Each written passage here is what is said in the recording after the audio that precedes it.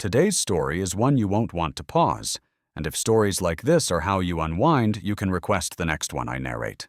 Your pick, your novel, your audiobook. Try Patreon free for 7 days, then just $3 a month. Links in the description. Now, let's begin. A moment later, the refugees in the woods made a move. They had already discussed and agreed to take advantage of the dead of night to enter the village and steal some food. If they were really discovered, with their large numbers and great strength, they could also fight their way out. The breathing of the few young villagers began to quicken. Their father's generation had participated in the water dispute over a decade ago. Every time they heard their fathers talk about the scene of the armed brawl with Three Stones village back then, these young people would get incredibly excited. Young and vigorous men didn't have many opportunities to show their hot blood. They longed to use violence to prove their abilities. Whether it was called ignorant or stupid, this was one of the few things they could pursue. Pairs of eyes stared fixedly at the refugees groping their way towards the village. Gripping the clubs in their hands tightly, they were already pondering who to hit first when the people came before them. A few refugees walking at the very front noticed the potholes on the road surface and couldn't help but curse inwardly. It looked perfectly fine during the day. What a broken road. Even though they tried their best to observe, Chu Xun had made too many potholes, and it didn't take long before their eyes blurred from looking.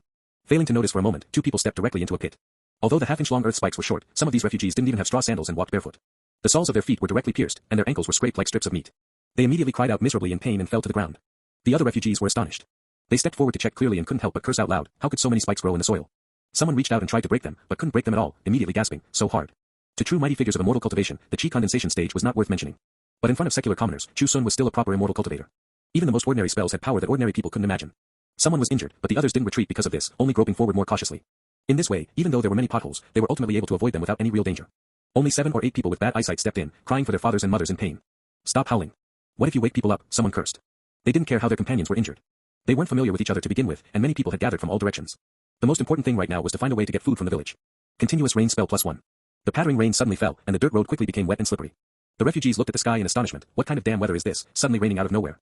A few more unlucky ones slipped and stepped into the potholes, getting injured. The others supported each other, walking and cursing carefully, crossing the potholes with their hearts in their mouths. Seeing that he could no longer use spells to block them, Chu Xun had to stand up and shout loudly, "Who goes there? Leave at once." The young villagers beside him also shouted loudly, waving the clubs in their hands to increase their imposing manner. The refugees were startled. After seeing clearly that there were only 4 people, they breathed a sigh of relief again. Charge over and gag their mouths. Quick, someone shouted. Even more ruthless people clamored, why waste that effort, just kill them. Their own lives weren't taken seriously by others, and now they also learned not to take other people's lives seriously. Many people gripped wooden sticks and stones picked up from who knows where, just waiting for the moment they really encountered villagers. They would absolutely not be soft-hearted when it was time to strike. It just so happened that An Xiu had already called the villagers over. Many people had patrolled the whole day and should have been resting. But hearing that refugees wanted to enter the village and cause trouble, they immediately got up again. They didn't even have time to put on their jackets, grabbing the farm tools leaning against the wall and following along. A machete could reclaim wasteland, and it could also hack people. A carrying pole could carry 100 caddies of rice, and when swung, it could even break bones. Torches pierced the night, illuminating the dirt road at the village entrance brightly. The refugees' hands, which were originally gripping wooden sticks and stones, suddenly froze in midair. They thought there were only 4 people blocking the way, but they didn't expect that in the blink of an eye, a dense crowd of heads would surge out from the village. The villagers were bare-chested and ran extremely fast. The hoes and carrying poles in their hands swung with a whooshing sound, and their angry roars made people's eardrums tremble. Who the fuck dares to come to our Pinecone Village to act violently? Tired of living. The refugee who had just clamored to kill them felt his calves go soft and staggered back 2 steps. A few timid ones even threw away the stones in their hands, turned their heads, and wanted to dive into the woods. As a result, they either fell flat on their faces on the slippery dirt road, or their feet slipped and stepped into the potholes, crying and howling in pain. If we run, we'll still starve to death. Let's fight them, a refugee shouted loudly. These words actually made quite a few refugees agree. Having been hungry for so many days, if they didn't get some food, they would really starve to death. Although there was a river nearby, there were giant pythons in the river, which had been seen by many people with their own eyes. Who would dare to go down to the river to catch fish? Whoosh whoosh. The sound of flapping wings came from midair. Chu Xun, holding a club and squeezed in the crowd, looked up and saw a dense patch of black that almost covered the sky. It's Brother Sun's crows. A refugee shouted, charge. As a result, before his voice fell, a crackling sound was heard. Who knows how many stones and branches fell like raindrops, smashing heavily on their heads. Before the refugees had time to make a move, many people already had their heads broken and bleeding. Someone opened his mouth to curse, but a lump of bird poop accurately plastered his face, blocking all the foul language in his throat. Chu Xun, carrying a carrying pole polished to a shine, stood in front of the crowd, his voice like rolling thunder. Considering your suffering, leave at once, otherwise don't blame us for being ruthless. Although the refugees were suffering, the fault did not lie with Pinecone Village. Chu Xun was not a saint either, and would not chill the hearts of his own people for the suffering of outsiders. This is Pinecone Village. It is Chu Xun's 1-acre 3-fen land. No one is allowed to cause trouble here. However, the refugees were like lambs roasted on a fire. They wanted to come down, but they had already been skinned, and coming down also meant death. Even though they were first attacked from high above by the flock of crows, they still didn't retreat, but instead shouted and charged over. The villagers of Pinecone Village naturally wouldn't yield, and the two sides immediately engaged in a melee. Fortunately, with the help of the crows, plus the refugees were so hungry that their limbs were soft and they lacked the strength to do what they wanted. It didn't take long before they were beaten into a steady retreat, and had no choice but to scatter and flee. Many people forgot the lesson from when they came, stepping into the potholes, their bones broken and tendons injured by the earth spikes, bleeding profusely. They cried and howled, "Oh God! Why are our lives so bitter?" Seeing that the villagers still wanted to pursue, Chu Xun had to shout loudly to stop them. Regardless of old or young, upon hearing Chu Xun shout, they immediately stopped their footsteps and obediently returned. The old village chief Li Xiaotian had said that in the future, whether Chu Xun became the village chief of Pinecone Village or not, listening to him would definitely not be wrong. Over so many years, facts had also proven that Chu Xun was indeed the smartest and most capable person in the village. Chu Xun was excited from the fight, ran over and asked, "Brother Sun, why aren't we fighting anymore?" Chu Xun looked at those refugees who were tripped by the mud pits, bleeding and howling, and said, as the saying goes, do not pursue a desperate enemy, not to mention they are not real bandits, just some poor souls dizzy from hunger. Beating them away is enough, we can't really kill them all. Chi Ermao said, "Oh," and turned his head to look at the refugees supporting each other, covered in muddy water, leaving wretchedly mixed with blood and tears. He suddenly remembered a few years ago, a wild dog from who knows where ran to the village to fight for food, was besieged by 2 local dogs in the village, and was forcefully bitten to death. Until death, that wild dog never opened its mouth to fight back. It wasn't until the villagers skinned and chopped it up to eat dog meat that they discovered it had a piece of rotten chaff cake in its mouth that it hadn't had time to swallow. This wild dog was just hungry. Wanted to eat. But died because of it. End of chapter. Upon learning that the refugees had turned into roving bandits, County Magistrate Chu Xun didn't say a second word. He ran to the military guard post, used his official hat as a guarantee, and borrowed 300 government troops. These government troops drilled year-round, and their moves were killing blows. How could the roving bandits compare? County Defender Feng Jintang originally suggested learning from An Xiu and absorbing the refugees who hadn't committed major crimes and were just fishing in troubled waters as local households, but was flatly rejected by An Xiu. Lord Tang did so back then only because those refugees did not cause chaos, and the population of Pinecone town had sharply decreased. That was then, this is now. If we absorb the refugees who caused chaos as local households, in the future, everyone fleeing from disaster will come here, and it will inevitably lead to great chaos. Those who cause chaos will be punished severely without leniency. An Xiu had a tough personality and didn't give face to anyone. Many refugees had blood on their hands and were caught and tied up securely. According to the laws of the Kingdom of Jing, a life for a life. What awaited them would be their heads falling to the ground.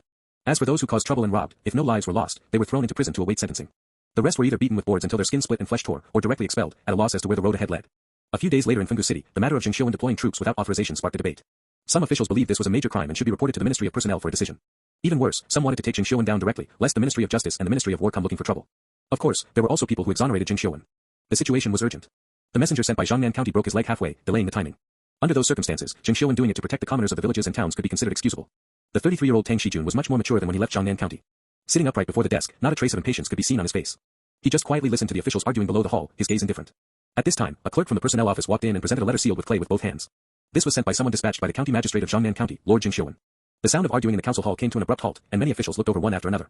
An Xiu raised his hand to take it and opened the letter with a calm expression. An Xiu did not exonerate himself in the letter, but frankly admitted the crime of deploying troops without authorization and stated it had nothing to do with the battalion commander of the military guard post. Are Nigerian Nairobi Epsilon. He wrote down everything that happened in Jiangnan County in full detail, leaving nothing out. Including the casualties of the commoners and property losses in several towns, as well as the unusually peaceful state of Pinecone Village. Chu Xun's name naturally also appeared in the letter. And with heavy emphasis, it clearly stated that Pinecone Village being able to be preserved during the refugees' chaos was largely due to the great merit of secondary guest Chu. But how to reward him, he found it difficult to decide, and wanted to ask the Lord Prefect to make the decision. As for his own crime, although he acted according to the urgency of the situation, it should also be handled according to the law, without the need for favoritism. The officials below had been carefully observing An Xiu's reaction, but couldn't see the slightest clue. A few officials of Fungu City couldn't help but look at each other, sighing inwardly. This Lord Tang's shrewdness has become increasingly deep. He truly has the demeanor of remaining composed even if a majestic mountain presses down on his head. Worthy of being the second-place graduate from a prestigious family. Although he had only been promoted to prefect for a year, during his previous 3 years as vice prefect, An Xiu's achievements were brilliant. Otherwise, the Ministry of Personnel couldn't have promoted him so quickly. Fungu City, which was currently still a lower prefecture, would definitely be able to be promoted to a middle prefecture in another 2 years. By that time, Lord Tang would probably have to move up again, or be directly promoted in rank on the spot. The prefect of a lower prefecture is rank 5A, while the prefect of a middle prefecture is rank 4A. After reading the letter, a bit more of a smile appeared on An Xiu's face. Seeing him smile, the officials were all somewhat surprised. Prefectural Judge Wang Yanlin couldn't help but ask, why is Lord Tang smiling? What is written in An Xiu's letter? An Xiu smiled naturally because the trouble in Jiangnan County had been resolved, and also because he saw the name of an old acquaintance. And that man had done very well. After putting down the letter, An Xiu looked at the officials and said, have you all finished discussing? If you have finished discussing, this prefect will say a few words. An Xiu has already requested punishment himself in the letter. Although there is a reason for the incident, we cannot open this precedent. This prefect plans to demote him and investigate. The position of county magistrate of Jiangnan County will be temporarily filled by Registrar Li Xiaoming. What do you all think? Of those who could sit here, not a single one lacked schemes. Upon hearing these words, they understood that An Xiu wanted to protect An Xiu. Demoted and investigated, not dismissed, and it wasn't said to what level he was demoted. Moreover, a registrar temporarily acting as county magistrate was not appropriate. After all, above the registrar, there was still a county defender, who was the suitable candidate. An Xiu was originally directly promoted from registrar to county magistrate, entirely relying on An Xiu's guarantee to barely pass the Ministry of Personnel's hurdle. A thing can be done once but not twice. Li Xiaoming temporarily acting as county magistrate was not justified by title or logic. Waiting for the storm of this matter to pass, and then finding an excuse to let An Xiu be reinstated to his original position would be a matter of course. This was not any novel routine in officialdom, and everyone knew it clearly in their hearts. Having figured this out, how could anyone raise objections again? They cupped their hands one after another and said, Lord Tang has thought deeply and carefully, it should be so. Then this prefect will report to the Provincial Surveillance Commission, and then forward it to the Ministry of Personnel, An Xiu said. Then he spoke again, another matter. An Xiu clearly stated that there was no refugee chaos in Pinecone Village, and secondary guest Chu Xun's merit is very great. This prefect plans to reward him well, to serve as an exemplar for others. Everyone speak freely, and decide what should be rewarded to him. Prefectural Judge Wang Yanlin said, he's just a rural secondary guest, the county office can just casually reward him with something. Why does your excellency need to personally? An Xiu raised his eyes to look over, his voice neither salty nor bland as he said, when this prefect served as county magistrate in Jiangnan County, this person paid out of his own pocket to strengthen the state treasury. Rescuing refugees and sharing the country's worries, his merit is already not small. Upon hearing this, Wang Yanlin's expression immediately became awkward. Even a fool could hear it. The Lord Prefect's meaning was, this is my old acquaintance, you better think clearly before speaking. Jiangnan County, Jinwei Martial Arts Hall. Hall Master Chao Yuanhui sat upright in the main seat. The martial arts hall had been passed down for several generations, its prestige shaking an area of hundreds of miles. Relying on the family-inherited wind and thunder fist and 6.5-point pole, over the years, those who came to challenge the hall were all defeated. In the pugilistic world, people called him the dual master of fist and pole. Now 69 years old, although his vitality and blood were weaker than at his peak, his experience was more abundant. What was a pity was that all 4 sons were good for nothings. The eldest was congenitally deaf and mute, the second broke his leg at the age of 14, and the third frequented brothels year-round and had long been hollowed out of his vitality and blood. Only the fourth was left. Although he had no major illnesses or disasters, his physique was naturally weak. Having practiced for so many years, he was still only a fifth-rank martial artist. As for the next generation of grandchildren, they were also spoiled outrageously. Jinwei Martial Arts Hall seemed glorious, but in reality, it had a bit of a feeling of a temporary shortage of successors. This was also one of the reasons why when Xun asked them to go to the villages and towns below to help, Chao Yuanhui absolutely refused, only willing to firmly defend the county town. I heard that during this refugee chaos, there is a secondary guest named Chu Xun in Pinecone Village who raises some kind of crows that are very formidable, someone said. This matter had long been spread far and wide. Even more so, some said that Chu Xun was favored by the Songlu water god, and the crows were protectors of the mortal realm. End of chapter. Sitting in the third seat, Song Jingmin had a strong build, his muscles bulging high, and his eyes as sharp as an eagle's. He was a third-rank martial artist in the Jinwei Martial Arts Hall, second only to Chao Yuanhui. Hearing these words, Song Jingmin sneered out loud, just a bunch of rural village boors. That Pinecone Village, I crossed paths with them when I was young and kicked several of them to death. The Songlu water god might exist, but to say he is favored by immortals and gods is simply nonsense. How much ability can a flock of feathered beasts have? It's nothing more than the refugees being a sheet of loose sand, collapsing at the first blow like clay chickens and pottery dogs. Song Jingmin was Chao Yuanhui's closed-door disciple, but his talent was very high. In just 20 short years, he had reached the same realm as his master. A third-rank martial artist could live to at least 80 or 90, which was much longer than the lifespan of ordinary commoners. He was 48 years old this year, and whether in experience or vitality and blood, he was at his absolute peak. He still had a chance to advance to the second rank, and when that time came, living past 100 years would be a piece of cake. This made Song Jingmin's prestige in the Jinwei Martial Arts Hall higher and higher, and his actions increasingly arrogant and domineering. When he spoke, the others didn't dare to refute. Chao Yuanhui's brows twitched slightly. He was displeased with Song Jingmin's words in his heart, but didn't show it. He only said, not obeying the county magistrate this time, I fear it will be awkward when we meet afterwards. My intention is to take out some silver and distribute it to the various towns. What do you all think?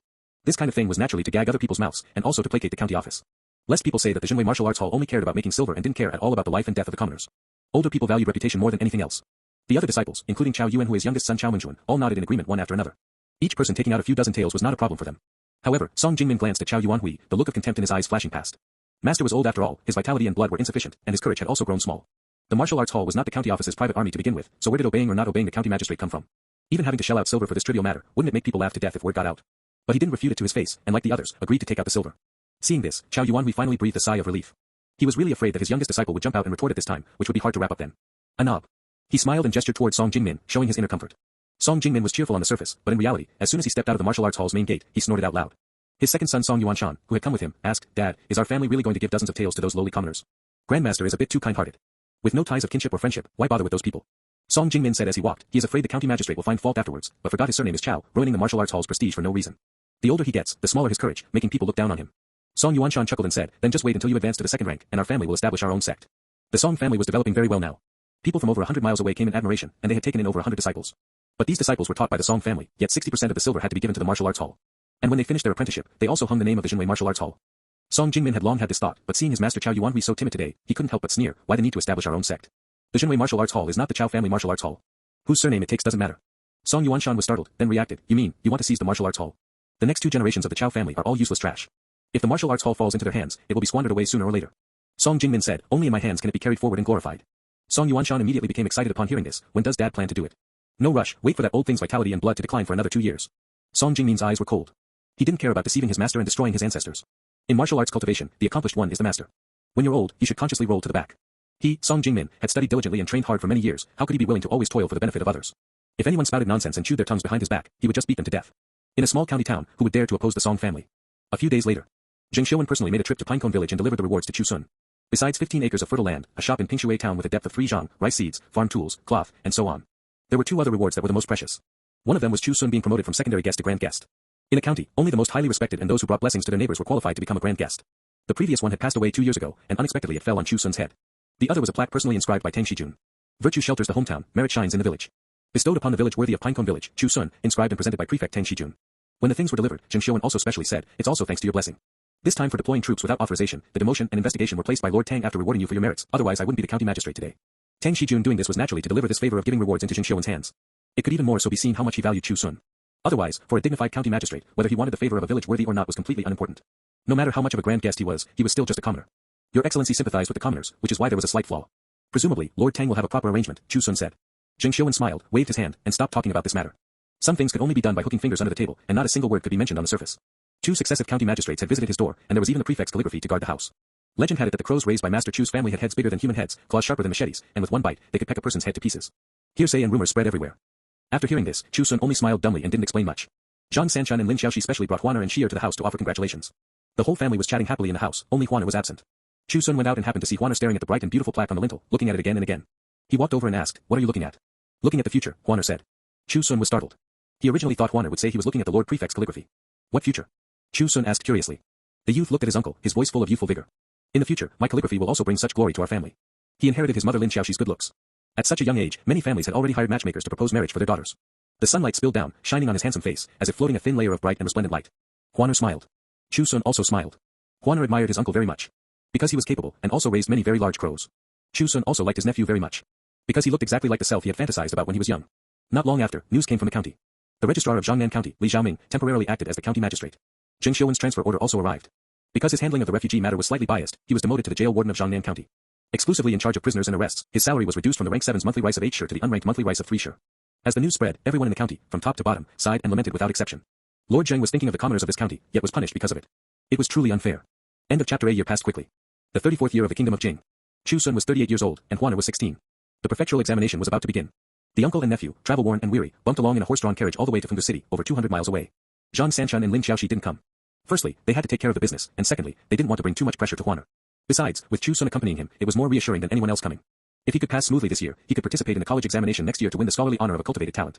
The imperial examinations of the kingdom of Jing were not like the previous dynasty, which held the county examination, prefectural examination, and college examination all in the same year. One examination a year. Even if one didn't pass the next level, they didn't have to start over from the beginning, but it also delayed a lot of time. Fortunately, Huaner was intelligent. In An Xiu's words, his natural talent was outstanding, and he might even pass the provincial examination earlier than Li Changyan, who had bought a student status at the imperial college. Chu Xun had been to Pinecone town in Jiangnan County town, but this was his first time in a city like Fengdu City. A two-Shanghai city wall built of large blue bricks, with battlements neatly arranged on top, and soldiers holding spears standing on it. The moat flowed around the wall, the water clear and shallow, with a few reeds swaying on the bank. Carriages, horses, and pedestrians streamed endlessly on the bridge. Several soldiers holding long spears and with steel sabers at their waists stood by the city gate, their gazes sweeping over the passing crowd. Compared to such a city, Jiangnan County town was ridiculously crude. It was just that the carriage was too bumpy. Even with soft cushions, it was uncomfortable. After going on a long journey once, one wouldn't want to go a second time. After admiring the scenery outside Fengdu City for a moment, Chu Xun then led Huaner forward. At the city gate, a middle-aged man wearing a plain blue-green robe, who had been observing the two for a long time, took the initiative to step forward. An Epsilon. May I ask if you are Grand Guest Chu Xun from Jiangnan County? Chu Xun looked at the middle-aged man bowing to him and asked with some confusion, you recognize me, sir? The middle-aged man had a gentle expression and smiled. Lord Tang said that if I see someone bringing a student, looking at the city without much awe, that should be Grand Guest Chu. Chu Xun then understood that the other party was Tang Shijun's man, and couldn't help but laugh dumbly. Was this the impression he left on Lord Tang? May I ask who this lord is? The middle-aged man said, I am Wang Huaiyan, the postmaster of Fengdu City. Under Lord Tang's orders, I am waiting here for Grand Guest Chu. A quiet residence has already been prepared in the city, exclusively for the student to review his books and prepare for the examination. With Tang Shijun's status, it was naturally inconvenient for him to come and welcome them personally. But instructing the postmaster to help prepare a place to stay was still easy to do. Although the postmaster was an unranked official, he was in charge of postal relays and welcoming and sending off guests, which was most suitable to be used at this moment. Chu Xun knew Tang Shijun's character and didn't act coy, cupping his hands and saying, then I will trouble you, Lord. Knowing he was an acquaintance of the Lord Prefect, Wang Huaiyan naturally didn't dare to act arrogant, politely and enthusiastically leading the two into the city. Entering the city gate, there was a broad main street. The bluestone road was worn smooth and shiny. On both sides were well-proportioned houses and shops. Bookstores, inns, tea-houses, and small shops selling writing brushes, ink, paper, and inkstones, with various shop signs swaying gently in the wind. With the prefectural examination approaching, there were exceptionally many scholars wearing long gowns on the street. Some held scrolls and discussed in low voices, while others stopped in groups of 3 or 5 in front of bookstores, pointing at newly arrived copies of policy essays and arguing. Peddlers carrying loads shuttled among them, their cries rising and falling. The sweet fragrance of sugar paintings, the tea aroma wafting from tea-houses, and the oily smell of street food stalls mixed together, flooding the entire street and alley. Occasionally, a carriage drove by, the horse hoofs stepping on the bluestone slabs making a clippity-clop sound, and pedestrians gave way to both sides one after another. This scene was much livelier than the county town.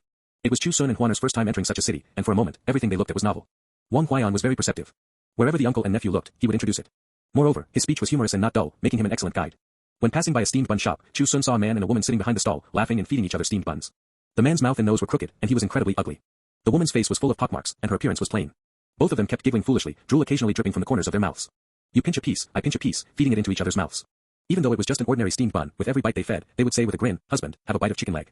Wife, have a piece of pig head meat. Passers-by who heard this either sneered or showed disdain. Two fools. Seeing Chu Xun looking over, Wang Huaiyan said in a low voice, that is the son of the former prefect Liang Mingzhen, the only remaining heir of the Liang family. Chu Xun was startled upon hearing this.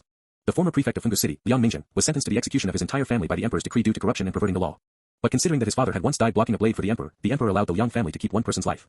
Those who knew about this matter all said that Liang Mingzhen's grandson, Liang Qifeng, was intelligent and could compose a poem in 7 steps at the age of 11 or 12. If one life was to be kept, it should naturally be him. Chu Xun also thought so. Keeping a smart person, there would still be hope for the Liang family's incense to continue to be passed down in the future. Wasn't the one whose life was kept Prefect Liang's grandson, Liang Qifeng? Chu Xun asked. Wang Huaiyan sighed with emotion. We all thought so back then, but who could have known that Lord Liang gave the only chance to live to this foolish son? Just because his son was born foolish and had never been looked at properly by anyone. If he were to have his head chopped off in a muddle-headed way, it would be too pitiful. Although Lord Liang was not a good official, he could be considered a good father. Huaner listened with confusion. Doing this, isn't it too foolish? Wang Huaiyan nodded and said, it indeed seems foolish, but as a father, whether it's foolish or not, how could outsiders understand? Not wanting a smart grandson and keeping a foolish son is foolish. Then encountering a fierce tiger attack in the mountains and forests, an old mother feeding herself to the tiger, losing her life to ensure her children leave safely, isn't that foolish? When floods rage, risking one's life to build cofferdams and protect farmlands, isn't that foolish? When another country invades, commoners assisting the army to fight desperately to resist, isn't that foolish? In the end, where is there true foolishness in this world? It's just that some people feel some things are important. Some people feel those things are not important. That's all. Liang Mingjing didn't want to be a good official with clean hands, nor did he want the Liang family to have a chance to make a comeback. He only wanted his foolish son to be able to live a few more days. To him, this was the most important thing. Wang Huaiyan added, when Lord Tang first took office, this foolish boy was still having stones thrown at him on the street, his head smashed and bleeding, starving to skin and bones, only knowing how to giggle foolishly. Lord Tang was kind-hearted. Not only did he save his life, but he also found a similarly foolish woman to match him as husband and wife. Now with this small steamed bun shop, although they can't be rich and noble, they won't starve to death either. Chu Xun listened in silence. When he first heard about the execution of the Liang family's entire household, he only felt they deserved to die. But now looking at that foolish couple, pinching steamed buns and feeding them into each other's mouths, laughing and joking, he felt that this person Liang Mingjing seemed to still have some redeeming qualities. He did things that others despised. And also did things that others couldn't do. It's just that in the eyes of others, this former prefect was probably a bit more foolish than his son. End of chapter. Chu Xun stepped forward and bought 3 steamed buns, one for each person. Only then did he notice that the woman's belly was bulging, seeming to be pregnant. The foolish couple didn't know how to count. If someone asked for steamed buns, they would give them. Some passers-by giggled, took the steamed buns and left, and the couple didn't care either. Wang Huaiyan took the steamed buns and specially put 10 extra copper coins into the money pocket on the stall, saying, Lord Tang had someone come to teach them how to make steamed buns, saying to let them knead for half a shirchen, 1 hour, and they knead for half a shirchen. Not a quarter more, not a quarter less. They get up at the 3rd watch every day to knead dough and light the fire, very diligent. Then they sit here for a whole day. If they can't see the sun, they pack up the stall, otherwise they won't leave even if they wet their pants. Even the bridal chamber was taught by others, causing who knows how many jokes. Chu Xun took a bite of the steamed bun. It was indeed kneaded well. Moderately soft and fluffy, with a bit of chewiness. Looking back, the couple started pinching steamed buns and feeding each other again, giggling as if there was nothing else in the world. Although the two were foolish, their clothes and hands were very clean. Because the person who taught them how to make steamed buns said that in this line of work, one's body and hands cannot be dirty. What are their names? Chu Xun asked. Wang Huaiyan answered, Liang Shouzhua, Shi. That woman wandered around the city god temple since she was young. She was too foolish, and no one knew her surname or name. Seeing her giggling all day, they called her Shi. Chu Xun said, it was quite fitting. The people coming and going looked down on this foolish couple. But they didn't know that the things people all over the world were pursuing, the couple had already obtained. Chu Xun specially took an extra look at the woman, accurately speaking, looking at her belly. If there really was a new life gestating there, what would it be like in a few years? Wang Huaiyan escorted them to the prepared quiet small courtyard. It wasn't large, but quiet enough. You two can rest here. Before the results are posted, Lord Tang has official duties. He will come after he finishes his work. No matter, official business is important, Chu Xun said. After Wang Huaiyan cupped his hands, he took his leave and departed. Huaner stood in the courtyard, sizing up that thick old Sephora tree. When Sephora flowers are yellow, candidates are busy. Although this referred to the autumn provincial examination in August, in April, the Sephora flowers had already bloomed once first. Strings of white flowers hung on the branches, attracting some bees to stay. Chu Xun walked over and smiled, saying, Do you want to eat steamed vegetables? Fresh Sephora flowers are right in season. The so-called steamed vegetables were wrapping Sephora flowers in flour, adding seasonings, and steaming them until cooked, then mixing in minced garlic and sesame oil. Our abs. One bite down, refreshing and tasty, more comfortable than eating meat. No matter how intelligent Huaner was, he was ultimately just a youth, his eyes lighting up, I'll go up and pick them. Before Chu Xun could speak, he ran to hug the tree trunk and climbed up nimbly like a monkey. Uncle, catch. Chu Xun took off his outer jacket, stretched it open with both hands like an airtight large net, and caught the Sephora flowers Huaner picked. If Lin Xiaoxi or Zhang Anxiu were here, they definitely wouldn't be willing, worrying that Huaner would fall and miss the prefectural examination. Chu Xun wasn't worried. Huaner was agile and liked climbing trees since he was young, never having fallen. Besides, relaxing a bit before the exam wasn't a bad thing. After picking a large amount of Sephora flowers, Chu Xun went to the woodshed to take a look. Firewood, pots, bowls, ladles, basins, and even various seasonings were all available. The only thing missing was garlic. Fortunately, there was a small vegetable market nearby. After going out to buy some and returning, he began to make the steamed vegetables. He washed the Sephora flowers clean and drained the water. Spreading them out in a large basin, he sprinkled 2 handfuls of fine white flour, added a little salt and Sichuan pepper powder, and gently mixed them evenly by hand until every petal was coated evenly, before putting them into the steamer. Huaner diligently lit the fire, added firewood, and pulled the bellows. The bellows puffed and puffed, sending air. The dazzling firelight reflected the young man's handsome face fiery red. After steaming for the time it takes an incense stick to burn, it was taken down steaming hot. At this time, the Sephora flowers were no longer white, but had turned a warm jade color, fluffy and soft. Chu Xun had already mashed a bowl of garlic paste, mixed it with sesame oil, and splashed it over the Sephora flowers. The refreshing fragrance that assailed the nostrils made people involuntarily swallow their saliva. Just as the uncle and nephew wanted to taste it, a creaking sound came from the courtyard gate. Chu Xun poked his head out to look, only to see a man wearing a stone blue dark patterned Raimi straight gown walking in. Although they hadn't seen each other for many years, Chu Xun still recognized the other party's identity at a glance. Tang Shijun. He hurriedly pulled Huaner out of the woodshed and stepped forward to bow. Commoner Chu Xun pays respects to Prefect Tang. Tang Shijun grabbed him and smiled, between you and me, there is no need for such excessive courtesy. However, Tang Shijun calmly accepted Huaner's kneeling bow. I thought your excellency would avoid suspicion and only meet after the results are posted, Chu Xun said. Tang Shijun slightly raised his head, my heart is clear, why the need to avoid suspicion? He didn't care what others said or thought. Having done nothing wrong, he wasn't afraid of ghosts knocking on the door. After several years, although Tang Shijun acted more steadily, the arrogance in his heart had never diminished. Smelling the aroma coming from the woodshed, Tang Shijun asked, what delicious food did you make? Seeing the Sephora flowers in the courtyard blooming vigorously, I picked some and made steamed vegetables. Your excellency came at just the right time, Chu Xun said. Tang Shijun smiled, you and I haven't seen each other for a few years, and we're only eating some steamed vegetables. It makes me seem stingy and a poor host. After saying that, he told the attendant waiting outside the courtyard to go buy some wine and meat. Huaner was busy moving the table and bringing stools, happily busy. Tang Shijun didn't bother much, carefully sizing up Chu Xun, and said, these past few years, you seem to have not changed much. Chu Xun said, without worries about food and clothing, a broad mind makes a stout body, I've gained a few caddies of flesh. But your excellency has changed quite a bit. When he left Jiangnan County, Tang Shijun was just barely 30 years old. 4 or 5 years had passed, and being promoted to prefect meant more things to worry about. There were obviously a few more wrinkles on his forehead, and even a few white hairs could be seen at his temples. Only his bearing had not diminished, adding a bit more imposing manner. Zheng Xiuwen sent a letter saying you helped the county a great deal, preserving a village and a town. You did this matter very well. Tang Shijun glanced at the eaves ahead and said, "It's a pity I couldn't see your family's crows. I heard the biggest one is already taller than a child. About this high." Chu Xun reached out and gestured towards his waist. "Is the snake immortal in the Songlu River the white snake I saw before I left?" "Yes, but there is also a green snake that your excellency hasn't seen." "Oh, could it be a male and a female?" "Your excellency guessed really accurately." Huaner, who came out of the house holding a stool, was already sweating profusely from the heat. Looking up and seeing the two sitting there, chatting about the county's affairs. "You say a word, I say a word, where did they look like a commoner and a prefect, more like close friends who hadn't seen each other for a long time?" Huaner couldn't help but think in his heart, with so many farmers in the world, only uncle could be so calm in front of the Lord Prefect, right? If it were other commoners talking to the prefect, they would probably tremble 3 times for every word they said. Throughout the meal, Tang Shijun seemed to have simply come to chat about domestic affairs. Without putting on any airs, only a slight official prestige inadvertently revealed in his gestures. Until Chu Xun asked about the foolish couple Yang Shozhua, "Why did your excellency want to rescue them?" Tang Shijun's answer was concise and comprehensive, "They are commoners of the kingdom of Jing." The Liang family was executed, and Liang Shozhua was no longer the son of a high official, no different from ordinary commoners. What did the monstrous sins have to do with this foolish boy? Tang Shijun never listened to others' evaluations when judging people, only believing what he saw with his own eyes. He didn't just rescue this one couple. Since taking office, the people in distress who had received his favor numbered more than 100. The commoner's evaluation of Tang Shijun was only 2 words, good official. Tang Shijun sighed, but I don't know why, from official administration to people's livelihood, I have clearly done my utmost. Yet the people in distress in the world still flow endlessly. He looked at Chu Xun and asked, "Do you know the solution?" Chu Xun shook his head. Although he had the knowledge of 2 lifetimes, he couldn't answer this question either. After thinking for a moment, Chu Xun said, "The world is too big, and there are many with selfish motives. It cannot be solved by the power of one person. Your excellency does your utmost and leaves the rest to fate, just seeking a clear conscience is enough. Do one's utmost and leave the rest to fate." Tang Shijun repeated it a few times. His gaze was piercing, and his aura suddenly became deep. Studying and becoming an official, consuming countless writing brushes, ink, paper, and inkstones, how could it be just to do one's utmost and leave the rest to fate? What the heart desires, even if fate says it cannot be done, one must still do it. Tang Shijun's arrogance came from his bones, originating from the depths of his soul. Not to mention he was an official now, even if he wasn't, he would absolutely not bow his head. The only person in the world who could make him show respect was the emperor. And what he cared about were the tens of thousands of commoners. Looking at Tang Shijun, who was now a prefect, still as arrogant and ambitious as when they first met, yet not annoying. Chu Xun sighed in his heart. Such a person was perhaps destined to stand at the pinnacle of the imperial court. For the commoners, it was also a great blessing. Tang Shijun didn't stay long in the small courtyard. He was busy with official duties, and being able to find time to meet and have a meal with Chu Xun had already given enough face. Besides, Huaner was going to participate in the prefectural examination and also needed to calm down and review. Before leaving, Tang Shijun specially called Huaner over and instructed, "This prefectural examination consists of a main session and a review session, covering classics, policy essays, and poetry. Zheng Xiuan said you are very smart and might become a pillar of the state. Then start from this prefectural examination. If you can win the top place in the prefectural examination, when you participate in the college examination in the future, this prefect will personally take you. The top of the prefectural examination, that is, the first place in the prefectural examination." Tang Shijun saying this was equivalent to telling Huaner. If he could get first place in the prefectural examination, he could be accepted as a disciple. Although Tang Shijun was only a rank 5 prefect now, in the future he might really be the next grand secretary of the cabinet. Coupled with the prestigious family behind him, becoming his disciple meant a limitless future. Huaner hurriedly knelt and bowed to express his thanks. Tang Shijun calmly accepted the courtesy, and then said to Chu Xun, "After the results are posted, you and I will catch up again." Chu Xun hurriedly cupped his hands and bowed, "Many thanks to your excellency for the guidance." Tang Shijun said no more, turned and left. After watching the Lord Prefect leave, Chu Xun closed the courtyard gate, pulled Huaner back and sat down. Huaner was still extremely excited and said, "Uncle, the Lord Prefect actually values me so much. Could it be that Lord Zheng said many good things about me to him? Are we with ring above and epsilon?" "That is natural, Lord Zheng and Lord Tang are both good officials." Chu Xun smiled and said, "Eat something, you were restrained just now, you must be starving, right?" Huaner chuckled.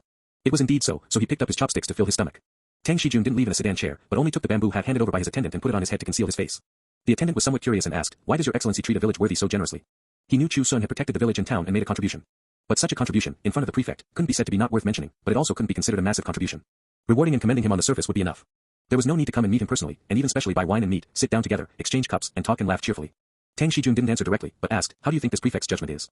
"Your excellency's judgment is experienced and farsighted, this is publicly recognized," the attendant answered. These words were not flattery. After Tang Shijun took office, he had promoted quite a few people. All of them were capable of doing practical things, had ability, and had methods. Not a single one was a weakling. Precisely because of this, Fengdu City could become increasingly prosperous under his governance, with the hope of being promoted to a middle prefecture. Tang Shijun said, "What you see is merely the identity of a village worthy, what I see is the person himself." Although Chu Xun comes from a farmer background, his conversation, insights, and broad-mindedness are all beyond what ordinary people can compare to. Although I consider my talent and learning not inferior to anyone, I don't know why, but I always feel that in the distant future, Chu Xun's achievements might be even higher than mine. The attendant listened in astonishment. How could your excellency have such a feeling? No matter how formidable he is ultimately just a rural person without any official rank. How could he be mentioned in the same breath as you? Tang Shijun shook his head. He also didn't know why such a thought would arise. And every time he saw Chu Xun, this thought became deeper. Yes. Coming from a farmer background, how could his achievements be higher than his own? And how high could they go? As Tang Shijun thought about it, he couldn't help but raise his eyebrows slightly, the corners of his mouth curling up lightly, revealing a bit of a smile. He wasn't apprehensive about how high Chu Xun could climb, but instead hoped that one day, he could see with his own eyes this man climb to a height he couldn't imagine. The higher the better. The higher, the more interesting he felt it would be. With so many people in the world, those who could make him feel interesting could be counted on one's fingers. A few days later, the prefectural examination officially began. Because there were many students participating this year, the main session and the review session took a total of 3 days. Huaner was a bit nervous at first, but when the circular list of the main session was issued and he saw his name listed on it, he completely let go. The circular list didn't distinguish between high and low rankings. Being listed on it meant one could participate in the next review session. Some students who were full of confidence searched the circular list for a long time but didn't see their names. Angry and aggrieved, they couldn't catch their breath and fainted on the spot. There were also people crying and howling, "Why did I fall out of the circle again?" On the second day after the review session, the long list was posted. Fengdu City Prefectural Examination, top of the prefectural examination, Zhang Jingheng. As soon as this name was read out, the whole place boiled over. Top of the prefectural examination. Although it was only the first place in the prefectural examination, and there was still the college examination, provincial examination, and even the metropolitan examination later. But it was ultimately the first place. Who is Zhang Jinghan? A top student from which academy? Never heard of him, have you seen him? Amidst everyone's discussions, Huaner's eyes lit up, but he forcibly suppressed the urge to shout a few times. Uncle, let's go back. Waiting so long, I'm hungry. How could Chu Xun not see the joy in his heart and couldn't help but smile, not going to shout a few words and show off? Better not. They all say scholars tend to disparage one another. I might not be able to show off, and there will definitely be many who are jealous, Huaner said. Chu Xun listened and laughed dumbly. This boy was only 16 years old, how could he have such shrewdness? When he grows up, wouldn't he be incredible? Who could have thought that the honest and wooden Zhang Sanchan, who had been called foolish for a long time, would have a son who was ridiculously clever? The next day, Huaner was summoned by the prefectural office to come and register. It was just that he didn't line up in front of the prefectural office like the other students, but was welcomed in by a dedicated person and personally received by An Xiu. An Xiu rewarded him with the 4 treasures of the study, and at the same time accepted Huaner as a disciple, fulfilling his previous promise. When the college examination comes next year, Chu Xun wouldn't need to come again. The Lord Prefect would personally take Huaner there. With such a universally joyous matter, they naturally couldn't leave hastily. Since it was rare to meet, An Xiu simply changed into casual clothes, brought his attendant, and called Chu Xun and Huaner to tour around Fenggu City. There were many lively places in the city, and the city god temple was one of them. An Xiu led Chu Xun to the entrance of the city god temple and said, His Majesty issued a decree to grade the city gods of the world, dividing them into 3 levels, county, prefecture, and capital. Just a county-level city god is designated as rank 4A. A city god like Fenggu cities is even rank 2A, much higher than my rank. Precisely because of this, the number of people coming to worship every day is countless. Jiangnan County also had a city god temple, but Chu Xun had never specially visited it. Poking his head to look, at this moment craftsmen were reshaping the golden body for the deity statue and decorating the main hall, so they temporarily couldn't enter. Only a few deity statues could be vaguely seen, the city god, the civil judge, the martial judge, the impermanence, and so on. Although it was a place for immortals and gods, and there was a big sun shining, it inexplicably made Chu Xun feel gusts of gloomy wind and his whole body turn cold. But the others seemed completely unaware. Chu Xun immediately understood that it might be related to his qi condensation cultivation. It was just that his cultivation was still low, so apart from some feelings different from ordinary people, there was nothing else. There was a stone stele erected in front of the city god temple, with the origin of the city god of this place written on it. Chu Xun went over to take a look, only then knowing that the city god of Fenggu City was named Xiaowen Man, who was originally just a merchant. In the previous dynasty, when the horse tribe attacked this place, he scattered all his family wealth and organized the local strongmen to fight desperately to resist. On the night before the city was breached, he hid the old and young of the city in cellars, and personally led 20 death squads to open the city gate and feign surrender. After the assassination failed, he drew his sword and slit his throat in front of the enemy commander's tent. Later, when reinforcements arrived and saw his loyalty and heroism, they reported it to the emperor, who conferred upon him the title of Fenggu City God, to protect the city forever. All the way to the kingdom of Jing, it had never changed. Although the city god is orthodox, the Songlu water god near your home might also be. There are deities 3 feet above one's head. Going to worship more often has no harm, An Xiu said. Chu Xun only felt awkward hearing this. Worshipping the Songlu water god was not as practical as going home, finding a mirror, and kowtowing to himself a few times. Fortunately, An Xiu didn't say much more. After taking the few people to experience the atmosphere around the city god temple, they went to other places. A gust of gloomy wind blew out from the temple, stood for a moment, and then dissipated. Chu Xun seemed to sense something and turned his head to look, but couldn't see anything, only people coming and going, and heavy traffic. End of chapter. Knowing that Chu Xun loved to eat delicious food, An Xiu took him to taste all 3 specialties of Fenggu City. Tender tofu sliced, stuffed with a filling of minced chicken breast, shrimp, and shiitake mushrooms, coated in egg white and fried until golden, then slow stewed in broth to make grain brewed tofu.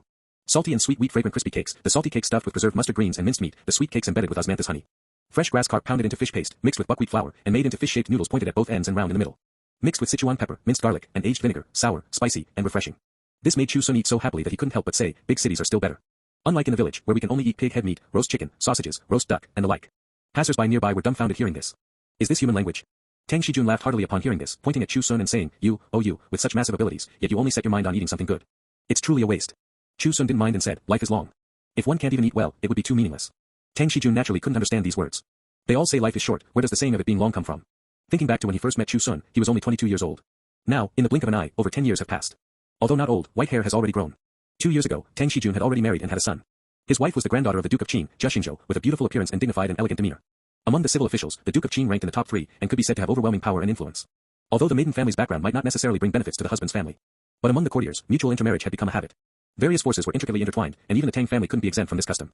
During Chu Xun's visit this time, An Xiu didn't let his wife and son show their faces, which was a small regret. After touring Fenggu City for 2 days, Chu Xun and Huaner took their leave and went home. An Xiu gave Huaner over a dozen annotated classics, all of which he had read and personally annotated back in the day. He instructed Huaner to study them more after returning, and in next year's college examination, he should take the top spot again. Huaner naturally thanked him happily, and the bond between teacher and student was thus established. Before leaving, Chu Xun specially returned to the quiet small courtyard. Why did uncle return here? Huaner asked in confusion. Chu Xun said, having picked the flowers of this sephora tree, one must always thank it and return the courtesy. Huaner was even more confused. Making steamed vegetables with sephora flowers has existed since ancient times, what is there to thank? Besides, this is just a tree, it wouldn't know even if you thanked it. Chu Xun didn't explain much, only saying to the old sephora tree, many thanks for the hospitality this time, the sephora flowers were very delicious, are in Nigerian nairobies. Although Huaner didn't understand, he still followed Chu Xun and cupped his hands to bow to the sephora tree. Leaving the courtyard, they locked the copper lock on the door, tugged it twice, and then left. Not long after walking, a gust of clear wind blew. Huaner let out a light reached out to wipe his face, and looked up at the sky, is it raining? Sure enough, a misty drizzle began to fall from the sky, but it was only confined to the vicinity of the courtyard. The raindrops on his face were blown over by the wind.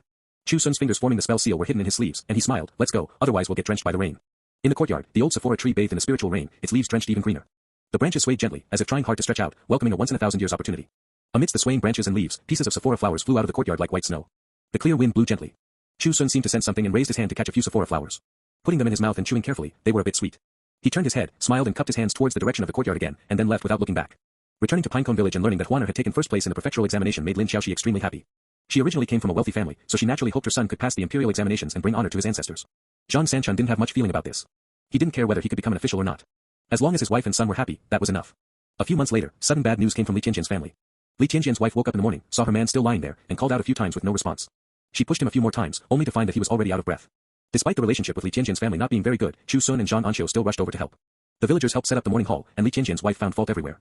One moment this place wasn't arranged smoothly, the next moment that place was placed improperly. A group of people were ordered around by her until they were badly battered, yet it was hard to say anything. She chattered endlessly, her mouth never stopping for a moment. Li Xiaotian, leaning on a crutch, was supported over by Li Guanmao. 2 years had passed, and not only had his injured leg not healed, but it had become even more serious. Now one leg could almost completely not bend, and he could only rely on the crutch to slowly shuffle his steps. His body was also becoming increasingly thin and weak, his forehead covered with wrinkles, his hair white and hoary, aging much faster than in previous years. Chu Xun also hurriedly went over to help support him, walking into the morning hall and looking at the older brother lying in the coffin. Li Xiaotian's old tears flowed freely, trembling all over as he cried out, "Brother." No matter how others looked at it or what they said, the one lying inside was ultimately his own older brother. That familial affection could not be discarded no matter what. Chu Xun stood on the left side, supporting Li Xiaotian, and glanced into the coffin. Inside, a straw mat was laid according to the rules, and the person had also been changed into clean blue-bottomed white-flowered burial clothes. The white hair, which had already fallen out quite a bit, was combed meticulously. Further down, Chu Xun saw Li Tianjian's missing ear. Only then did he remember that during the fight for water back then, Li Tianjian also went, and had an ear forcefully torn off by someone, blood dyeing half his body red. At that time, he felt Li Tianjian was a real man. But he didn't know since when the relationship between the two families had become increasingly distant. Perhaps when people get old, they change. Li Sanjing and Li Mangu, bringing their sons and daughters, knelt on both sides of the morning hall, kowtowing to thank the villagers who came to help and pay their respects. Only Li Tianjian's wife was still chattering endlessly there. Whoever spoke to her, she would quarrel with them, even more shrewish than before. On the third day, the day of the burial, when Chu Xun arrived, he happened to see Li Tianjian's wife pointing at the neighboring villagers, scolding them for making so much noise early in the morning, causing her to not sleep well. The neighbors, considering that a funeral was being held, could only swallow their anger and not argue with her. An Xiu felt unhappy seeing this and said, "How can she not understand any sense of propriety and etiquette? Enough, can't you be quiet for a moment?" Li Xiaotian, supported by Li Guanmao, walked over and scolded. That woman was not afraid at all, glaring at Li Xiaotian, "None of your business." Li Xiaotian was so angry he almost couldn't catch his breath. Too lazy to talk to her anymore, he began to preside over the burial ceremony. The eldest son, Li Sanjing, came over holding the earthen basin and forcefully smashed it. The men in the village came over to help lift the coffin. Yellow paper was scattered, white streamers were erected, and the Swona blew deafeningly loud. Arriving at the fields, the grave had already been dug. The coffin was suspended and slowly lowered. Li Xiaotian trembled, gritted his teeth and said, "Bury." The villagers stepped forward one by one, taking turns shoveling dirt with shovels. No one noticed that Li Tianjian's wife was no longer chattering. She stared blankly as the coffin was gradually covered by dirt, then suddenly rushed over like crazy, pushing people away, and even jumped directly into the pit, desperately digging away the dirt covering the coffin. The whole village heard her heart-wrenching, mournful wailing, "Don't bury. You are not allowed to bury him. Old man, old man." Everyone was stunned. They were already used to seeing Li Tianjian being grabbed by the ear and lectured by his own wife. Being lectured like a grandson every day, not daring to talk back. Shrewish, unreasonable, that was the only impression she left on people. During the 3 days of the funeral, she chattered for 3 days and 3 nights. Who knows how many people scolded her thoroughly behind her back. Her own man died, and she didn't even know to restrain herself a bit, truly an old shrew. But now seeing her kneeling on the coffin, desperately digging dirt, crying and howling. Only then did everyone understand that she wasn't deliberately finding fault these 3 days. But had already lost her sense of propriety, at a loss for what to do, and only then had to use this method to keep herself from thinking about the things she didn't want to think about. However, when the coffin was about to be covered by dirt, there was no longer anything that could block the fear in her heart. She would never see that person again. Never see him again. Li Xiaotian's face was covered in tears, and he had people go down and forcefully pull her up. "Bury." The old village chief roared again with a crying tone. "You can't bear to part, do you think I can? That's your man. Also my brother." Li Tianjian's wife struggled madly, scratching and biting, tightly hugged by her sons Li Sanjing and Li Mangu, not letting go. Sobbing sounds came from beside him. Chu Xun turned his head and saw that An Xiu was already weeping uncontrollably. No matter how bad the relationship was, in such a scene now, who could hold back? Chu Xun sighed, his hands forming a spell seal. Spiritual rain spell +1. In the past few years, he had sent off quite a few old people in the village, but most of them were of the grandfather generation. Li Tianjian's passing showed that the time for the people of the uncle generation had also come. Those who would leave the world in the future would all be people he was more familiar with. A pattering drizzle fell. The crows habitually flew over, and the weasels, voles, and rabbits in the fields also popped their heads out. But they didn't approach, because they knew this rain didn't belong to them. End of chapter. Li Tianjian's wife cried until she fainted and was carried back. Li Sanjing and Li Mangu, with red eyes, handled the subsequent matters of the funeral banquet. Li Xiaotian was perhaps getting old, he got tipsy after just 1 cup and was supported back by Li Guanmao while drunk. An Xiu watched in confusion and said, "Brother Guanmao used to love drinking, why is he drinking less and less recently? He didn't even finish half a cup today, right?" Li Guanmao's love for drinking was famous in the village. When he was very young, he had already drunk himself into having a bulbous red nose. Now over 40, he actually drank less. Chu Xun said, "Brother Guanmao is filial. He's afraid of dropping the village chief if he drinks too much, so he doesn't dare to drink more." An Xiu then suddenly realized and turned her head to look. She could vaguely hear Li Guanmao, who was supporting his old father back, muttering, "How old are you and you're still drinking? What if you fall? Disgusted by your old man, huh? Then let go, I can walk by myself. Come on, look at your legs shaking." The 40-something-year-old man walked to the front, hoisted his old father onto his back in one swift motion, and walked steadily towards home. "Dad, you seem lighter than before." Watching the retreating figures of the father and son, Chu Xun felt heavy-hearted. The village chief was getting old. The year they fought for water, he had wanted to go along with the villagers. It was Li Xiaotian who blocked the courtyard gate and pushed him back. "For the matter of snatching water, there are us holding the line, we don't need you. Go, go, go, stay honestly at home." In the blink of an eye, that imposing man holding a wooden club back then had already grown old. Lying on his son's back, his body curled up, extremely thin and weak. Returning home, An Xiu picked up a rag and stood on tiptoe to wipe the plaque on the lintel. Wiping it every day had become a habit. Chu Xun stood to the side and saw a few white hairs at his wife's temples. He walked forward silently and hugged An Xiu from behind. An Xiu slightly twisted her body and asked, "What are you doing?" Chu Xun buried his head in her hair and said, "Nothing, just missed you." An Xiu was confused hearing this. She had been here all along, what was there to miss?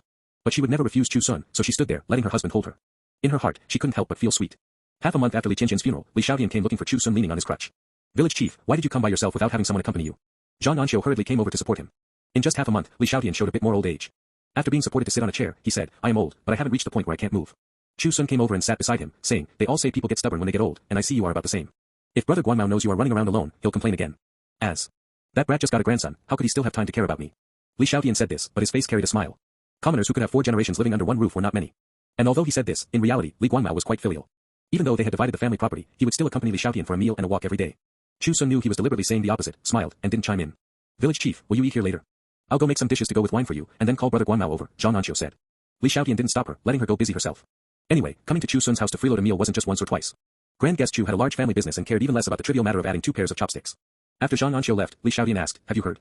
A major incident happened at the martial arts hall in the county. Chow Yuanhui, known as unparalleled in both fist and staff, was challenged by his closed-door disciple Song Jingmin, resulting in 1 dead and 1 injured." Chu Xun frowned slightly upon hearing this. "Who died?" "Chow Yuanhui," Li Xiaotian said. Although he was the master of the Jinwei martial arts hall, he was old after all. But I heard he held back a trick when teaching his disciple. Before dying, he used his trump card skill to severely injure Song Jingmin. But the Song family has earned a lot of silver these years and invited famous doctors for treatment, so he shouldn't die. Chu Xun's brows then relaxed. Li Xiaotian found it strange and said, "Why do you seem to not want Song Jingmin to die?" Song Jingmin was the martial artist who hacked Li Ermao to death and kicked Zhang Shizhen to death during the fight for water. Back then, Zhang Sanchun even wanted to go find Song Jingmin for revenge, but was persuaded and stopped by Li Xiaotian and Chu Xun. An Xiu had once privately told Li Xiaotian that Chu Xun promised to help them get revenge. However, Li Xiaotian felt that ordinary commoners couldn't afford to provoke martial artists, so he never mentioned it to anyone else, and also told An Xiu never to tell anyone about this matter again, lest it bring unnecessary trouble. Therefore, there were very few people in the village who knew about Chu Xun's promise back then. But now that An Xiu was married to Chu Xun as his wife, Song Jingmin could be considered half an enemy to Chu Xun. Logically speaking, he should hope for him to die. "I hope he can live well, preferably living to 100 years old, with many sons and grandsons," Chu Xun said. Li Xiaotian listened in astonishment. "Your own enemy, and you hope he lives to 100 years old with many sons and grandsons?" If Zhang Sanchun and An Xiu heard these words, they would probably be angered to death. If he hadn't seen Chu Xun say these words with his own eyes, Li Xiaotian wouldn't have believed it no matter what. Based on his understanding of Chu Xun, this was not a heartless and unrighteous person. Li Xiaotian couldn't help but ask, "Didn't you promise to help the old Zhang family get revenge? Although I think it's best not to do this, as we can't afford to provoke them. Even if you don't do it, no one can say anything. But these words of yours, I really don't understand." Chu Xun opened his mouth and asked, "How many sons and grandsons does Song Jingmin have now?" Although Li Xiaotian didn't understand why he was asking this, he still answered, "It seems to be 2 sons, 3 grandsons, and 1 granddaughter." 2 sons, for in the grandchildren's generation, plus Song Jingmin, that's only 7 people. Chu Xun's voice was somewhat deep. That day, our village lowered 10 coffins. 7 people is not enough. As soon as these words came out, Li Xiaotian immediately felt his blood run cold. He suddenly understood what Chu Xun was saying. 10 coffins, 10 human lives. Since ancient times, paying back debts and paying with one's life for murder is an unchanging principle. Chu Xun's meaning was very clear. 10 people from Pinecone Village died during the fight for water, so Song Jingmin also had to produce 10 lives to pay it back. Li Xiaotian gasped, "So you want to wait until Song Jingmin's family gathers 10 people before making a move? Where do you get the confidence to do this?" What Li Xiaotian wanted to ask even more was, even if you have such means, where do you get such a ruthless heart? You dare to kill people. And kill 10 people at that. Chu Xun naturally wouldn't explain his means to him. In fact, up until now, he didn't have absolute certainty of accomplishing this matter. So he hoped Song Jingmin could live well, live to 100 years old, with many sons and grandsons. When he reached the foundation establishment stage, presumably the number of heads in the Song family would also be enough. Many people in Pinecone Village might have forgotten about the fight for water back then, but only Chu Xun would not forget. He knew that An Xiu hadn't forgotten either. Every year when they went to burn paper and pay respects to Zhang Shizhen, An Xiu would always look at him afterwards, hesitating to speak. But after so many years, she hadn't mentioned a single word. Like Li Xiaotian, An Xiu also knew clearly that going to seek revenge from a martial artist now was equivalent to seeking one's own death. She held the words in, keeping them in her heart without making a sound. Chu Xun also held the words in, similarly keeping them in his heart without making a sound. One couldn't ask, and the other couldn't say. Only the spirit pearl grass at the door accompanied Chu Xun in counting year after year. If Song Jingmin died early, it could only be considered that this old thing had good luck. If he wasn't dead by then, Chu Xun would have to settle this account properly with him. What is owed to others must always be repaid. End of chapter. Li Xiaotian's face was full of complexity. He knew very well that the people who died back then were not all killed by Song Jingmin. But this person was the chief culprit. If he hadn't hacked Li Ermao to death with one saber strike, how could there have been the subsequent armed brawl? Not to mention that during the brawl, he also beat several people to death. The most important thing was that Song Jingmin was not a person from Sancha village at that time, but was invited to help. In a year of severe drought, disputes arising from fighting for water were not rare. If it was just an armed brawl between villages, the dead and injured could only consider themselves unlucky. But an outsider running over to meddle in this matter, that was no longer a dispute between villages, but hatred. Therefore, when the county magistrate came to mediate at that time, Sancha village backed down so easily. Not only because they lost the fight, but also because they were not in the right. If Chu Xun were a person with formidable martial arts skills, taking revenge would be fine. But he just happened to be a farmer. This matter, you must think thrice before acting. That is a martial artist, whose fists can split monuments and crack stones, extremely formidable, Li Xiaotian said worriedly. I have my own sense of propriety in this matter, Chu Xun said. Li Xiaotian knew his temperament and that he wasn't the type to be casually impulsive, so he said, it's good as long as you grasp the sense of propriety yourself. As an old man who has lost several teeth, it's not good for me to say too much. Just think of the people around you first. If something happens to you, An Xiu won't be able to bear it. Chu Xun said, and then asked, you didn't come this time just to talk to me about the martial arts hall, did you? There is actually one more thing I want to discuss with you. As Li Xiaotian spoke, the expression on his face was somewhat awkward, causing the wrinkles on his forehead and the corners of his eyes to pile up together. His older sister-in-law and her 2 sons were going to sell the family's house and farmland. Priced at 400 taels. Not only that, they were also looking for people all over the village to borrow silver. Those women even went to their maiden homes to borrow. The family even found Li Xiaotian, insisting on life and death that he help sell these assets, and additionally wanted to borrow 200 taels of silver to use. Promising that in at most 3 years, they would repay 230 taels, including principal and interest. It couldn't be considered a loss, but Li Xiaotian just felt inexplicably uneasy in his heart. Selling the house and selling the land, what were they trying to do? They said it was to raise money to support Li Chang'an's studies and prepare for next year's autumn provincial examination, but it wouldn't take this much. As soon as Chu Xun heard this, he guessed what this family wanted to do. If it was just participating in the autumn provincial examination, 80 to 100 taels would be enough. Even adding paper, ink, writing brushes, ink stones, and purchasing ancient books, it wouldn't exceed 200 taels at most. A with ring above news section. Now the money raised was close to 1,000 taels. I'm afraid they wanted to bribe the examiners and engage in malpractices for selfish ends.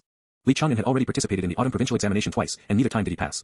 The last time Chu Xun saw him, his hair was messy, his whole body was dirty, and his eyes were bloodshot, looking like a madman. Presumably, he couldn't bear the torment of the imperial examinations and wanted to take a shortcut. Chu Xun flatly refused on the grounds that the price was too expensive. A mere few hundred taels of silver was not worth mentioning to him. But if this silver was for Li Chang'an to use for cheating, it might become a disaster in the future. Village chief, you should still go back and persuade them. Breaking the cauldrons and sinking the boats is not necessarily good. If Chang'an wants to test for scholarly honors, it's better to take the silver and find an academy to study seriously for a few years. He is still young and has many opportunities.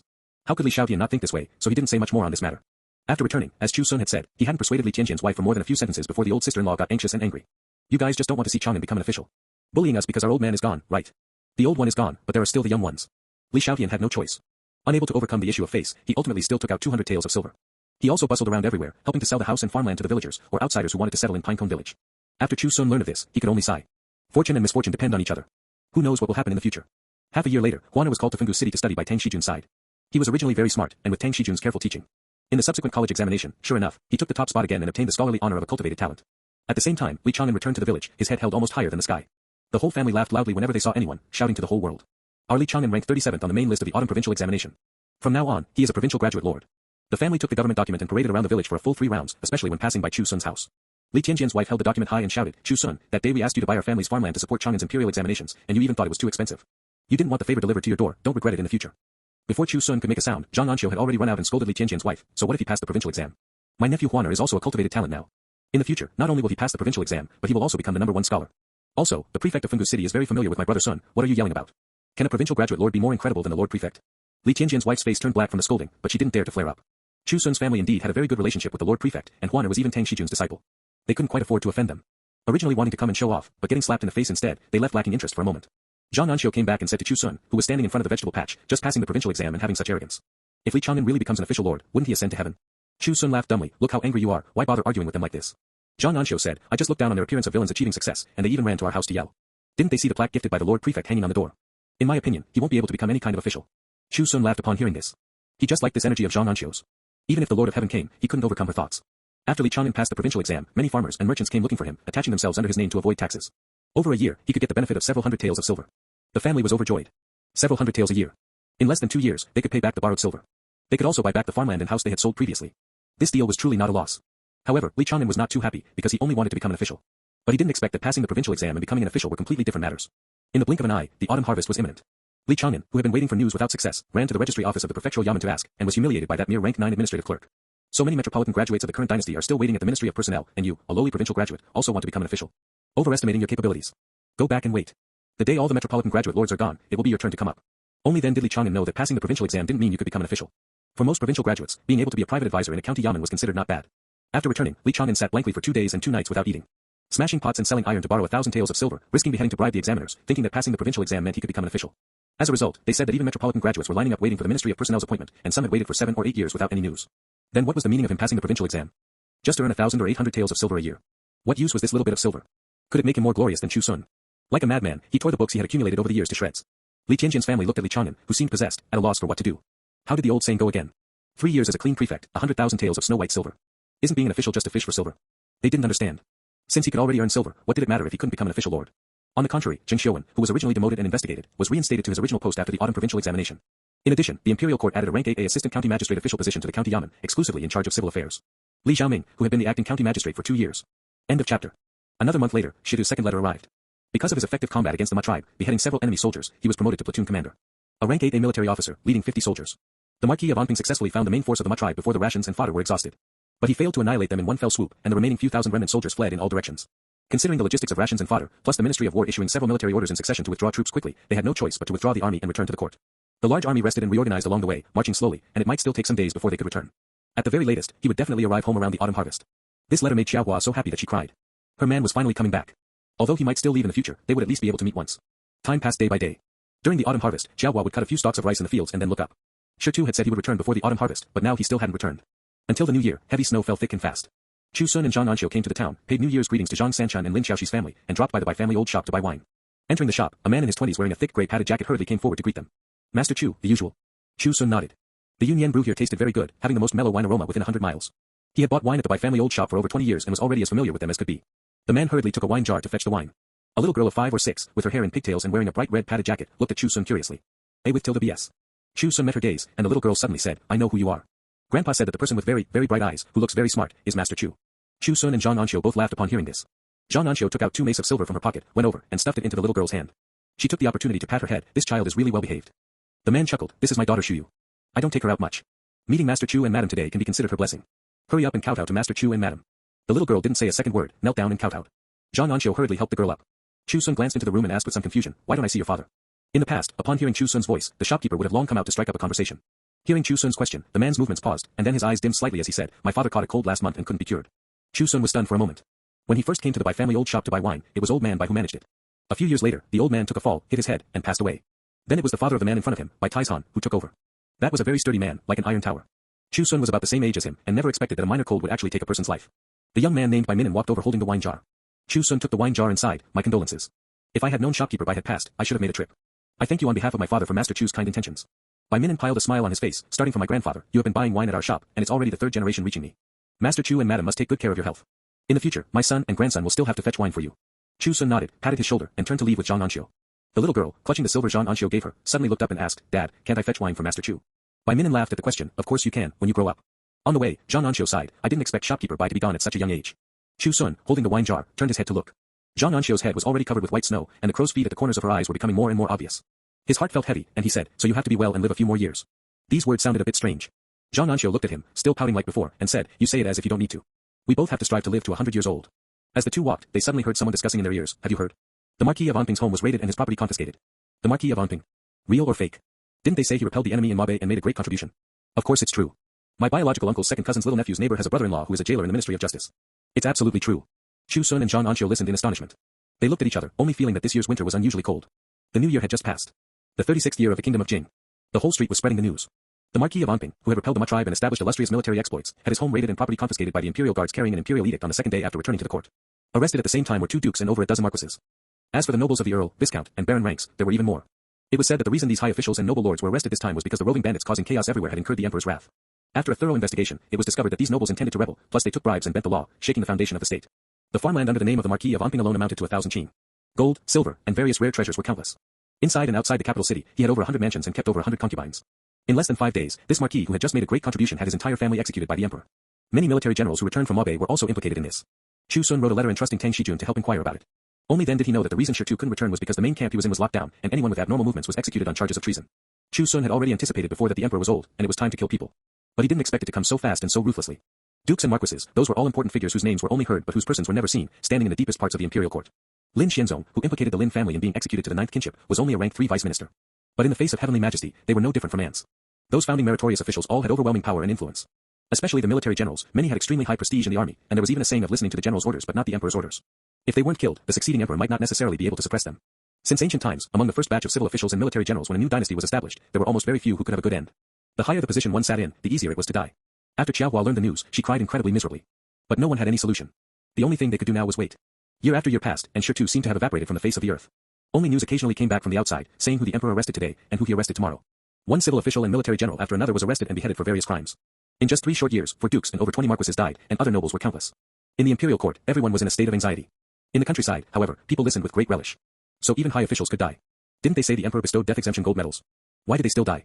Even Chu Xun clicked his tongue upon hearing this. He anticipated the emperor was a ruthless person, but didn't expect him to be this ruthless. The good news was that because these cases implicated too many people, the Lord Prefect of Ningxiu Prefecture, one of the upper prefectures, also had his head chopped off. Tang Shijun, who brought Fengdu City from a lower prefecture to a middle prefecture, was transferred to Ningxiu Prefecture before the new year, reaching the rank of rank 3. Zheng Xiuwen was subsequently transferred to Fengdu City to serve as the rank 5 sub-prefect, and assistant county magistrate Li Xiaoming justifiably took over the position of county magistrate. This year, Huaner went to the examination hall in Ningxiu Prefecture to participate in the autumn provincial examination. Over a month later, news came back. This year's first place in the provincial examination, Jiangnan County, Zhang Jingheng. At the same time, Chu Xun stood in the courtyard, looking at the youth kneeling and bowing to him outside the courtyard. After 3 resounding kowtows, the youth stood up and respectfully said to Chu Xun, although I studied by auditing at the public school, it was Master Chu who enlightened my wisdom first. Please allow this student to call you teacher. This youth who had just passed the child examination was named An Xiu. His father was Chu Xun's tenant farmer. End of chapter. In the blink of an eye, another 2 years passed. The 40th year of the kingdom of Jing. A young couple brought their child, who was over a year old, to Pinecone Village. The roads in the village had been rebuilt over the past 2 years, extending smoothly to every household. There was even a main road extending to the edges of the fields, for the villagers to haul away the grain after harvesting. A middle-aged peddler pushing a handcart shouted as he walked. One could use silver and copper coins, or barter goods for goods. The young man took out a few copper coins and bought a paper windmill. The child grasped it in his hand, and when the wind blew, the windmill began to spin whirringly, making him giggle. The woman wearing a clean cyan silk skirt pinched the edge of her skirt somewhat nervously and asked, "Husband, quickly help me see if there's anywhere else I haven't arranged properly." The young man reached out to tease the child. Seeing her so nervous, he couldn't help but laugh. It's not like you haven't met him before, why be so flustered? Uncle has always been unconventional, wearing anything is fine. After taking several deep breaths, the woman calmed down a bit and asked with curiosity and anticipation, "Are the crows at Uncle's house really bigger than people?" "That's not true." The young man thought for a moment and gestured at his waist, "About this big." The woman's face was full of amazement. "Wouldn't that be as tall as a 5 or 6-year-old child?" The two walked along the village road and encountered some villagers on the way. The young man then handed the child to the woman, cupped his hands, and greeted the villagers. The villagers were also very enthusiastic and also carried a bit of reverence. In an open space ahead, an old man with one leg visibly atrophied and unable to straighten was lying on a reclining chair. His hair was white and hoary, and he was extremely thin and weak. On the wooden stools beside him, quite a few middle-aged men with white hair were already attentively fanning him with palm leaf fans. The young man walked over and cupped his hands. "Grandpa Village Chief, Uncle Guanmao." Li Guanmao hurriedly stood up from the stool. "Huaner is here, sit for a while." "No, I still have to go to Uncle's house." Li Xiaotian on the reclining chair opened his somewhat cloudy eyes, his voice somewhat low. The young man hurriedly walked over and squatted beside him, hearing Li Xiaotian say, "Take the exam well next year, bring back a number 1 scholar, and these old bones of mine can rest in peace." "Ayos. What are you saying?" "Uncle said you can live to 100 years old," the young man said. Li Xiaotian chuckled, the teeth in his mouth almost all fallen out, leaving only 2 or 3 lonely ones. "Ah Sun, that person, only knows how to say nice things." Seeming to hear the child's voice, Li Xiaotian turned his head. The young man hurriedly had his wife bring the child over. Li Xiaotian struggled to raise his hand, and the child very cooperatively and curiously grasped his finger. The skin and bones. Li Xiaotian chuckled out loud again. "Good child, you will all be promising in the future." After a moment, the family of 3 left. Li Guanmao watched their retreating figures. After turning back and sitting down, he clicked his tongue and said, "Dad, if Huaner really becomes the number 1 scholar, how much face will our village have?" Li Xiaotian closed his eyes again and said, "Even if he's not the number 1 scholar, our village also has face." Li Guanmao seemed to think of something and laughed heartily. Right, we've always had a lot of face." Not long after, the family of 3 arrived in front of the residence. The house, renovated last year, had blue bricks and red tiles. A few clusters of Boston ivy spread up along the corners of the walls. Although they hadn't covered the entire wall yet, they also left a beauty of imperfection. The courtyard gate was half open. The young man reached out to push it open and walked in first. The woman followed closely behind. As soon as she looked up, she saw dozens of crows squatting on the eaves. Her eyes revealed a look of utter amazement. These crows were indeed astonishingly large. A question popped into her mind again, with so many crows, how can the eaves bear it without collapsing? Ordinary tiles shouldn't be able to bear such weight. Moving her gaze down, she first saw the plaque hanging on the lintel, and then the figure squatting at the door of the house. Having met him before, what left the deepest impression were those eyes. Very bright, very spirited. But for some reason, whenever she recalled them, she always felt that those eyes carried some indescribable sorrow. The family of 3 walked forward. Only when they got close did they realize the man was looking at the weed at the door of the house. 20 leaves, emerald green, forming a circle piece by piece. Last year, one could still see a bright red flower blooming. By this year, the petals had already fallen, revealing a cyan fruit in the middle. The size of a thumb, round and plump. The young man smiled and said, "I've seen people raise flowers, and I've seen people raise fish, but only Uncle has such patience to raise a single plant for most of his life." A few crows flapped their wings and jumped down from the eaves, landing beside him and cawing. The woman was still a bit worried and subconsciously hugged the child tighter. A gentle voice came to her ears, "Don't be afraid, they won't hurt our own family." The woman looked up and saw that the man who was originally squatting had now stood up. His eyes were still as bright as in her memory, yet also contained a hint of sorrow. It made the onlooker's heart tighten involuntarily. What kind of things would make this man, who had immense wealth and vast connections, have such melancholy eyes? It wasn't until the child reached out to grab the crows that Lu Yuqing snapped back to reality and hurriedly curtsied. "Yuqing greets uncle." No need for excessive courtesy. Chu Xun smiled and made a gesture of helping her up, then said to Huaner, "Your aunt, Ermao's wife, Xiaohua, and a few children went to the temple fair together. I'm afraid they'll be back later. Then we'll just wait here for a while. It just so happens I haven't seen the crows for a long time." "So you came to feed the crows?" "Also to see uncle, half and half, Listening to the conversation between the two, Lu Yuqing's heart slowly relaxed. With the child fussing to touch the crows, she was still a bit worried. Huaner took the child from her arms and put him down. "Don't worry, I've played with the crows since I was little, they are very docile." Lu Yuqing lowered her head and watched the crows surround the child, tilting their heads to observe. Perhaps feeling the child was too small to reach, they even bent their bodies and offered their heads over. The child grabbed the feathers on the crows' heads, tugging and giggling. The crows weren't angry either. They just casually turned their heads, and the feathers slipped out of the child's hands. Under the sunlight, the pitch-black feathers showed a bit of gorgeous color, making Lu Yuqing look on with a face full of surprise. So crows aren't black, but multicolored. A rubbing sound came from her feet. Lu Yuqing looked towards the sound. She saw a few weasels nearly 2 feet long run out from somewhere, stand up, and push the stools in the courtyard over. One for each person, pushed under the butts of the 3 people, and then ran over to squeeze into the flock of crows, curiously sniffing around the little doll. Squeak squeak sounds came, and 7 or 8 palm-sized little voles also popped their heads out from the vegetable patch in the corner of the courtyard. Not afraid of strangers at all, they crawled over quickly and rubbed back and forth at the doll's feet. Lu Yuqing was both scared and amazed, getting goosebumps all over her body. How could there be so many birds and beasts in Uncle's house? If it weren't contrary to etiquette, she would have wanted to run away. "Sit," Chu Xun said, sitting down first. Huaner then followed and sat down. "I thought you would come back after the spring metropolitan examination. A few days ago when I went to the town to buy wine, your mother even said she missed you very much. Have you been home to see them?" Chu Xun asked. "I went home first, and only came after eating with my parents," Huaner said. He then explained, "The spring metropolitan examination is still some days away. Teacher said to let me come back for a trip, and after seeing my family, then focus my mind on preparing for the exam." End of chapter. Chu Xun nodded as he listened. Lord Tang came from a second-place graduate background and is most familiar with these things. Listening to him is right. Are you still living in that small courtyard in Fungu City now? Huaner said, yes, but after going back this time, I'll have to go to An Xiu Prefecture. Speaking of which, it's strange. Ever since the year of the prefectural examination, the old Sephora tree has never bloomed again. Only its leaves have become increasingly emerald green, looking as beautiful as precious jade. When uncle has free time, perhaps you can go appreciate it. Chu Xun smiled and nodded. I'll go when I have time, no rush. Huaner didn't say much more. His uncle was the most patient person he had ever met. No matter what it was, he was never anxious or impatient. The 3 words he often hung on his lips were, no rush. Life is short, and people who can act like this are very few. When you return to the town, go find An Xiu. That kid didn't pass the college examination this year. When he came to find me a few days ago, he was dejected. Pass on some experience to him. When the time comes, let him also live in the small courtyard to prepare for the exam and catch some of your literary talent. Alright, I'll go find him when I get back. The two chatted casually. Seeing that the birds and beasts indeed didn't hurt the baby, Lu Yuqing gradually let go of the worry in her heart. A long time later, chirping sounds came from outside. A few women walked past the courtyard gate with their children. Ah, Huaner. Seeing the people in the courtyard, the women hurriedly came over to greet them. Lu Yuqing was the wife Tang Xijun had acted as a matchmaker to carefully select for Huaner. Her grandfather's generation was a founding viscount, reaching as high as the Minister of Revenue. Now her father was the head of the family, serving as the right Vice Minister of Works, which was the same official position as that certain Lin who had his 9 kinships executed. Although she was the daughter of an official family, Lu Yuqing didn't have the squeamishness of a young miss, nor did she look down on these rural village women. RNB. Moreover, Chu Xun was in front of her, a figure whom even Tang Xijun praised endlessly, and also her husband's uncle. In terms of reason and emotion, she couldn't be negligent. The village women rarely saw such a beautiful daughter of an official family. The last fair-skinned and tender-fleshed person who made them envious was Lin Xiaoxi, who only came from a wealthy family. They praised her all at once, making Lu Yuqing feel a bit embarrassed. After agreeing to leave after eating at home, An Xiu went to the woodshed to cook with a beaming smile. Perhaps because she hadn't seen Huaner for a long time, An Xiu obviously talked a lot more during the meal. She talked about the temple fair, saying it was even livelier now than in previous years. She heard that when many commoners were paying their respects, they saw the snake immortal under the command of the Songlu water god. Nearly 5 zhang long, with scarlet pupils bigger than water vats. Chu Xun laughed inwardly as he listened. The 2 large pythons were indeed nearly 5 zhang long, but no matter what, their pupils couldn't be bigger than water vats. A few years had passed, and even that green and white snake was nearly 2 zhang long. Now it ran to the Songlu river to hide with its parents. Only occasionally would it secretly crawl out to find Chu Xun. Huaner also became interested and chimed in to talk about the news he heard from traveling merchants in Fungu City. It was said that 180 miles south of Pinecone Village, there was a mountain forest. There was a valley in the forest, and in the valley, there was a ferocious beast that ate people. Mountain dwellers often went missing nearby. Over time, no one dared to go there anymore. But recently, a strange fragrance came from near that valley. Several second-rank martial artists ventured there and hadn't returned yet. Presumably, they had met with misfortune. When Huaner reached this point, there was a flurry of flapping on the eaves. Then over a dozen crows landed at the door, cawing at the room. An Xiu and Lu Yuqing didn't know what was going on. Only Chu Xun looked at the obviously much more irritable crows, revealing a thoughtful expression. Many years ago, when he married An Xiu, the crows brought a few fruits. Chu Xun tasted one. Besides being sweet and delicious, he felt his body seemed to have more strength, and only then did he know this fruit was extraordinary. He let An Xiu eat the remaining 3 fruits. It indeed made his wife's body better than before, but it didn't have too heaven-defying an effect. He still remembered that when the crows brought the fruits, the flock was missing a few. Obviously, there was something guarding near the fruits, and a fierce battle was fought. Now that Huaner mentioned the mountain forest 180 miles away, and the crows suddenly became irritable, Chu Xun naturally remembered the past. Could it be that the ferocious beast Huaner mentioned is the one that fought with the crows for the fruits back then? Chu Xun still knew a bit about how powerful second-rank martial artists were. Their skin and flesh were trained to be as hard as iron. Ordinary weapons could hardly hurt them. Only a mere 2 or 3 weak spots were their true vital points. When they reached the first-rank realm and made up for these few death gates, they could charge towards the innate Grandmaster realm. Neither Jiangnan County nor Fungu City had innate Grandmasters, at most only first-rank martial artists. Therefore, Chu Xun had never seen such a figure with his own eyes, only hearing that this realm had 14 words. Qi and blood like a furnace, body like a cauldron, astral qi transforms into spirit to begin foundation establishment. No one was more sensitive to the words foundation establishment than Chu Xun. Waiting for 40 years was just waiting for the spirit pearl grass to bear fruit, to cross the qi condensation level and reach the foundation establishment stage. Whether the foundation establishment of an innate Grandmaster and the foundation establishment stage of an immortal cultivator meant the same thing was yet unknown. But presumably, even if there were differences, they wouldn't be too great. Theoretically speaking, an innate Grandmaster was already the manifestation of an ordinary person exerting their potential to the extreme. Going further up could no longer be called martial arts. Therefore, if what Huaner said was true, a ferocious beast that several second-rank martial artists couldn't deal with was probably not weaker than a first-rank martial artist. Back then, the crows actually only lost a few. It was unknown whether they were too lucky, or the ferocious beast didn't strike to kill. Speaking of martial artists, Chu Xun thought of Song Jingmin. After beating his master Chao Yuanhui to death, the Song family invited famous doctors from the provincial capital and bought miraculous pills and wonderful medicines. Song Jingmin's injuries fully recovered, and he was now full of vigor and vitality. He forcibly occupied the Jinwei martial arts hall, dominating exclusively, and was even more arrogant and domineering than before. Through trickery and force, the Song family seized over 2,000 acres of farmland near the county town, forcing many people to become their tenant farmers. Not only did they collect 50% of the rent, but all kinds of miscellaneous taxes were also paid by the tenant farmers themselves. Making it so that after farming for a year, they couldn't even keep a few caddies of grain. If anyone had complaints, the several members of the Song family were all used to being arrogant. Lightly, they would beat you until you were injured. Heavily, they would even take your life. It was heard that even Song Jingmin's youngest grandson, who was only 4 years old, made tenant farmers kneel down and drink urine for fun. It just so happened that the current county magistrate, Li Xiaoming, was not as strong as Jing Xiuwen. Even if he wanted to manage it, the Song family's farmland was written clearly in black and white. Those who injured people were also the disciples below. He couldn't find any leverage and it was difficult to punish them.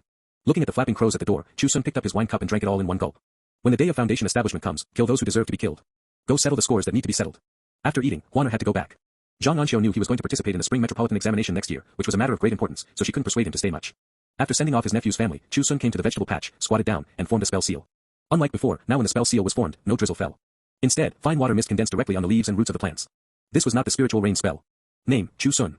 Lifespan, 44/75. Cultivation, qi condensation stage, can be hidden. Final quest reward, eternal life. Current stage 1, cultivate spirit pearl grass until the fruit matures, time remaining until fruit matures, 19 years, reward, cultivation raised to foundation establishment stage, youth restored, lifespan increased by 150 years. 5 element spells 2/5. Water element spell 7/1000000, limited control of the water of heaven and earth within 100 jang. Earth element spell 8/1000000, limited control of the earth of heaven and earth within 100 jang. At the foundation establishment stage, the 3 spells of metal, fire, and wood can be obtained. When cultivated to completion, the 5 elements Dao magic is achieved. Seeing the 4 words, 5 elements Dao magic, a figure standing between heaven and earth vaguely appeared in Chu Xun's mind. Summoning wind and calling rain, moving mountains and filling abysses. And with mountains full of vegetation, pointing casually, transforming them into the 6 domestic animals, dragons, and tigers. Immense wealth is but for ordinary mortals. Such miraculous wonders can only be called cultivating immortality. End of chapter. The names and prefixes of the spells had changed, but the explanations that followed had become much simpler. Within 100 jang, limited control. At the very first moment of the promotion, Chu Xun had already tried it. The so-called limited control was a much greater improvement than before. The spiritual rain spell only condensed water vapor to make it rain, accompanied by precise directional control. The water element spell was no longer limited to just making it rain, but controlling water. Chu Xun had tried drawing upon a stream within 100 jang. With a thought, it transformed into a water rope, binding the limbs of a rabbit watching the commotion like a living creature. No matter how it struggled, it couldn't break free from this seemingly soft, but actually extremely tough water binding. It could also be condensed into water needles the size of a fingertip. Although they lacked the sharpness of metal and stone, they were endless. Cutting off water and stopping the flow was even less of an issue. The earth element spell was the same. Even soft mud could instantly transform into a hard earth wall or sharp earth spikes. It was much more handy to use, and always successful. It was just that the spiritual energy at the chi condensation stage was truly too little, and the further the distance, the greater the consumption. With his current spiritual energy, if he really wanted to control a water rope to bind a rabbit at the edge of 100 jang, he wouldn't even be able to maintain it for less than half an incense stick's time before falling into a state of spiritual energy depletion. Come to think of it, such spells couldn't display their proper power at all during the chi condensation stage. He would at least need to reach the foundation establishment stage. As for the 5 elements Dao magic, in Chu Xun's comprehension, it was even more formidable. The previously fantasized turning stone into gold, and every tree and bush becoming a soldier, lay right within this. The improvements brought by the foundation establishment stage were too many and too great. This made Chu Xun even more eager to advance. Now, the only thing limiting him was the word time. A few old crows hopped to his side, tilting their necks and leaning against his body. Their feathers had become increasingly hard, like iron plates. Chu Xun smiled and reached out to pat the crows' heads. Suddenly, the neighing of a horse came from outside the courtyard, followed closely by a human voice entering his ears. Is this Brother Sun's house? How grand. Chu Xun looked up and saw a burly man standing at the door.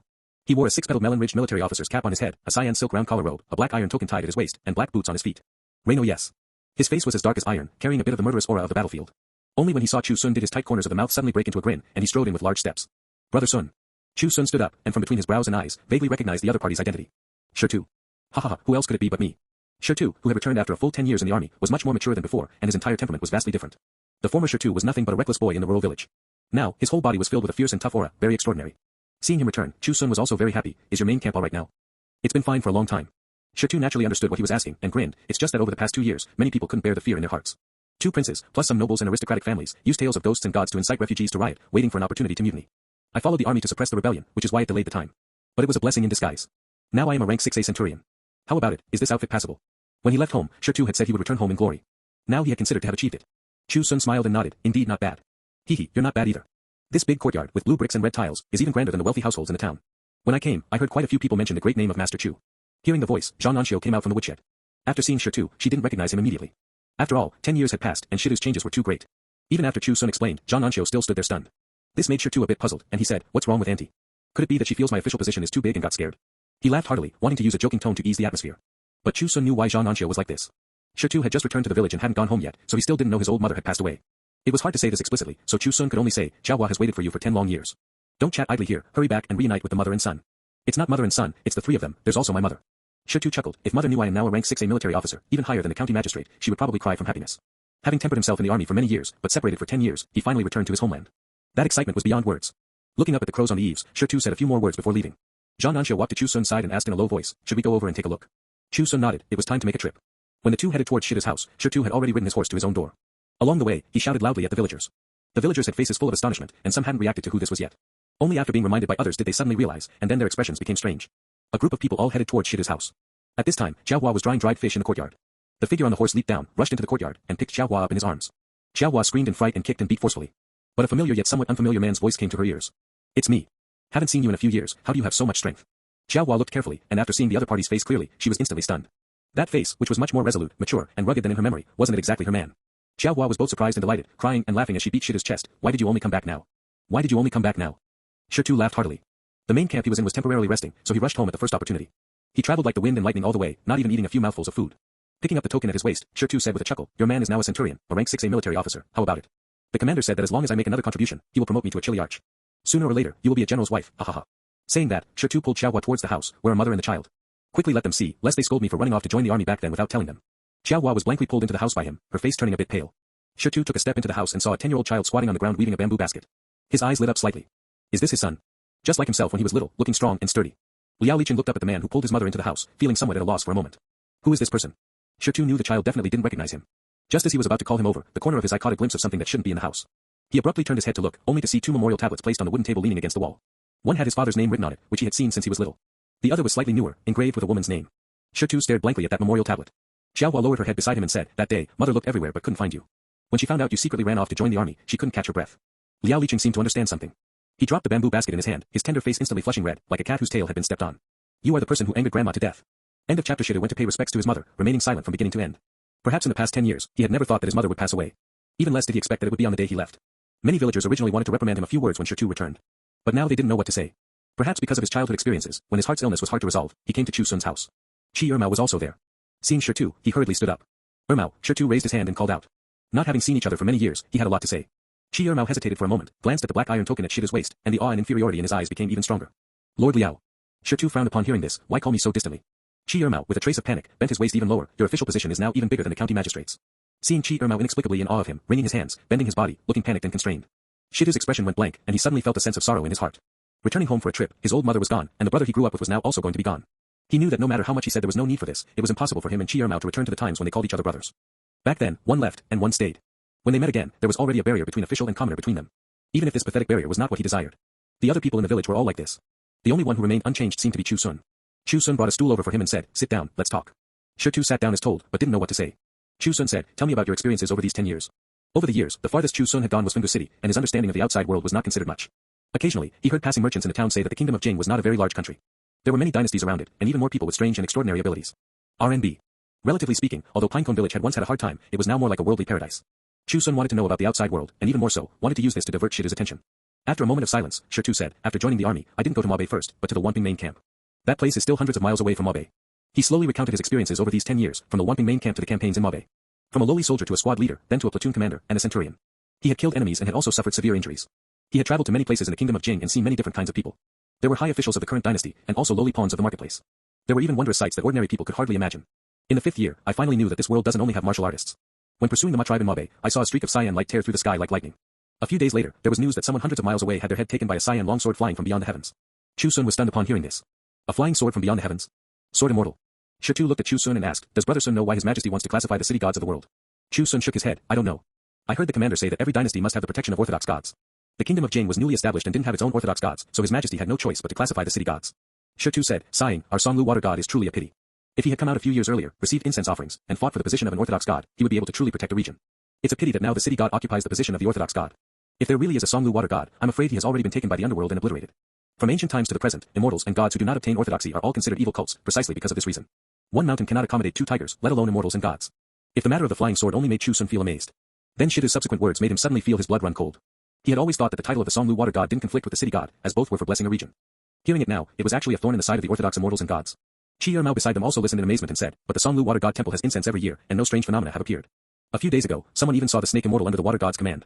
Chu curled his lips and said, you and I are but ordinary mortals, how could we see the forms of immortals and gods? As for the snake immortal, it presumably hasn't amounted to much, and the underworld is just too lazy to bother with it. If it truly obtained a divine position and received incense offerings, then it would have to die. Strictly speaking, if Chu hadn't spoken, there wouldn't even be many ordinary commoners who knew about these things, let alone seen them. Only in the countryside were there occasionally some tales of ghosts and gods, echoing what others said, and ultimately being treated as demonic words deceiving the public. Chu Xun listened with increasing horror, suddenly remembering that many years ago when he accompanied Huaner to Fenggu City to participate in the prefectural examination, passing by the city god temple, he occasionally had a strange feeling. He didn't take it seriously at the time, but now combining it with what Chu said, he only felt terrified upon careful thought. Could it be that at that time, the city god of Fenggu City sensed something? It was just that he had chi condensation cultivation and not an incense divine position, which was why it didn't attract subsequent disasters. Chu said that the Songlu water god might have already been obliterated by the underworld. But Chu Xun knew very well that this was not the case. The Songlu water god had always existed, accepting the incense offerings of the commoners. But because of some special reason, the underworld hadn't found where the Songlu water god was.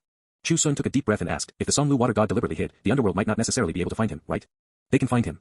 Chu said without hesitation, a person leaves a name, a goose leaves a sound, let alone immortals and gods. Having received incense, there must be clues. The higher the cultivation, the more obvious the traces.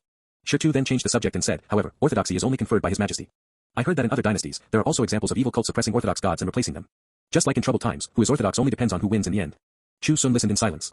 Not having been troubled by the underworld until now was probably because his cultivation was too low, only at the first level of chi condensation. What about when he advanced to foundation establishment? Could he still not be discovered? If discovered, I'm afraid there would be an unavoidable life and death struggle. The advancement of cultivation was related to how long he could live. If he gave up the quest to avoid the underworld, he would still die in the end. So, he could only fight. If he lost, his body would die and his Tao would vanish. If he won, he would replace them.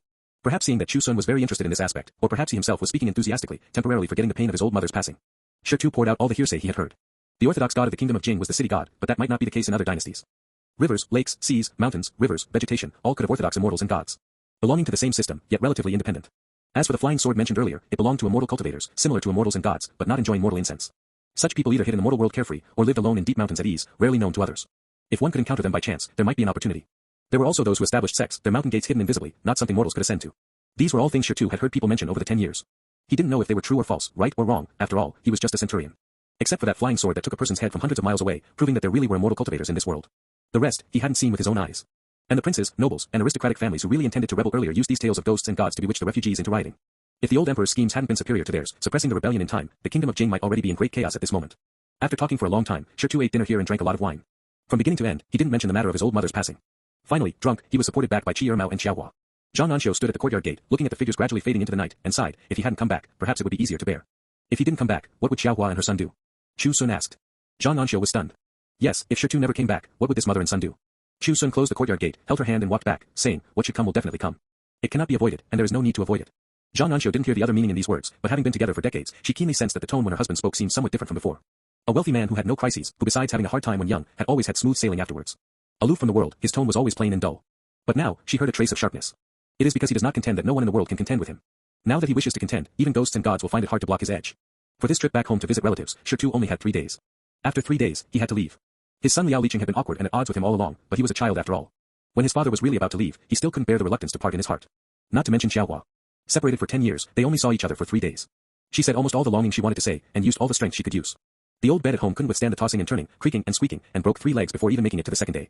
3 days later, Shi Tu changed back into the clothes he wore when he came, led the reins of his brown warhorse, and walked towards the outside of the village. Chu Xun walked shoulder to shoulder with him, while Xiaohua led Liao Liqing and followed behind. Further back were Qi Ermao and other villagers. Going back this time, I might not be able to return for another few years. I still have to ask Brother Sun to help take care of things at home. When I become a general, I will bring the mother and son over to enjoy a good life, Shi Tu said. Chu Xun nodded, you saw it when you came, the mother and son haven't suffered any grievances, so there's no need to worry. Swords and spears on the battlefield have no eyes, you still need to be cautious and careful. Whether or not you become the general in the New Year pictures is not important, staying alive is the most important. Walking to the village entrance like this, the two stopped their steps. Shi Tu turned his head and waved to Xiaohua and Liao Liqing. Xiaohua threw herself into his arms without hesitation, tears flowing endlessly. Liao Liqing hesitated for a moment, and was pushed by Qi Ermao before dawdling forward. Shi Tu didn't mind. He rubbed his head and said, take good care of your mother at home. Liao Liqing lowered his head and didn't make a sound, only picking at his fingers. Shi Tu took out a piece of paper from his chest, handed it to Chu Xun, and said, help me burn this for my mother. Chu Xun was puzzled. Just as he was about to take it, Shi Tu suddenly took it back. Never mind, I'll burn it for her myself in the future. Saying that, Shi Tu mounted his horse. Xiaohua wept, Liao Liqing's eyes also turned red, and Qi Ermao and other childhood playmates hesitated to speak. Shi Tu knew what they wanted to say. He cupped his hands and said, military orders are like mountains, I have to go. When I am drawn in the New Year pictures, I will never leave again. Brothers, uncles and aunts. A with circumflex Nigerian Nairamicron. He wanted to ask them to help take care of his family, but thinking that the villagers had already done very well over the years, there was no need to be long-winded. So he cupped his hands in salute again, shouting loudly just like back then, one day, you will be proud of me. Then he nodded slightly to Chu Xun, Xiaohua, and the others, and spurred his horse away. Xiaohua cried and chased out for dozens of meters, only catching up to some dust kicked up by the horse's hooves. A man being able to become an official is certainly worth rejoicing over, but at the time of parting, reluctance outweighs anticipation. A crow flew from the village, chasing after Shi Tu from afar. Chu Xun looked up. Although there were dozens of crows at home, to others they all looked the same. But in his eyes, each one was different. This crow was the one Chu Xun sent to find Shi Tu when he joined the army. 10 years ago, it didn't find him. This time Shi Tu left again, and it hurriedly chased after him. Chu Xun wanted to open his mouth and call it back, but the words reached his lips and were swallowed back. Who doesn't have some regrets? People do. Crows do too. People's regrets are mostly difficult to fulfill. The crow's regret is so easy, let it go. At this time, an urgent call came from behind, Ah Sun. Ah Sun. Chu Xun turned his head and saw Li Guanmao running over hurriedly, his face full of anxiety and panic, my dad. My dad is dying, hurry, hurry go take a look. Chu Xun was not a physician. Li Guanmao coming to find him at this time was obviously not for him to save a life. There was no time to say more. His physical fitness already exceeded ordinary people, and sprinting with all his might, he left everyone behind in the blink of an eye. Even Zhang Erzhu, recognized in the village as being faster than a wild dog, was dumbfounded. So Brother Sun can run this fast. Chu Xun first ran home, took out the treasured old ginseng, cut a few slices, clenched them in his palm, and then ran towards the Li family. By the time he arrived at the Li family, many people had already come. Ah Sun is here, quick, make way. Chu Xun had no time for pleasantries and stepped into the house with a single stride. On the bedboard made of old elm wood, a coarse cloth mattress was laid, and a few clusters of reed catkins used for padding poked out from under the mattress. The old village chief, Li Shaotian, lay on the bed, his breathing intermittent. Ah Sun. Li Guanmao called out. Don't panic. Chu Xun pried open Li Shaotian's mouth and stuffed the prepared ginseng slices under his tongue. The medicinal power quickly surged up, adding a trace of color to Li Shaotian's pale and emaciated face. The rising and falling of his chest became slightly smoother, and he struggled to open his eyes. Li Guanmao squatted by the edge of the bed, which had been worn shiny by the years, and cried out with red eyes, Dad, how do you feel? I've sent someone to invite the physician from the town, he'll be here soon. The wrinkles on Li Shaotian's face squeezed together, revealing a forced but not sad smile, I've already lived a long time, I haven't lost out. Not long enough, you still have to live to 100. Li Guanmao said. His 2 sons and 1 daughter all squeezed over, making choking sounds. Li Shouqian's complexion became increasingly rosy, and he chatted with his children and grandchildren with a smile, seeming to have improved. Many people secretly breathed a sigh of relief, thinking that Chu Xun was indeed capable to have such a miraculous panacea.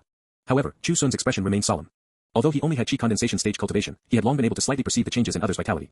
Li Shouqian's vitality only had a trace left, and could be completely cut off at any time. It was entirely relying on the old ginseng to hang on to his last breath. Li Shouqian also seemed to understand this, so he said to Li Guanmao, "You all go out first, I have something to say to Ah Sun." Although Li Guanmao felt uneasy, he still obediently pushed everyone out. After he closed the door, Li Shouqian finally raised his hand. It was just that his vitality was already exhausted, so Chu Xun hurriedly stepped forward and grabbed his hand. Li Shouqian smiled and said, "Among the younger generation in the village, I have always thought the most highly of you, and indeed I wasn't wrong. Fortunately, I pushed you back into the courtyard back then, otherwise if you had really perished in front of that old well, it would have been a waste." Chu Xun nodded, "I remember." Li Shouqian hummed, his voice a fraction weaker than before. "After I'm gone, the village's affairs will rely on you to shoulder." Just as Chu Xun was about to speak, Li Shouqian's tone became a bit sterner. "You grew up eating the food of 100 families, you cannot push this burden away." Chu Xun subsequently fell silent. With Li Shouqian bringing up the relief from back then, what else could he say? Li Shouqian's voice weakened by another 3 fractions. Even though his vitality was failing, the hand grabbing Chu Xun was very forceful. "I know that An Xiu alone, plus An Xiu's family, cannot stop your intentions. But now adding the 100 or so households in the village, if something happens to you, our village will have to return to the situation of relying on dead people to fight for water for the children to drink." This old village chief, who had run around for Pinecone Village for most of his life, tightly gripped Chu Xun's palm. Chu Xun's heart sank slightly, thinking that the old village chief was going to use the favor of the whole village to make him give up seeking revenge. Unexpectedly, Li Shouqian said, "So if you are going to kill him, you must kill him cleanly. Do not bring future troubles to yourself, nor to the villagers. If you can't do it, then don't go." End of chapter. Chu Xun was stunned upon hearing this. No matter what, he never expected Li Shouqian to say such a thing. Just as he was about to speak, he realized that Li Shouqian's hand had let go at some unknown point. The old man's already cloudy eyes became incomparably bright at this moment. It was as if he saw something, his face full of pride and joy. "Dad, why are you here?" "Dad, that old well is still our village's. If you don't believe me, ask older brother." The aged voice came to an abrupt halt, and there was no more sound. Chu Xun took out a new ginseng slice and put it into Li Shouqian's mouth. No new miracle occurred. A faint sigh subsequently passed through the doors and windows, entering the ears of the anxious Li Guanmao standing at the door. "Come in." Li Guanmao hurriedly pushed the door open and went in. Seeing Chu Xun standing by the bed, he then looked towards the bed. His old father had already closed his eyes, with no other movement. Li Guanmao seemed to understand something. He fell to his knees, weeping bitterly. "Dad." That year, the old village chief's second son, holding a wooden club, pushed the young man who wanted to fight shoulder to shoulder with the villagers back into the courtyard. "For the matter of fighting for water, there are us holding the line, we don't need you. Go, go, go, stay honestly at home." That year, the middle-aged man who had just become the village chief bowed and scraped to the county yamen officials who came to collect the wasteland tax, secretly slipping some silver over. "It's not easy for orphans and widows, please be accommodating, sir." That year, the village chief led a farming ox back to the village. "I ran all over the surrounding 10 miles and 8 villages to find such a good ox." Year after year, he had done too many things. His hair turned white one by one, and his teeth fell out one by one. The spring silkworm's thread only ends when it dies, the candle's tears only dry when it turns to ash. As his lifespan neared its end, he did not persuade Chu Xun to let go of his hatred. Instead, he used the favor of the whole village to tell him that if he was going to kill, he had to kill them all cleanly, and not bring future troubles to the people around him. With diuresis newbie. He was old. But he was still the same man who, carrying his dead old father on his back then, roared to the whole village, "That old well is our village's now," a real man who dared to fight and risk his life. Chu Xun even thought that if the old village chief and Shida's identities were swapped, perhaps he would be drawn on the New Year pictures even faster. Li Shouqian's passing represented the complete curtain call of the older generation in Pinecone Village. In the village, there was no longer anyone of his generation.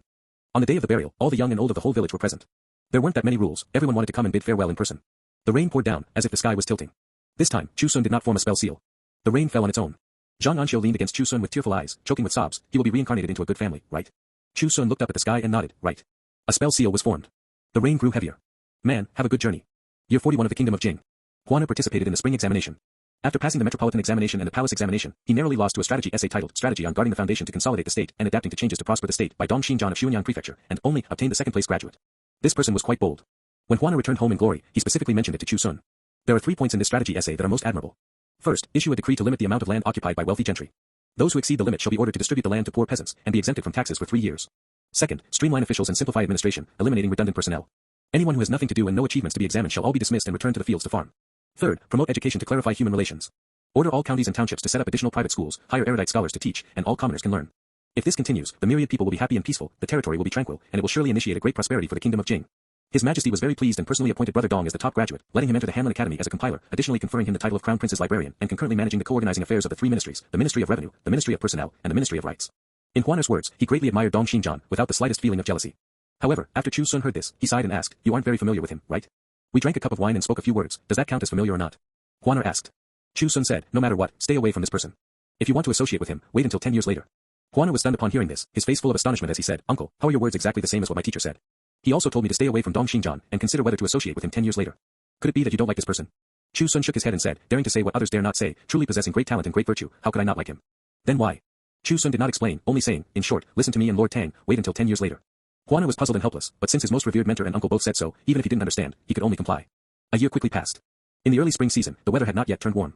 Chu Xun stood by the field, forming a spell seal in his hand. The still somewhat hard soil silently became loose and soft, allowing air to pour in. Following that was a fine water mist, covering the rice paddies that had just revealed their sprout tips. The tender yellow tinged with pale green quickly absorbed the water mist containing faint spiritual energy, leaving not the slightest trace. Chu Xun folded his hands in his sleeves, strolling leisurely on the field ridge. Wherever he went, everything was full of vigorous vitality. Even the wild grass on the field ridge sprouted half a month earlier than others. The old water buffalo followed behind, its tail constantly swishing.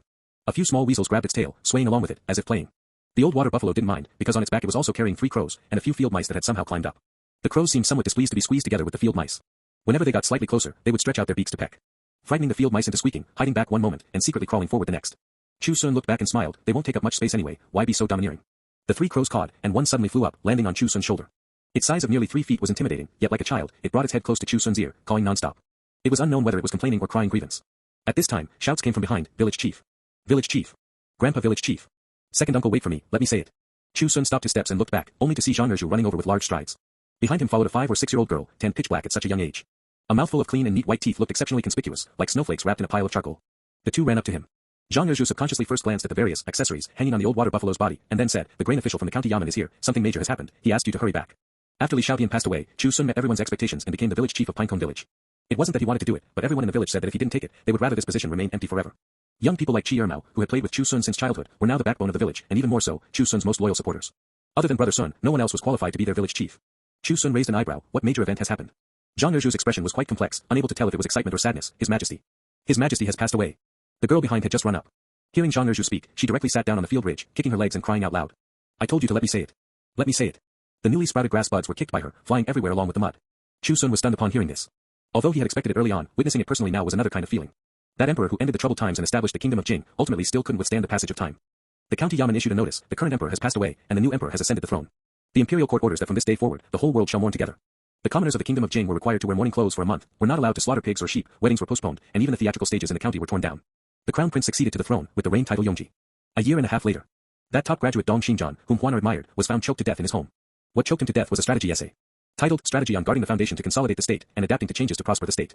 It had been reprinted hundreds of times and forcefully stuffed into his mouth, bursting his throat. End of chapter. Are you truly going to leave this place? The elderly old master sat upright in the county yamen's public school. The young man in front of him, though dressed in simple clothes with cuffs washed until white, had a spine as straight as a pine. His eyes were like stars, especially those eyebrows, thick and straight, almost connecting together. Lord Tang has already greeted the people in Changming Prefecture. If I don't go, it would be truly inappropriate. Master, please rest assured. On the day your student returns, I will definitely make a name for myself. The old master said, even without an official rank, one can still pursue scholarship and equally make a name for oneself. The young man shook his head, that education intended relies on his power to bully others, saying my scholarship is nothing more than this and I will never have a day to pass the exam. I must fight for this breath of pride. Seeing his persistence and firm gaze, the old master knew he couldn't persuade him, and could only ask, have you spoken with respected guest Chu? I have already knelt and bid farewell to Mr. with my father. What did respected guest Chu say? Mr. said, drawing a sword to cut water, the water flows more. I can go, and should not disappoint the master's teachings. Regardless of whether I can obtain an official rank in the future, I must not forget to be a good person. The old master silently repeated a few times, drawing a sword to cut water, the water flows more. Although respected guest Chu has no official rank, he is full of literary talent. Very well, go then. In the future, if you return, you can still come here to study. The young man nodded, took 3 steps back, respectfully knelt down, and kowtowed 3 times to the old master. Then he got up, turned, and left. Watching his back as he walked like the wind, the old master's eyes held both admiration and worry. Many years ago, outside the school, he saw a child in ragged clothes, secretly holding a branch, squatting on the ground learning to write. Although the writing wasn't beautiful, it was written very earnestly, better than all the children in the school. The laws of the kingdom of Jing did not allow commoners to learn secretly. So the master called him over and hit his palms. Hit him every time he came.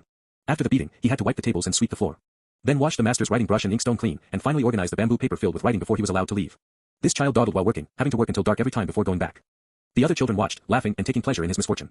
However, a few years later, recommended by County Magistrate Chu Xun, this child smoothly passed the county exam and prefectural exam, earning the title of Shozai. He was An Xiu, and his father was Chu Xun's tenant farmer. Failing the college exam multiple times was not due to insufficient literary talent, but because he offended the education intendant in charge of the college exam. A with grave N.E.S. That rank 4B official dispatched from the Ministry of Rights was only 46 years old, arrogant and haughty. When An Xiu first participated in the college exam, because his dress was too simple, he was reprimanded by him, saying something about insulting the learning of the sages. An Xiu was unconvinced and retorted, a gentleman seeks the Tao and not food, worries about the Tao and not poverty. Shabby clothes and coarse food are not an insult, being unlearned and incompetent, a monkey dressed in human clothes, that is an insult. These words were what the master had said to bail him out when he was secretly learning at the county yamen public school and being mocked by others. He had always kept them in his heart. That education attendant flew into a rage, stating, as long as I am here for a day, you will never pass the exam. Huaner and An Xiu were considered familiar. After learning of this, he asked Tang Xijun to help, but it was useless. The other party was dispatched by the Ministry of Rights. Although his rank was not higher than Tang Xijun's, he was an independent entity. He said he would only consider giving Prefect Tang face if An Xiu came over and performed 3 kneelings and 9 kowtows, but how could An Xiu be willing? Fortunately, Tang Xijun provided a way, letting An Xiu transfer to another prefecture to avoid this person. Outside the school, a tall and thin farmer, and an equally thin and weak woman, carried a bundle. An Xiu took the bundle from his father's hands and said, this trip will take 1 year at the fastest, and 2 years at the slowest before I return. Father and mother, take good care of yourselves. When your son returns, I will fulfill my filial piety.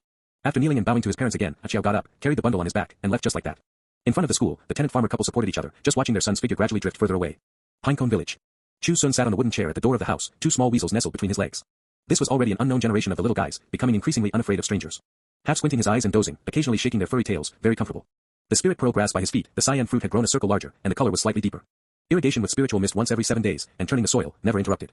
An Xiu came in from outside the courtyard and said, Li Chang'an really moved away, I guess he won't come back in the future. Chu Xun nodded slightly, not making a sound. Since Huaner obtained the second-place graduate, it was impossible for Li Chang'an to stay in Pinecone Village anymore. His face had been completely lost. So what if he relied on the title of Juren to earn several hundred taels of silver a year? Every sum of silver smashed him until his nose was bruised and his face swollen, unable to face people. Did An Xiu really go to another prefecture? So far away, all by himself, what if he encounters some trouble on the road? An Xiu said worriedly. Although An Xiu was the child of a tenant farmer, he often came to pay respects to Chu Xun and An Xiu. His address for the two was Mr. and Mistress. It was An Xiu's first time being called mistress, plus An Xiu's straightforward personality, he was very much to her liking. Chu Xun then opened his mouth and said, didn't Huaner also go hundreds of miles away to serve as a county magistrate? If young people want to fly higher, they have to go further. There's nothing inappropriate about it. Other people become more timid the older they get, how come you become bolder the older you get? An Xiu muttered a few words, and then asked, Lord Tang went to the capital city to serve as the vice minister of revenue, and you didn't even send a gift. Later people will say you lost your manners. Chu Xun smiled, even if the people of the world say I lost my manners, I can't let Lord Tang say I don't know my limits. Seeing someone get promoted and going to send a gift, with Tang Shijun's temper, he would only feel that you were insulting him. The friendship between gentlemen is as pure as water, sending gifts would instead seem superfluous. An Xiu originally wanted to say a few more words, but seeing the few white hairs growing at her husband's temples, she swallowed them back. Never mind, he's getting older, if he doesn't send it, he doesn't send it. Picking up the dried radishes from the courtyard, An Xiu walked towards the woodshed. After taking a few steps, An Xiu turned her head and asked, what was An Xiu's name again? Always calling him An Xiu, actually this was a childhood name. Chu Xun held the small weasel's tail, stroking its fur circle by circle, and said, Huang Qi. An Xiu muttered, why does it sound like a medicinal herb? Year 4 of Yongji. The emperor issued a decree to campaign against the barbarian tribes in the southwest, intending to expand the territory. The barbarian tribes lived in the mountains and forests, keeping company with wild beasts. It was difficult for a large army to deploy, destined to be a protracted war. Fortunately, the kingdom of Jing had laid a good foundation under the rule of Emperor Taizu. The national treasury was abundant, and rations and fodder were sufficient, so there was no worry about supply shortages. Shi Tu, who was supposed to return home to visit relatives, was promoted at the front lines to vanguard Chiliarch. He wrote a letter back, saying he would use the blood and corpses of the barbarians to pave a broad road for his ascent. This was not an exaggeration, expanding the territory was an unparalleled achievement. If he could truly fight bravely and establish illustrious military merits, it wouldn't be surprising to be enfeoffed as a marquis and appointed as a general in the future. Shi Tu said in the letter that he wanted his son Liao Liqing to also join the army. In the future, a tiger son from a family of generals, wouldn't that be wonderful?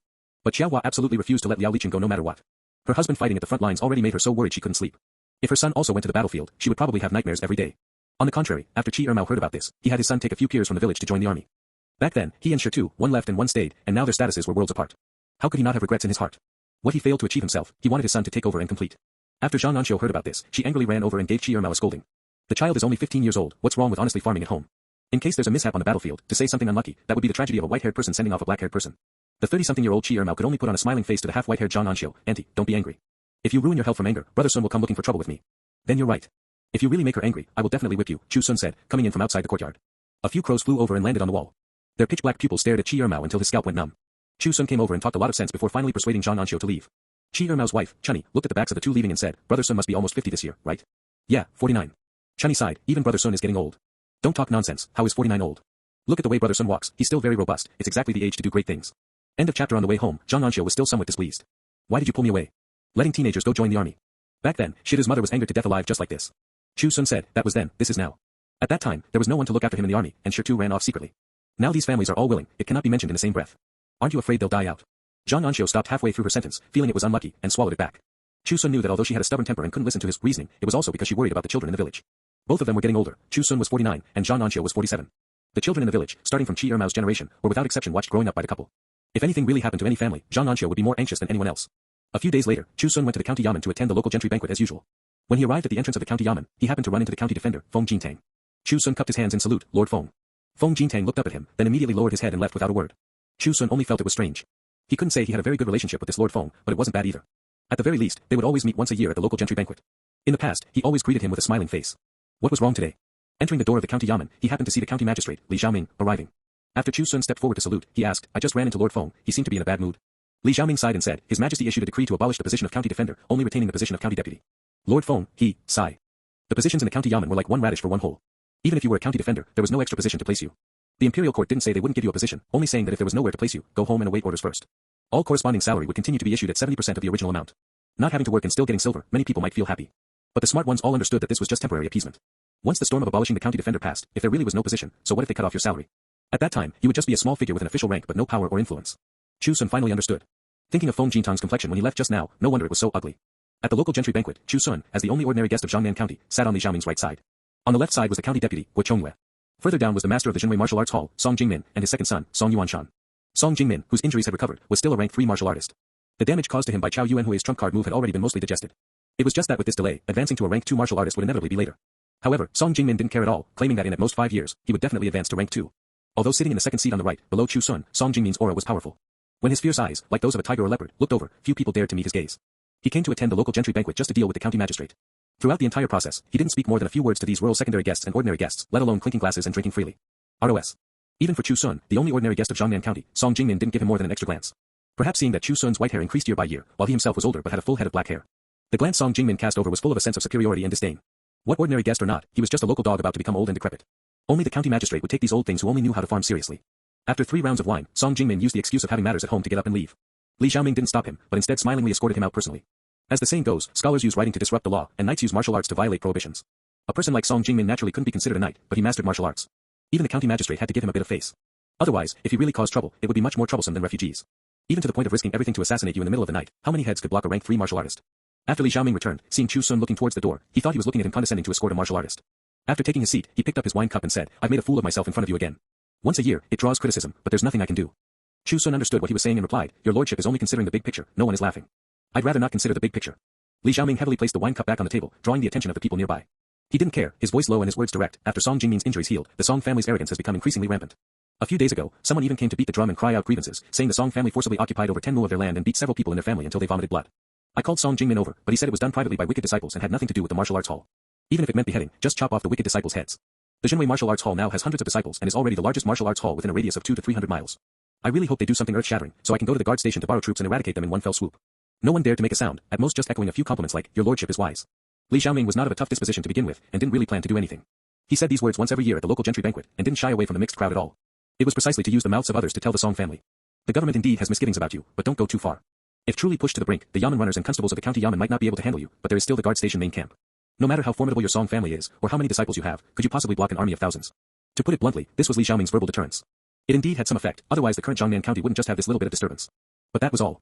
After Li Xiaoming finished speaking, he let everyone enjoy themselves, while he held Chu Xun's hand and poured out his grievances. The position of county magistrate was not a high official rank, but there were many matters. He was overwhelmed every day, increasingly missing the times when Lord Tang and Lord Zheng were still around. At that time, although he was only a master of records with a low position and little influence, he didn't have to manage so many messy affairs, let alone worry so much that he lost a handful of hair every day. If it continued to fall out like this, he was afraid he would become bald in a few years. Your lordship, do not be too distressed, just keep a calm state of mind. The Song family does evil in a region, and one day they will seek their own doom, Chu Xun said. Will that day come? Li Xiaoming smiled bitterly and said, Song Jingmin is 60 years old this year, yet his vitality is even more abundant than mine. The newly married concubine gave birth to an 8 young son for him a few months ago. It is said that his root bone is exceptionally excellent, good material for practicing martial arts. In the future, he might be able to reach rank 1, or even the realm of an innate grandmaster. I'm afraid even when I die of old age, he can still continue to have sons. A son with exceptionally excellent root bone. Chu Xun blinked, picked up his wine cup, and said with a smile, in that case, Song Jingmin plus his sons and grandsons, there must be 8 people. If it weren't for him being picky, not wanting anyone who isn't a national beauty with a root bone for practicing martial arts. Not only is he like this himself, but it's the same for his sons taking wives. Otherwise, how could the Song family only have 8 people? They should have 18 by now. Li Xiaoming shook his head and said. Chu Xun didn't speak anymore and drank the wine in his cup in one gulp. The wine was very good, its mellow fragrance not the slightest bit weaker than the remaining year's brew from the Bai family's old shop. But even if the after effect was stronger than the remaining year's brew, Chu Xun still felt something was missing. It wasn't until he returned home and saw the spirit progress at the door that he realized what it was. Still short of 2 people. End of chapter. In the mountains of the southwest, a fierce storm crashed down. Amidst the lightning and thunder, thousands of people were engaged in a chaotic melee. War horses neighed and crashed to the ground, barbarian soldiers wielding scimitars and stone hammers were extremely fierce. The soldiers of the kingdom of Jing were intrepid and unafraid of death, their blade edges curling from hacking. Broken blades, severed limbs, and blood-stained leather armor rolled into a mass. The endless flow of fresh blood dyed this valley, where the barbarian soldiers had been lured with great difficulty, a fiery red. Among them, a man wearing light armor and holding a long saber. The six-style saber technique of the army, opening and closing widely. Leading several personal guards, he fought and charged fiercely. Even when the barbarian scimitar approached the top of his head, he didn't have the slightest fear, but instead took a step forward, thrusting the tip of his saber through the opponent's heart first. The barbarian soldiers, who had already been ambushed and killed by a wave of archers from the mountaintop, seemed somewhat unable to resist. On the cliff face, Han Mingjong, the great general of the kingdom of Jing responsible for the expedition against the barbarians this time, looked down at that brave military officer. This person is very good, whose command is he under? Zhou Dingyuan, who had returned from Mabe, escaped the imperial court's purge of the Marquis of Anping, and thereby been promoted to commander, hurriedly cupped his hands and bowed. Great general, that is the chiliarch under my command, Liao Shi. When this person was just a platoon commander in Mabe, he was already this intrepid. He said he wanted to establish merits and achievements, and become a high official. These words drew laughter from several military officers nearby. Han Mingjong also smiled and said, to be so intrepid and unafraid of death in order to become a high official is quite rare. Nigerian Naira. Very well, if we can truly annihilate the barbarians this time and expand the territory for our kingdom of Jing, I will report to the Ministry of War later and promote him to a garrison commander. Zhou Dingyuan, you also need to put in more effort, otherwise wouldn't it make people laugh if you let a former subordinate platoon commander surpass you? Zhou Dingyuan nodded and said, this subordinate will do his utmost. Han Mingjong didn't look at the fierce battle in the valley anymore, but raised his eyes to look further away. He said indifferently, past this mountain range is the state of Wu, famous for forging weapons. I used to think it was quite far, but looking at it now, it's not considered far. Everyone followed his gaze and seemed to understand something. Year 7 of Yongji, the kingdom of Jing's expedition against the barbarians had taken 3 long years. At Yixianshan, the main force of the barbarians was routed. Then sweeping across the southwest, the territory of the kingdom of Jing expanded by hundreds of miles as a result. But Chu Xun did not return, only because there were still many small tribes in the mountains resisting with all their might. Although small in number, they were like poisonous snakes hidden in the dark, making it impossible to guard against them. The Ministry of War issued an order that the small tribes in the southwest must be completely pacified. However, in year 10 of Yongji, the emperor suddenly died suddenly, not even having time to leave a posthumous edict. Pinecone Village. An Xiu, who was already 53 years old, had mostly white hair and more wrinkles at the corners of her eyes. Accompanied by a few medicinal herb merchants, she strolled around the medicinal fields, checking this year's harvest and discussing prices. Fighting the barbarians took 6 long years, and the price of medicinal herbs rose by 50% as a result. It became more expensive for commoners to see a doctor and get medicine. Plus, the imperial court put pressure on the local areas, and the local areas transferred the pressure to the farmers and merchants. Every prefecture and county tried every means to increase tax revenue. Coupled with the increasingly serious forcible occupation of land by the gentry and powerful families, and the occasional natural disasters of severe droughts and floods, the officials of the prefectures and counties, seeking self-preservation, did not report the disaster situations, causing the commoners to starve to death with nowhere to complain. Displaced and destitute, their wails filled the roads. By the field, Chu Xun stood there. At the age of 55, many people were already old, hunched over, and had stiff legs and feet. Chu Xun was much better than them, except that the grizzled beard he had grown over these years was extremely thick, almost covering the lower half of his face. Many young people in the village had already gotten used to this appearance of his. Even acquaintances like Chi Ermao had almost forgotten what Chu Xun looked like when he was young. Chu Xun appeared to be waiting for the medicinal herb merchants to inspect the medicinal fields, but in reality, he was looking at his own growth. Water element spell 41754/100000, limited control of the marshes of heaven and earth within 100 jang. Earth element spell 41594/100000, limited control of the soil of heaven and earth within 100 jang. 8 years of time passed in a flash. The progress of the 2 types of spells had both approached the halfway mark. Although they hadn't reached the point of promotion, compared to the beginning, they were much handier to use. He no longer needed to use his eyes to see, he could rely on the water vapor between heaven and earth to accurately perceive everything within 100 jang. Whether animals, plants, or even a small piece of soil, it was as if seen with his own eyes. Moreover, it was not obstructed by the field of vision, truly leaving nowhere to hide. When the raindrops carrying spiritual energy fell on the plants, it brought a comfort like water and milk blending together. Water was no longer a dead object, but seemed to have spirituality. It created a connection between him and every single thing he came into contact with. Not only could he feel the comfort of the plants, he could even perceive the joyful emotions of the medicinal herb merchants. This feeling was extremely wondrous. It was like his own body had extended out to countless points. So this is the true spell, not simply controlling water, but an extension using water as a carrier. To a certain extent, water was no longer water, but a part of the body. No wonder in the information of the 5 elements Tao magic, I vaguely saw a divine being calling the wind and summoning the rain. It turns out one really can do it as easily as directing one's own arm, commanding the rivers, lakes, and seas. Brother Sun, An Xiu walked over and called out, they've all taken a good look, there are no problems, the price is raised by 10% compared to last year. A few medicinal herb merchants wearing cloth clothes walked over, bowed slightly, and cupped their hands to Chu Xun, Master Chu, the medicinal herbs in your medicinal field can be called top grade. Not to mention Jiangnan County, even in the neighboring counties, there are few families that can compare. According to business, they shouldn't have praised so straightforwardly. But for some unknown reason, standing in front of Chu Xun and being looked at by those bright eyes, they poured out everything they were thinking in their hearts exactly as it was. So much so that after they finished speaking, they looked at each other somewhat blankly, seemingly not understanding why they were so honest today. Chu Xun smiled and said, since you are satisfied, then take them away, the price is easy to negotiate. As everyone knew, Master Chu was generous and open-handed, never haggling with people over small amounts of money. A middle-aged medicinal herb merchant wearing a felt hat hesitated for a moment, but still opened his mouth and said, don't say that I am speaking unlucky words, Master Chu also doesn't lack silver, it's best to prepare more medicinal herbs for healing injuries and replenishing vitality. A man next to him in a long gown, who looked more like a scholar than a medicinal herb merchant, followed up and said, these words are indeed not wrong.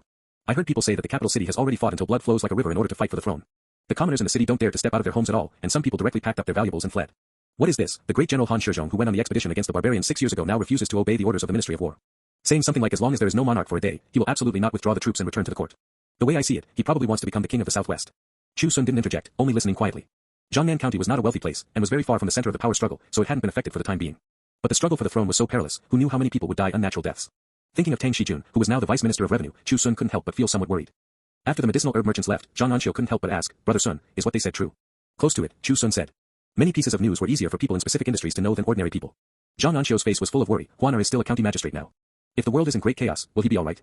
Chu Xun shook his head and said, the world will not be in great chaos, just wait until a new emperor is decided among those princes to ascend the throne. An Xiu still wanted to say something, but couldn't help coughing out loud. She had caught a chill a few days ago and hadn't fully recovered yet. Chu Xun originally told her not to come out, but An Xiu's temper had been fiercely stubborn since she was little. The thing she wanted to do, she had to do even if the sky collapsed and the earth sank. Chu Xun supported her, gently stroking her back to help smooth her breathing. Looking at his wife's head full of white hair, with less than 30% of black hair remaining, he couldn't help but sigh and say, you're not a young person anymore, take more care of your own body. An Xiu slowly exhaled a breath, looking up at this man she had been together with for decades. His skin color was still as dark as before, and the attachment in his eyes was still the same as it had never changed. It's precisely because I'm not young anymore that I want to be with you more. End of chapter. Chu Xun naturally understood An Xiu's feelings. The older they got, the shorter the days they could spend together in the future. Having such a wife, what more could a husband ask for? Supporting An Xiu, they walked slowly towards home. Passing by Shida's house, Xiaohua, who was drying dried fish, looked up and saw them, hurriedly greeting, village chief, auntie. Chu Xun and An Xiu went over and chatted for a few words. Liao Liqing was still in the house studying essays and didn't come out. Xiaohua hoped her son could be like Huaner, studying to become a talent, and not fighting on the battlefield like Shi. But Liao Liqing was not material for studying. Even his handwriting was very ugly, and no matter how he was taught, he couldn't learn. On the contrary, the six-style saber technique of the army that Shi came back to teach him a few years ago, he wielded it with the wind roaring, extremely proficiently. Unfortunately, Xiaohua wouldn't let him join the army, so this saber technique had no place to be used. After chatting for a while, Chu Xun continued to support An Xiu and walked home. Looking at the backs of the two, Xiaohua couldn't help but sigh with emotion, the village chief and auntie are really getting old. At the same time, she was very envious of them staying together and growing old together. That pair of figures supporting each other was something many people couldn't envy enough. Just like her, obviously her husband was still alive, but it was like she was living as a widow. Xiaohua sighed heavily, turned around, and went back to pour out the dried fish from the bamboo basket. She cut open their bellies one by one, pulled out the fish intestines and gills, and then laid them out on a stone slab in the courtyard to dry. The direction of every fish's mouth faced east. From large to small, from long to short, neatly arranged. Raising a child alone for so many years had made her develop such a habit. If it wasn't neat, she felt like ants were crawling all over her body. The sound of a book closing heavily came from the house, followed closely by a young man's sigh. Studying is so hard. Over the next few days, Chu Xun bought many expensive medicinal herbs to replenish vitality and blood. Along with that old ginseng, he cut a small slice every day for An Xiu to brew tea and drink. Such a precious treasure that could hang on to a person's last breath, how could An Xiu not know its value? But she didn't hesitate at all, nor did she feel heartache. She was very active in brewing ginseng tea every day. It could be seen that she really wanted to nurse her body back to health. A month later, just as Chu Xun had said. Among the 13 princes, the 6th prince ultimately won and ascended the throne as emperor. The reign title was Chongming. Rumors in the street said that of the 13 princes, 6 died, and 5 were confined. Only the youngest 13th prince, because he shared the same mother as the 6th prince, was spared. The new emperor ascended the throne, and the government decrees of the 6 ministries flew out of the capital city like snowflakes. However, the 1-month window period resulted in the local military and political power being firmly held, and the imperial decrees no longer had the deterrent power they had before. An Great General Han Xiu, who had agreed to return upon receiving the emperor's imperial edict, used the excuse of clearing out the remnants of the barbarians to continue entrenching himself in the southwest. The Ma tribe, which had rested and recuperated for over a decade, now also began to tentatively invade the borders. Internal troubles and external threats left Emperor Chongming with no time to deal with Han Xiu for the moment. He ordered people to reorganize a group of secret spies and plant them in all the prefectures and counties across the country to find evidence of corruption and perversion of the law, and then use it to control them. If there were disobedient ones, he would have the imperial censors step forward to impeach them. Considering the intricate and complex factions of the court officials, in order not to leak information, the person responsible for organizing this group of people and commanding them in secret was eunuch Zhongli, who had accompanied Emperor Chongming growing up. He was a tall and thin eunuch who always kept his hands tucked in his sleeves and never looked people straight in the eye. According to hearsay, the Red Sleeve brothel, which had the most girls and the best tricks in the capital city, was opened by him. While suppressing a group of disobedient officials, Emperor Chongming also promoted and won over a group of people. Among them were An Xiu and Huaner. One was promoted to Minister of Revenue, and the other was promoted to Prefect of Long'an Prefecture. There were many young officials promoted to Prefect at the same time, almost all of them in lower prefectures, holding rank 5 official positions. So even with An Xiu, a rank 2A minister, the other ministers didn't pay too much attention. One minister plus over a dozen lower prefecture prefects was nothing. As for the impeachment by imperial censors, it was even more inconsequential. The court was full of factions, allying with each other. Impeached and demoted today, they would find an excuse to be promoted again tomorrow. This made Emperor Chongming's paranoia even heavier. He hated the aristocratic families and nobles even more. In the blink of an eye, 3 years passed. Severe coughing sounds came from the house. Chu Xun held the medicine bowl, scooped up the dark brown medicinal juice, blew on it to cool it slightly, and then brought it to An Xiu's lips. An Xiu's face was a bit pale. Although the medicinal juice was very bitter, she still opened her mouth and drank it. Ever since she caught a chill 3 years ago, her health had not been very good. After inviting a famous doctor for diagnosis, it was said to be meridian blockage. It was suspected to be caused by the accumulation of always working barefoot in the fields when she was young. It was also thanks to those 3 fruits, plus the old ginseng for replenishment, otherwise she wouldn't have been able to get up long ago. After all, An Xiu was 56 years old, and many commoners at this age had already passed away. After feeding a bowl of medicine, Chu Xun was just about to get up when he was grabbed by An Xiu. Looking at her full head of white hair, her eyes still pitiful, Chu Xun gently patted the back of her hand. Huaner is still waiting outside. I'll go say a few words and come back. You rest for a while. A few small weasels jumped up from the edge of the bed, sniffed at An Xiu's face, and stuck out their soft, tender tongues to lick the bitter medicinal juice at the corners of her mouth. This generation of weasels no longer had any foul smell. With the corners of her mouth licked by them, she couldn't feel too bitter a taste. The small weasels obediently nestled by An Xiu's ear, as if wanting to use their body temperature to help her get better faster. Only then did An Xiu let go, and Chu Xun got up and walked out. The man with a mustache and a steady temperament at the door saw him come out and immediately asked, "Uncle, how is Aunt doing?" "She just drank her medicine, there's no major issue," Chu Xun said. Huaner was already 34 years old this year, no longer the child from before. Many familiar people said he looked more like Chu Xun's child. Even the mustache around his mouth was similar to Chu Xun's during his middle age. The sound of flapping wings came from the air. The two looked up and saw dozens of huge crows flying over from afar. Soon they flew into the courtyard, most of them landing on the eaves. Only one old crow landed in front of Chu Xun and cawed a few times. Even Huaner heard the urgency in the cause and couldn't help asking, "Uncle, what's wrong with them?" "It's nothing, I asked them to help find something, it seems they didn't find it," Chu Xun said. Huaner was somewhat puzzled. What kind of thing required crows to find? Chu Xun didn't explain, only asking, "How is your father doing now?" Zhang Sanchun was 2 years older than Chu Xun, already 60 this year. His body was usually considered robust, but a few days ago it suddenly rained, and he was in a hurry to bring back the roasted goods from the stall outside, accidentally taking a fall. Chu Xun had already gone to visit him. The injury was neither light nor heavy, and he would probably have to stay in bed to recuperate for a few months. "He's all right, but I wanted to take him to Long'an Prefecture, and he refused, saying he was worried about Aunt." Huaner sighed and said, "I always feel that my father has lived his whole life for others, never thinking about living happily for a few days for himself. Everyone has their own way of living." "You are not him, how do you know if he is happy or not?" Chu Xun said. "On the contrary, you made a special trip back, is there something you want to say?" Huaner nodded. He indeed had a very important matter returning this time. He should have gone directly to find his teacher An Xiu, but thinking about it, he decided to first go home to visit his parents and relatives, and ask for Chu Xun's opinion along the way. Under the heavens, the person Huaner admired the most, besides An Xiu, was his uncle Chu Xun. "This is the national policy I drafted, uncle please help take a look to see if there is anything inappropriate," Huaner said, handing over a few pieces of parchment. This kind of parchment was not afraid of water, and to a certain extent not afraid of scratching, and could be preserved for a long time. But it was not easy to make and was expensive, so ordinary people wouldn't be willing to write things on it. Chu Xun took it and glanced at it. After a moment of silence, he looked up at Huaner. "Aren't you afraid of death?" End of chapter. The reason Chu Xun asked this was because Huaner's national policy was too shocking. Once implemented, the shock it would bring would be no less than the strategy on prospering the state and consolidating the foundation proposed by the top graduate Dong Xinjian, who was choked to death back then. Huaner's eyes were bright, his whole body full of righteousness, and he said, "Uncle has lived here for a long time, and does not know the hardships of the world. The kingdom of Jing has been established for nearly 60 years, accumulating a large number of wealthy gentry and powerful families, all of whom can be exempt from taxes. Teacher said that the taxable land known to the Ministry of Revenue today is 50% less than when the country was founded. After decades of land reclamation, the taxable land has not increased but decreased, which is terrifying. The commoners have land but dare not farm it, and can only entrust it to the gentry, being exploited to death. If this continues, the kingdom of Jing will hardly survive.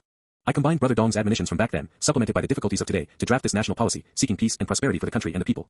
Looking at the impassioned Huaner in front of him, Chu Xun suddenly realized that the figure of the child carrying a basket and selling roasted goods at the temple fair many years ago had disappeared. Replaced by an upright and honorable official of the kingdom of Jing, full of righteousness. He himself had grown old, but Huaner had grown up. Chu Xun opened his mouth and said, "You should know how your brother Dong died. This matter is too difficult to do. If you really want to do it, wait a few more years."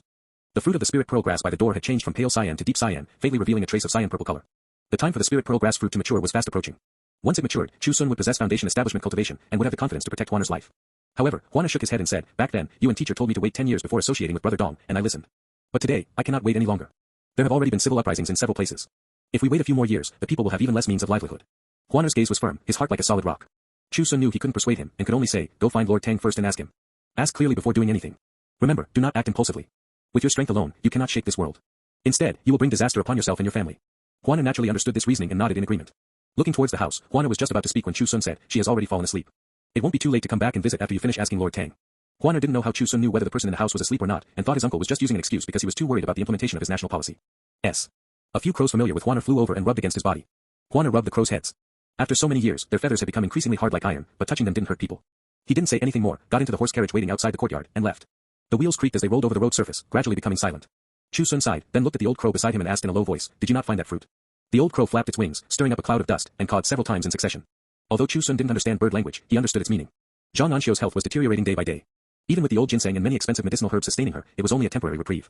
Moreover, the more she took, the smaller the medicinal effect became. That was why Chu Xun thought of the fruit the crows had brought back then, and asked them to go look for it again. If the fruit was still there, even if there were ferocious beasts in the mountain forest that several rank 2 martial artists would find hard to escape from, he would try every means to get it back. Unfortunately, the crows made a trip and returned without success. Presumably, the fruit had already been picked by someone, or eaten by ferocious beasts. The old crow leaned its body over, lowered its head, and its wings drooped on the ground. Chu Xun reached out and patted its head. "I don't blame you, you've already done very well." He turned and entered the house. On the bed, An Xiu had indeed fallen asleep. Chu Xun was constantly using the ability of his spells to monitor his wife's condition. Walking slowly to the bedside, a few small weasels opened their eyes but didn't move, seemingly afraid of waking An Xiu. Amidst the orange-yellow fur, An Xiu's white hair was exceptionally obvious. Even with Chu Xun's excellent eyesight, he couldn't find many black hairs. She was truly old. Chu Xun pinched his fingers, the sorrow in his eyes becoming even thicker. A moment later, An Xiu suddenly opened her eyes. Seeing Chu Xun standing by the bed, she immediately called out, "Brother Sun." Chu Xun hid the sorrow in his eyes, hurriedly sat by the bed, and took her hand. "Why did you wake up?" An Xiu held his hand, her voice slightly low. "I dreamed of Dad. Dad waved at me, saying he would take me to reunite with Mom, and even make dumplings for me to eat." Chu Xun's body trembled upon hearing this, suddenly remembering that when Li Xiaotian passed away, he had said the same thing. His hand couldn't help but grip tighter. An Xiu felt it and glanced at their clasped hands. Then she laughed. "I'm not going, I still want to live my days with Brother Sun." Chu Xun only felt his eye sockets were very hot. He bent down and kissed his wife's forehead. Then he lay on his side next to her, reached out to brush aside the white hair on An Xiu's forehead, and said softly, "You did the right thing, we're not going. If you want to eat dumplings, we can make them ourselves. Let's wait until the new year to make them, together with older brother and sister-in-law." "Okay." Many days later. Capital City, the residence of the Minister of Revenue. Huaner sat upright in a chair, looking straight ahead. Tang Xijun, wearing casual clothes, held the parchment and read it carefully. His face was like an ancient well, showing not the slightest ripple. When he left Jiangnan County, he was only 29 years old. By the time he reached the position of Minister of Revenue, he was already 51 years old. His hair was grizzled, already showing signs of old age. A full 21 years had passed. This Lord Tang, who was full of arrogance, had grown deeper in shrewdness and heavier in prestige. After a long time, he put down the parchment, looked at Huaner, and asked, "What did Chu Xun say?" "Uncle asked me, aren't you afraid of death?" Tang Xijun laughed upon hearing this and said, "That indeed sounds like a question Chu Xun would ask. That person has a body full of abilities, yet doesn't like to care about the affairs of the world." Huaner said, "Uncle values family affection above all else. Teacher, what do you think of this national policy?" Tang Xijun didn't hesitate at all and said, "Nothing could be better." Huaner felt joyful in his heart, but Tang Xijun changed the subject. "But this matter, you cannot be the one to do it. Is teacher afraid that I will be like top graduate Dong, dying before my mission is accomplished?" Huaner asked. "It's good that you understand," Tang Xijun said. "This national policy is very good, and is urgently needed by the kingdom of Jing, but the person to do this matter cannot be you. Anyone who does this matter will be hated by the imperial relatives, aristocratic families, nobles, and wealthy gentry, and will undoubtedly die. Chu Xun doesn't want you to die, and naturally, neither do I." Huaner suddenly felt disappointed in his heart. Just because he didn't want him to die, he was going to abandon it. If being an official only cared about life and death, then what was the point? He might as well resign and go home to farm. "Teacher." Tang Xijun placed the parchment on the table and did not return it. He looked at his only disciple and said, "So, I will do this matter." Huaner was stunned for a moment. Didn't teacher say that whoever does this matter will undoubtedly die? Tang Xijun gave a free and easy smile. "Have you forgotten what your teacher is famous for in the court?" Huaner naturally wouldn't forget. Minister Tang's reputation had never been small. What was most widely known was that he was very arrogant. Regardless of whether you were a rank 1 high official or an imperial relative. In Tang Xijun's eyes, the people under the heavens who could catch his eye could be counted on one's fingers. Many people hated him, but even those who hated him the most would secretly give a thumbs up and admit that this person had the capital to be arrogant. "Starting from today, you need to do 3 things. Before that, I will block all open spears and hidden arrows, and pave a road for you." Tang Xijun said thus. His tone was not high, but as always, his arrogance reached the clouds. As if even if all the swords in the world hacked over, he would not die from it. For a person to be arrogant to this extent, it was truly absolute. End of chapter 1. Returned to Pinecone Village and told Chu Xun. His teacher asked him to do 3 things, but only mentioned 2. One was to befriend the seal-holding eunuch of the Directorate of Ceremonies, Zhang Li, and the second was to choose an opportunity to transfer to the Ministry of Revenue as a director. Both things were not difficult to do, but as for the third thing, Huaner didn't know what it was either. Learning that An Xiu was going to block the knives and pave the way for Huaner, Chu Xun sighed, this teacher of yours truly leaves people speechless. Being his disciple is your greatest blessing. Huaner deeply agreed with this. How is An Xiu doing recently? Chu Xun asked again. Many years ago, An Xiu left Pinecone town to go to other prefectures to take the imperial examinations. However, up to now, he still hadn't passed. It was only because the solidarity of the Ministry of Rites was even more formidable than An Xiu had expected. Or perhaps because they usually had few opportunities to exercise their power, the education intendants of other prefectures also made things difficult for An Xiu in various ways. Huaner smiled bitterly and said, I originally didn't want to tell you, but An Xiu stopped taking the exams a few years ago. To make a living, he went to steer boats and transport salt for the salt gang, becoming a salt worker. However, he is chivalrous and generous, and has excellent relations among the salt workers, so there's no need to worry too much. Chu Xun nodded slightly. Having a proper profession to make a living is also considered not bad, lest he become obsessed like Li Chang'an. A year later, Huaner transferred from Long'an Prefecture to the Ministry of Revenue as a director, a rank 5A official. In the same year, Emperor Chongming issued a decree unifying all prefectures, no longer dividing them into upper, middle, and lower grades. All prefects were to be rank 3A officials. This move caused an uproar in the court, and only then did the others understand why Emperor Chongming had previously promoted so many prefects of lower prefectures. Rank 5 officials suddenly all transformed into rank 3 officials. Huaner, who had transferred to the Ministry of Revenue as a director, was laughed at by people. They all said he wanted to use his teacher An Xiu's connections to go through the back door into the Ministry of Revenue. But they didn't expect that if he had stayed, he would have directly been promoted 4 ranks on the spot. Naturally, there were officials who opposed this move, but with so many rank 3 prefects, and the power behind and in front of them. Coupled with the imperial power faction and the neutral faction, the court officials were left with no alternative. At this point, they finally realized how deep the scheming of this emperor, who was able to fight his way out from among over a dozen princes, truly was. Are Nigerian Nairobiese. During this period, An Xiu, as the Minister of Revenue, began to become the target of public criticism. He proposed to Emperor Chongming to measure the land properties of the world, clarify the household registrations, and also came up with some set of rules for official assessments. The last point was fine, just doing a bit more real work to avoid giving people cause for gossip. But the first 2 points aroused the dissatisfaction of many people. Many of the land properties in the kingdom of Jing today were forcibly occupied by important figures who could be exempt from taxes. The commoners with no land to farm fled everywhere as refugees, and the household registrations were a complete mess. Local officials openly and secretly made false reports, and the tax silver that could be handed in became less year by year. The national treasury was now extremely empty, so Emperor Chongming was naturally willing to support this. Moreover, the Tang family was also one of the prominent aristocratic families. Since An Xiu was willing to jump into the fire pit himself, he could just sit on the mountain and watch the tigers fight. Thus, with the full support of Emperor Chongming, An Xiu established the land measurement office at the end of year 5 of Chongming. Coordinating with the various subordinate offices under the Ministry of Revenue, and pulling in the Ministry of Personnel, they started working on these matters together. Year 6 of Chongming. Chu Xun sat at the door of his house as always, the spirit pearl grass by his feet having changed from deep cyan to light purple. Calculating the time, it wasn't long before it matured. When the time came, Chu Xun would no longer be at the chi condensation stage, but foundation establishment. How much stronger foundation establishment was than chi condensation, without anyone to guide him, Chu Xun had no way of knowing. But he could be sure, it would be very, very strong. Huaner came out of the house and said in a low voice, Aunt has fallen asleep. Zhang Anxiu's body was getting worse day by day, and now she was groggy every day, making people extremely worried. Chu Xun patted the wooden stool next to him. Huaner obediently sat down, looked up at his uncle whose hair and beard were all white, and felt somewhat dazed for a moment. He still remembered at the Songlu Water God Temple Fair, his uncle asking him how the two of them could buy roasted goods together without losing out. At that time, his uncle and aunt were still very young, and he never thought that they would also grow old. But thinking about it again, he himself was already 40 years old. His father was also over 60 years old, and now could no longer lift the iron shovel weighing several jin, and could only let the shop assistants do it. Do not be too sorrowful. The moon has its waxes and wanes, people have their joys and sorrows, and there is no never-ending banquet in the world. Huaner was slightly moved. Having been an official for so many years, he had long developed the habit of not showing his emotions on his face. But his uncle could still easily see through his heart.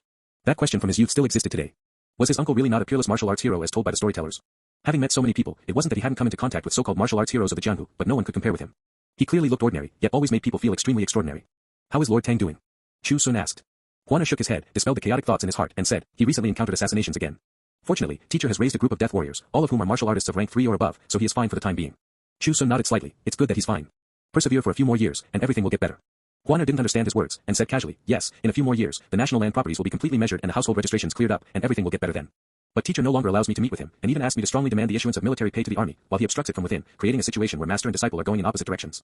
Chu Xun frowned slightly upon hearing this, not quite understanding what An Xiu was trying to do. Just to pave the way for Huaner, it seemed unnecessary to do such seemingly meaningless things.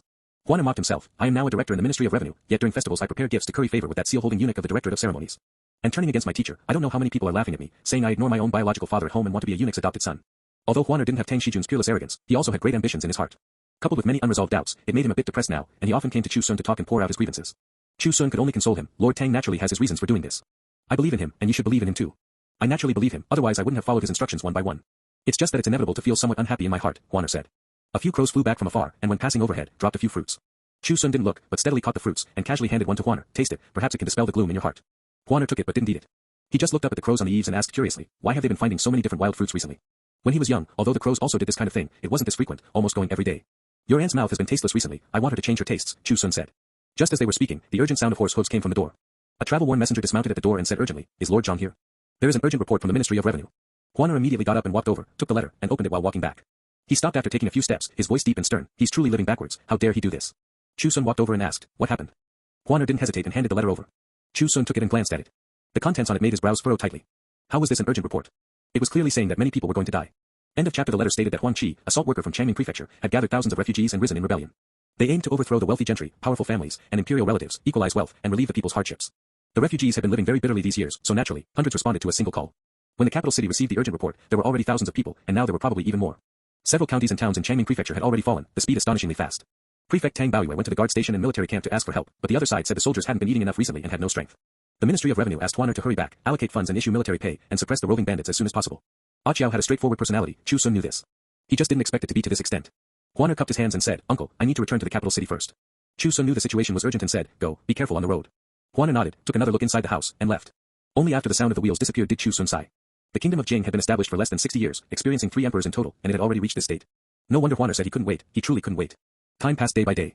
Although the imperial court issued military pay to the army and sent them to Changming Prefecture to suppress the rebellion. However, they ignored a very important matter, which was that this turmoil originated from the commoners having no land to farm. When people can't eat, even if you are the heavenly king himself, no one will give you face. Not only Changming Prefecture, but other prefectures and counties also successively experienced civil uprisings. For a time, while the kingdom of Jing couldn't be said to be riddled with gaping wounds, it still made a group of important figures anxious and overwhelmed. Even Emperor Chongming no longer supported Tang Shijun's opinion of opposing the issuance of military pay to the army and waiting for the next wave of tax grain to be handed in to distribute food. Huaner brought a large sum of silver and personally escorted it to the various military camps, leaving an excellent impression on these military officers and soldiers. The Minister of Revenue talked about the national treasury being empty and absolutely refused to issue silver. It still had to be this director. Disregarding the teacher-student relationship, starting from the big picture, he fought for tangible benefits for them. The Ministry of Revenue couldn't collect tax grain and had no rations to issue, but the market was not lacking. With silver, one could eat their fill. In the blink of an eye, it was year 7 of Chongming. Pingshui Town, the Zhang family residence. The old and decrepit Zhang Sanchun lay on the bed, no longer having much strength to speak. It wasn't until Huaner stuffed the ginseng slice sent by Chu Xun into his mouth that he managed to struggle to open his eyes. Looking at the circle of people around him, Zhang Sanchun's gaze fixed on Chu Xun and Zhang An Xiu, who also had heads full of white hair. "Ah Sun." Zhang Sanchun called out weakly. Chu Xun responded, stepping forward and bending down, "Older brother." Zhang Sanchun tremblingly poked his emaciated hand out from under the covers. Chu Xun understood and hurriedly held it together with his. Zhang Sanchun said, "Dad wasn't wrong back then. With you, little sister can live a good life. Thank you." These words might sound a bit abrupt to others, but the older generation all understood why he said this. Chu Xun shook his head slightly. "There's nothing to thank me for. Marrying Zhang An Xiu was not forced by others, but voluntary. Although there were some small regrets, being a loving couple for so many years made it worth it." Zhang Sanchun coughed a few times, and Huaner hurriedly stepped forward and said, "Dad, why don't you rest for a while?" Zhang Sanchun shook his head. He knew his time was running out. He then looked at his wife Lin Xiaoxi standing at the head of the bed. Although she was already old, in his eyes, she was still as beautiful as when she was young. R Alpha and BS. Zhang Sanchun always felt that he should say a few more words. But after thinking about it, only a sentence and a half popped out. "I was too stupid." But catching up to the fallen star that year was the smartest thing I've ever done. Lin Xiaoxi stepped forward with red eyes. Just as she was about to speak, she saw Zhang Sanchun's pupils turn dull, having already lost their vitality.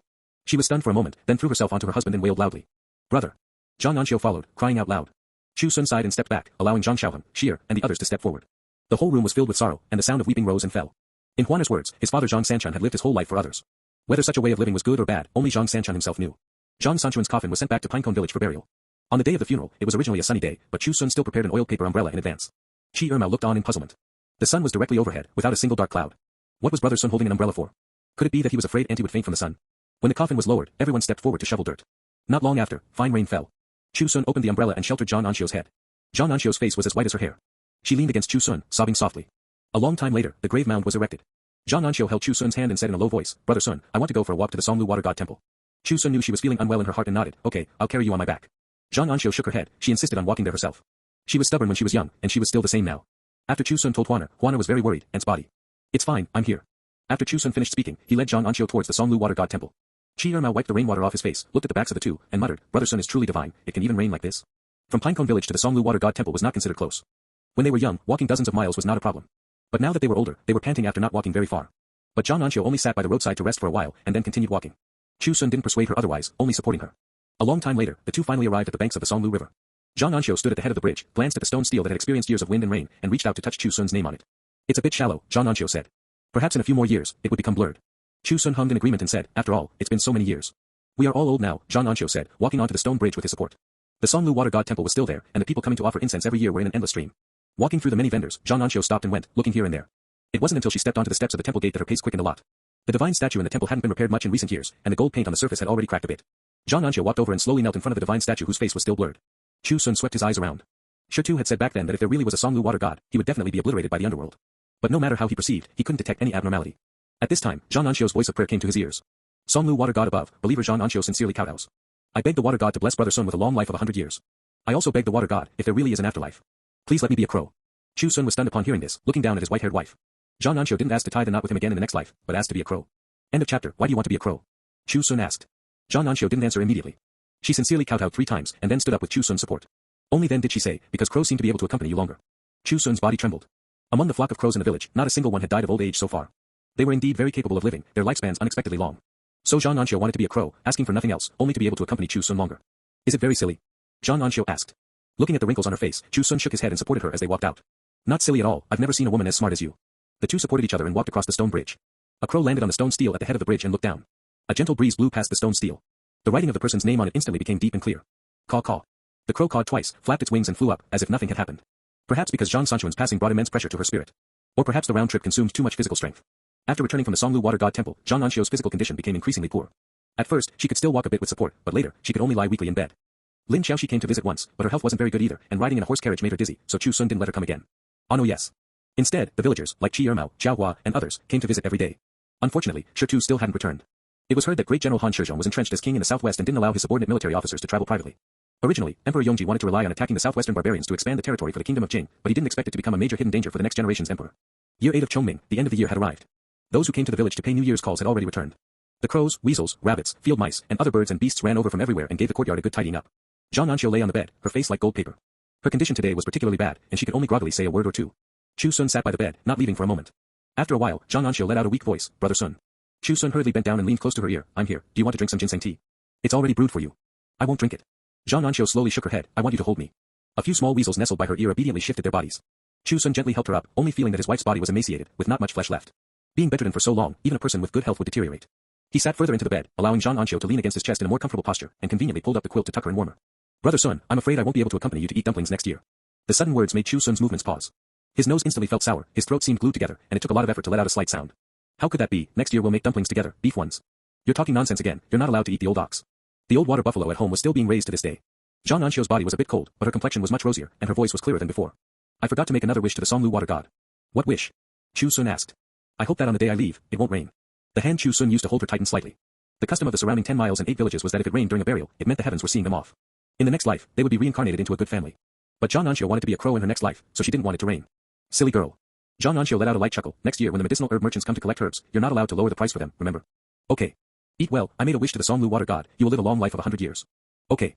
Then I'm leaving." Chu Xun's hand tightened even more. He buried his head in An Xiu's hair, no longer able to smell the scent of her hair, only a thick aura of death. His suppressed voice seemed like a knife slicing open his heart. "This is not good at all." There was no response. Only a body that was constantly growing colder, which no matter what, could not be warmed up in his embrace. The birds and beasts outside the courtyard seemed to sense something and stopped one after another. In the Songlu River, 3 giant pythons poked their heads out from under the water, flicking their tongues in the direction of the village. The moon was covered by dark clouds, without a single trace of light. It wasn't until the sky was dimly lit that Chu Xun put An Xiu back on the bed. He brought a comb, combed her hair neatly strand by strand, buttoned her buttons, and covered her with the quilt. Qi Ermao and the others came to visit early in the morning. After calling out a few times without a response, they suddenly felt something was wrong in their hearts. Chu Xun walked out of the house. His complexion made Qi Ermao's eye sockets turn red. "Brother Sun, where is Auntie?" Chu Xun looked at him and said softly, "She's gone." Qi Ermao fell to his knees with a thud, unable to hold back his crying. Ever since they came to play at Chu Xun's house when they were young, An Xiu had been very good to these children in the village. She had no children, so she poured all her maternal love onto these people. With this departure, Yin and Yang were separated. More and more villagers learned the news and hurried over. Even the white-haired county magistrate Li Xiaoming came to offer his condolences. On the day of the funeral procession, Qi Ermao and Huaner stood at the very front to carry the coffin. The coffin was very heavy, but the person inside was very light. The sky was densely covered with dark clouds, looking like it could rain and snow at any moment. Xiao Hua especially brought an oiled paper umbrella, but Chu Xun shook his head and didn't take it. "It won't rain today, nor will it snow." Xiao Hua looked at the hazy sky. In such weather, it logically should. But Chu Xun insisted, so she couldn't say much more. The grave in the field had already been dug. The coffin was slowly lowered, and then the villagers stepped forward one by one to shovel dirt. Chu Xun was the last to step forward, holding a whole clod of dirt and placing it on the grave mound. Boom. A clap of winter thunder seemed to shatter the horizon. Chu Xun looked up at the sky, his gaze calm. Xiao Hua and the others hoped it would rain quickly. For such a good person like Auntie, the heavens ought to come see her off. However, after waiting for a long time, not a single drop of water fell here. Instead, hundreds of meters away, rain mixed with snow fell continuously. Such a strange scene left the villagers somewhat at a loss. Qi Ermao couldn't help pointing at the sky and cursing loudly, "You thieving heavens, why are you like this?" Chu Xun called over the astonished Huaner and said, "Take them back, help me arrange the subsequent matters." Huaner asked, "Are you not going back?" "I want to stay here and accompany her for a while," Chu Xun said. Huaner didn't try to persuade him, only taking off his own robe and draping it over Chu Xun. Under his urging, the villagers finally left reluctantly, sobbing. Voices cursing the heavens for being blind, like Qi Ermao's, were endless. Chu Xun sat in front of the grave as if he hadn't heard. Looking at the stone steel in front of him, he said softly, "Rest assured, with me here, it won't rain." End of chapter. Forming a spell seal, the soil around the coffin continuously condensed, becoming incomparably hard. The coffin subsequently sank continuously, only stopping when it reached about 5 zhang deep. If someone were to dig up the top layer of soil at this moment, within 2 or 3 meters, they would completely be unable to dig any further. The soil quality was comparable to metal and stone, an iron shovel striking it would only produce sparks. After finishing this matter, Chu Xun still maintained his control over the marshes of heaven and earth within 100 zhang, not allowing a single trace of water vapor to fall on the grave mound. Merely having qi condensation stage cultivation made him feel very exhausted. He had to lean against the tombstone. Vaguely, he seemed to hear familiar voices again. "I secretly filled this from the water buckets Dad carried, quickly drink some to relieve the heat. Husband. I also beg the water god, if there really is an afterlife. Please let me be a crow. Because crows seem to be able to accompany you longer. The corners of Chu Xun's mouth were bitter, and he sighed to himself, so this is the price of seeking longevity. He had always known that to achieve longevity, he would inevitably witness many joys and sorrows, partings and reunions. He had also thought that one day, when he had seen enough, perhaps he would no longer think too much about it. But ultimately, he hadn't reached that point yet. Chu Xun stayed here for a long time. The villagers were all very worried, and Huaner, Chi Ermao, and the others took turns waiting here. Even the children in the village took the initiative to run over, bringing quilts and food to Grandpa Village Chief. They perhaps didn't quite understand life and death yet, only knowing that they would never again see that old grandma who would always smilingly grab a handful of roasted goods and stuff them into their pockets. Arno B. It wasn't until after the first 7 days that Chu Xun returned. Chi Ermao and the others finally breathed a sigh of relief. While escorting Chu Xun home all the way, Chi Ermao was still saying, "Brother Sun, you have to look on the bright side, don't do anything silly." From ancient times to the present, there have been countless people who died for love. They all knew that Chu Xun and An Xiu had deep feelings for each other, so it was inevitable to worry about this aspect. Chu Xun didn't turn his head, his voice clearly entering their ears. "No need to worry, I still have many things I haven't finished doing." Although Chi Ermao and the others didn't know what he was talking about, as long as Chu Xun had no intention of seeking death, that was good. After that, every day the villagers would take the initiative to come to Chu Xun's house to sit for a while and talk. Just so he wouldn't feel too lonely. Chu Xun knew the villagers' good intentions. When summer arrived, he would walk around all the farmlands in the village every few days. The crops in the village grew exceptionally well this year, at least a 50% increase in yield. Until year 9 of Chongming. The hot summer was approaching. Lin Xiaoxi's health had also not been very good recently, and Huaner came back to take her to the capital city, lest an accident happened and they couldn't see each other for the last time. He also made a special trip to Pinecone Village, wanting Chu Xun to go with them. "I still have matters to attend to, we'll talk about it after I'm done," Chu Xun said. "What matters do you have?" "I can have someone do it, why do you need to do it personally?" Huaner asked in puzzlement. He was now the left vice minister of the Ministry of Revenue, a rank 3 official. Many things were just a matter of a single sentence.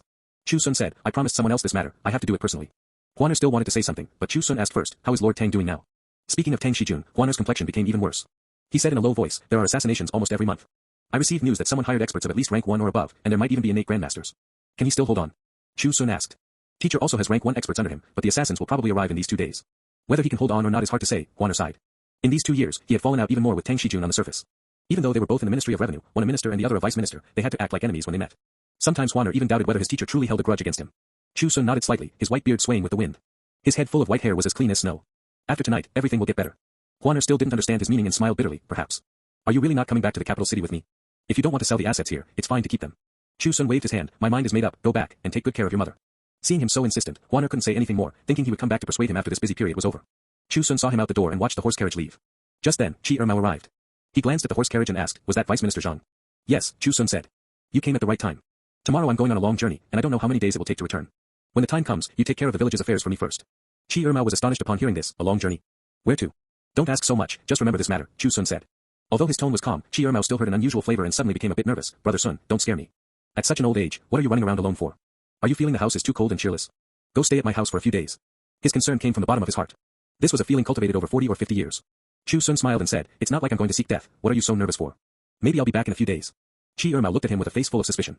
Going on a long journey at such an old age, and not saying where he was going, how could he not worry?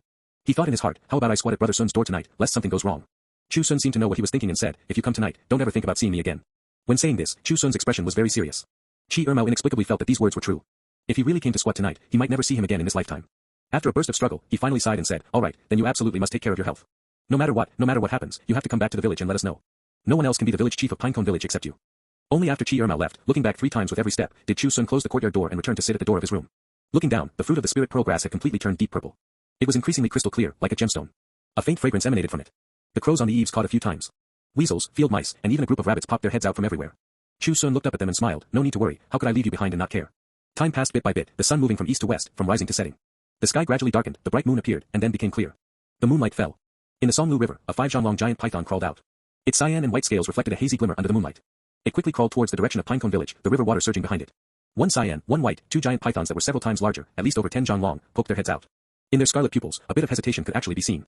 They looked in the direction the cyan and white giant python left, and ultimately chose to sink underwater. When the cyan and white giant python arrived at Pinecone Village and swam to the front of Chu Xun's courtyard door, it was exactly halfway through the hour of midnight. It crawled up along the door frame. Its massive python head thus poked over the top of the wall. In the courtyard, the old man with white hair and beard stood up. The spirit pearl grass by his feet bloomed with purple light. The fierce wind howled, rustling loudly. Chu Xun glanced at the python head on the wall but didn't drive it away. He looked down at the spirit pearl grass flashing with purple spiritual light by his feet. 60 years of time, long and drawn out. You and I have both endured it. It's time for foundation establishment. End of chapter. Chu Xun had always believed that he was a proper immortal cultivator.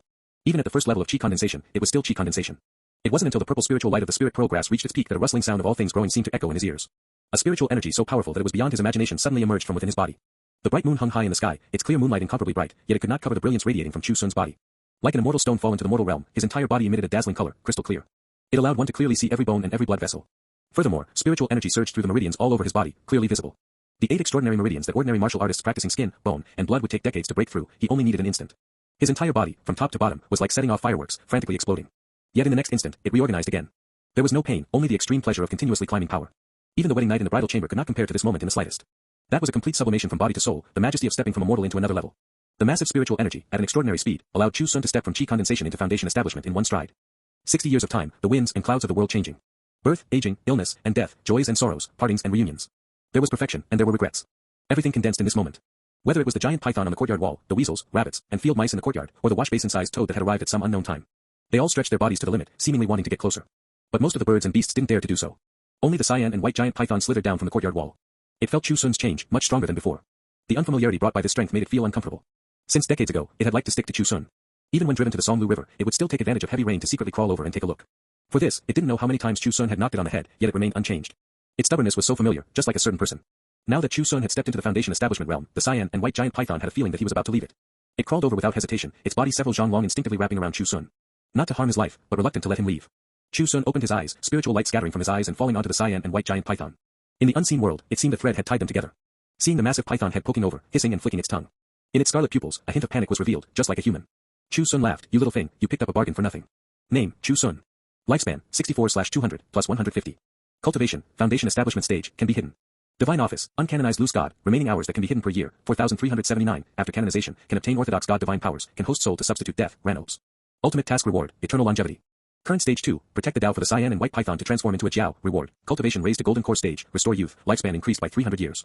Note, scaled insects overstepping the mandate of heaven must first shed their poison, change their bones, and grow a reverse scale, then suffer the 3 tribulations of lightning, wind, and water, followed by the obstruction of orthodox gods. 5 elements spells 2/5. Water element spell 99476/100000, limited control of the marshes of heaven and earth within 1,000 zhang. Earth element spell 99417/100000, limited control of the soil of heaven and earth within 1,000 zhang. Metal forging spell 0/30,000, possess a slight innate perception ability towards metal. Wood sprout spell 0/30,000, bring a small amount of help to plant growth.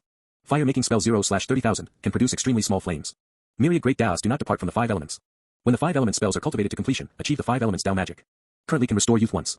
The lifespan increase brought by reaching foundation establishment made Chu Xun, despite still having white hair and beard, full of vitality and vigorous life force.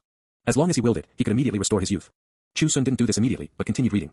The lifespan of the foundation establishment stage had increased to 200 years, and there was an additional reward of 150 years listed separately behind it. Besides the increase in lifespan and cultivation, there was an additional divine office. As expected, it was uncanonized, but unexpectedly, there was only 1 hour per year where a flaw would be exposed. Chu Xun looked up in the direction of Jiangnan County. This 1 hour would be the most dangerous moment every year. Further down was why he said the cyan and white giant python had picked up a bargain for nothing. That bit of spiritual light was the opportunity for the next task. The cyan and white giant python was reluctant to leave Chu Xun and came over to wrap around him, causing the spiritual light to naturally fall onto its body. One could only say that the word fate was wonderfully indescribable. The other birds and beasts were not as clingy as the cyan and white giant python, resulting in them losing this opportunity, otherwise, they would be the ones Chu Xun had to protect the Tao for. Scaled insects overstepping the mandate of heaven, 3 tribulations. Chu Xun raised his eyebrows slightly. This special note was presumably to tell him the risks of protecting the Tao. Before the cyan and white python transformed into a Jiao, ample preparations needed to be made. How to prepare, and what things to prepare, still needed careful consideration. The subsequent 5 element spells were within expectations. The new metal, wood, and fire spells still started from the most initial stage and gradually improved. Only the earth and water spells were nearing completion. Not only that, the original control range of 100 zhang had now directly multiplied tenfold, reaching a vastness of 1,000 zhang. After carefully reading all the information a few times and confirming there were no omissions, Chu Xun looked again at the spirit progress by his feet. The matured spirit progress no longer needed to rely on soil to survive. At this moment, it swayed with the wind and slowly rose into the air.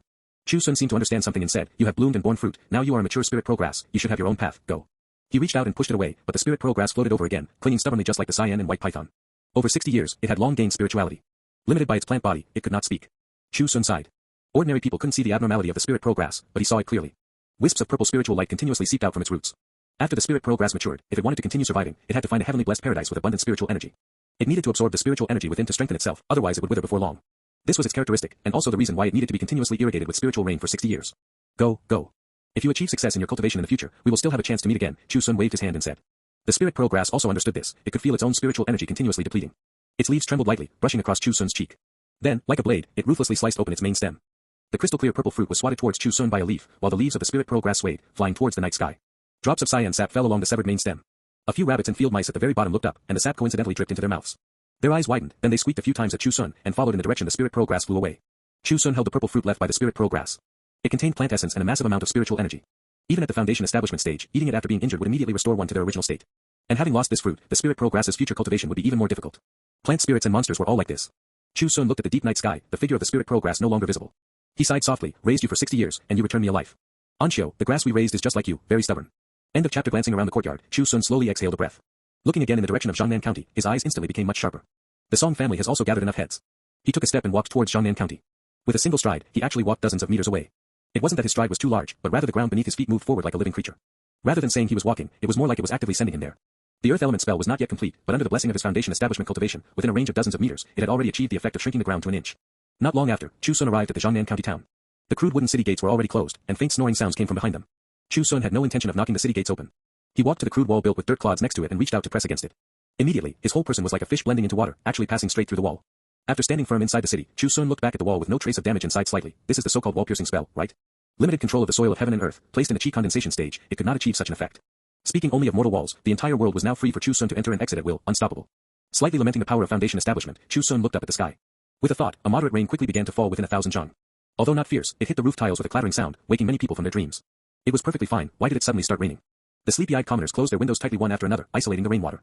Yet they did not know that on the late-night streets, an aged figure was walking slowly forward. The rainwater, with him as the center, continuously moved forward. With the windows closed, the rainwater couldn't get in, and the sound was also mostly muffled. Song Jingmin's martial arts talent was very high, and he was also very ambitious. He was very clear that in this life, he would inevitably be promoted to a rank 1 martial artist. If he encountered an opportunity, breaking through the limits of rank 1 and reaching the realm of an innate grandmaster was not without a chance. Therefore, he had always paid great attention to his family's bloodline. Whether it was his own or his son's wives and concubines, they all had to possess a martial arts foundation and talent. A with ring above new S. Even when recruiting sons-in-law, it was the same, and they had to marry into the family. After snatching the Zhenwei martial arts hall from the Chao family, the Song family had developed rapidly over these years. Hundreds of disciples were a force that even the county yamen did not dare to underestimate. Not to mention that Song Jingmin himself had already been promoted to rank 2. Such an expert, even if dozens of those yamen runners and constables in the county yamen attacked together, they couldn't beat him. Now the Song family residence had been expanded to a vastness of 5 mu of land. In the county town, such a residence was the only one of its kind. As for the imperial court's so-called 3 rooms and 5 frames regulation, Song Jingmin just built an extra wall for the houses in the courtyard and considered it dealt with. Who dared to manage it? The reputation of the Song family members could make children not dare to cry at night. From top to bottom in the family, they ran amok and tyrannized the county. If ordinary commoners took one extra look at them, they might be severely beaten. If they knew whose family had good things, they would brazenly go to their door to demand them. Euphemistically calling it borrowing, but they didn't even have an IOU. If you dared to demand it back, who knows, the next day the person might be gone. It could be said that from top to bottom in the Song family, there was no one whose hands were not stained with murder cases. They were even more detestable than those nobles that the founding Emperor Taizu had beheaded back then. Such local bullies caused the old county magistrate Li Xiaoming to be scolded terribly as well. The commoners wished he would quickly retire and return to his hometown, and be replaced by someone who could eradicate the Song family. Back when Lord Tang and Lord Zheng were the county magistrates, the Song family didn't dare to be this arrogant. At this time in the Song family residence, the night was deep and quiet. Those who should be sleeping were all asleep, only Song Yuan was still throwing punches in the courtyard. Without using any internal force, relying only on the wind of his punches, he produced bursts of explosive sounds. He was Song Jingmin's youngest son, a natural good seedling for practicing martial arts. Various precious medicinal soups and tonics were stuffed into him as if his life depended on it. Now only 15 years old, he was already a rank 4 martial artist. Overflowing with natural talent, he was much stronger than Song Jingmin. Barring any accidents, he could at least reach rank 1, and the probability of becoming an innate grandmaster was also extremely high. Precisely because of his high talent, coupled with the influence he received since childhood, he looked down on everyone under the heavens. Especially ordinary commoners, in his eyes, they were no different from livestock. They were all cattle and sheep raised by the Song family. If you could provide value, they would raise you for 2 more days. If you had no value, you would be slaughtered for meat. Every time his rank was promoted, he would kidnap a young and strong commoner to test his punches. The reason was very simple. No matter how good a wooden dummy was, it was not as real as punches hitting flesh and blood splattering. Those commoners were all beaten to death alive by him, without exception. At such a young age, no less than 7 or 8 people had already died by his hands. His body full of muscles bulged as if about to burst open. On his face that still showed a bit of immaturity, hung a pair of extremely gloomy eyes. Ha! He threw another punch, completely disregarding that the old and young in the family all needed to rest. However, as the punch was thrown, a drop of water fell from the sky. Song Yuan looked up, only to see rainwater continuously falling, covering the entire courtyard in the blink of an eye. He was slightly astonished. The moon was not covered by dark clouds and still hung in midair. Why did it suddenly start raining? Just as he was about to retract his fist, Song Yuan suddenly seemed to sense something and abruptly turned around. He saw a figure pass through the enclosing wall, walking out like a ghost. Although his vision was partially obscured by the rainwater, by the moonlight, he still saw clearly that it was an old man with completely white hair and beard. The sky full of rainwater fell, hitting the walls, falling to the ground, and smashing against the roof tiles and branches with a crackling sound. Only on the old man's body, there was not a single trace of water. Under the moonlight, those eyes hidden beneath white eyebrows were as bright as the blazing sun. Not only were they bright, but they also carried an incomparably clear killing intent. A killing intent accumulated for a full 48 years. Song Yuan had also killed people, and had even wrestled with tigers and leopards. But no matter how fierce the wild beasts were, they only made him feel his blood run cold, rather than like now, where his whole body couldn't help but tremble. It was as if the old man in front of him was 100 times, 1,000 times fiercer than tigers and leopards. Ah! He gritted his teeth fiercely and shouted out loud with all his strength, using this to break through the suppression of the aura. Retracting his fists to his waist, he planted his feet firmly on the ground, his gaze like a dragon, and asked in a deep voice. Who are you? Chu Xun looked at the young man in front of him, seeing his courage and vitality that surpassed ordinary people. That kind of vigorous vitality, like a towering giant tree in its youth, made one sigh in admiration. What is your relationship to Song Jingmin? Chu Xun asked in return. An extreme sense of terror suddenly arose in Song Yuan's heart. He didn't know why, but this question made him feel like he was facing death directly. He knew he shouldn't answer. But the arrogance in his heart, the overbearingness cultivated over these years, or rather, his rampant nature, made him unable to tolerate not even daring to answer a single question. I am his son, Song Yuan said through gritted teeth. So you are Song Jingmin's most genius son. Chu Xun nodded slightly. Just as Song Yuan was about to ask him what his purpose was in coming here, he heard words that made his whole body emit cold air. Then if you die, Song Jingmin should be quite sad. End of chapter. At this moment, Song Yuan threw a punch without hesitation. A rank 4 martial artist could already split monuments and crack stones. Ordinary commoners would find it hard to withstand even a single punch. A force of hundreds of jin, bolstered by the terror in his heart, pierced through the rainwater like a long spear. His self-confidence rose accordingly. He was a genius. A genius who could be promoted to an innate grandmaster in the future. The loud shout just now had already awakened the people in the courtyard. Song Jingmin was the first to come out of his room, heading straight for the courtyard where Song Yuantu was. Passing through that spacious archway, the scene before his eyes made his eye sockets nearly split open. He saw his son Song Yuantu entangled by several water ropes, and water cones had already pierced through his limbs and collarbones. No matter how he struggled, it was to no avail. The rainwater continuously fell, and the figure of the old man with white hair and beard remained clear. Song Jingmin didn't know who the other party was or why he was attacking the Song family. But he saw clearly that this was not a figure he could deal with. Those water ropes and water cones were so miraculous, definitely not the methods of a martial artist. Just as he was about to speak, the water rope wrapped around Song Yuantu's neck suddenly exerted force. Amidst a harsh cracking sound, Song Yuantu's eyes bulged out, and his vitality rapidly faded. When the water rope dissipated, the corpse smashed heavily onto the ground. Until his death, he never thought he would die so quickly. He was clearly a genius with the opportunity to be promoted to an innate grandmaster, yet he died at the age when he least deserved to die. The rainwater beat against the banana leaves in the courtyard, the crackling sounds continuous. There was no thunder between heaven and earth, only the bright moon hanging high. Illuminating the dense raindrops, it drenched Song Jingmin, who was standing dumbfounded in place, into a drowned rat. On his bare upper body, water stains continuously flowed down his highly bulging muscles. Blood vessels and blue veins bulged. Song Jingmin's gaze shifted from the corpse of his genius son to Chu Xun. His eye sockets nearly split open, but he forcefully suppressed the urge to attack. Who are you, and what enmity do you have with my Song family? Before his words fell, he saw that figure had already arrived right in front of him. Caught off guard, his abdomen was bombarded by a massive force, and his whole person flew out like a rolling boulder. In midair, streaks of fresh blood spilled down.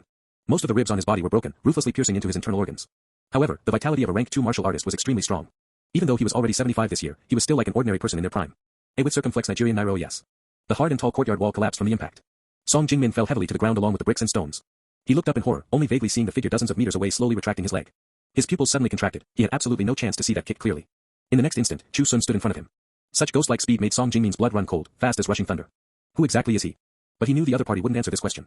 After wildly spurting a mouthful of fresh blood, Song Jingmin coughed and said in a trembling voice, even if Senior is not a legendary immortal, you have at least reached the realm of an innate grandmaster. No matter what enmity you have with my Song family, bullying the small as the big like this, aren't you afraid of making people laugh? Those who could reach the realm of an innate grandmaster were all top experts with names and reputations in the Jianghu.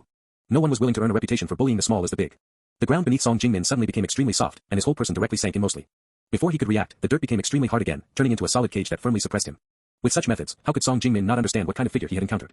Chu Xun looked down at him from above and said, having endured for so long, if I still can't bully the small as the big, and defeat the weak with the strong, wouldn't I have endured in vain? The rainwater turned into hundreds of water cones, stabbing towards Song Jingmin. I heard that a rank 2 martial artist has already trained their skin and bones to an extremely high realm, and except for a few vital weak points, other places cannot be harmed by swords and axes. This was true. But there were too many water cones, and they found the locations of the vital weak points almost in the first wave. When the water cones easily pierced through the vital weak points, Song Jingmin trembled all over, and sweat beads the size of beans continuously fell. Immortal Elder, stop. Whatever you want, the Song family can give. If it's something the Song family doesn't have, we can help you snatch it. Even if we have to kill more people, we will not hesitate. More people from the Song family were alarmed and gathered towards this side one after another. Song Jingmin's words were spoken as a matter of course, as if this was what he was supposed to do. Chu Xun's eyes grew even colder. You truly deserve to die. A stone was pulled by spiritual energy, turning into mud and pasting over Song Jingmin's mouth. Then it became extremely hard again, growing dozens of barbs that hooked onto his mouth and tongue. If Song Jingmin wanted to spit this mud out, he would only tear his mouth to shreds. Dad. Song Yuanshan ran over, pale with fright. Song Jingmin's eyes widened, desperately wanting to roar, but he couldn't utter half a complete sentence. Chu Xun looked up.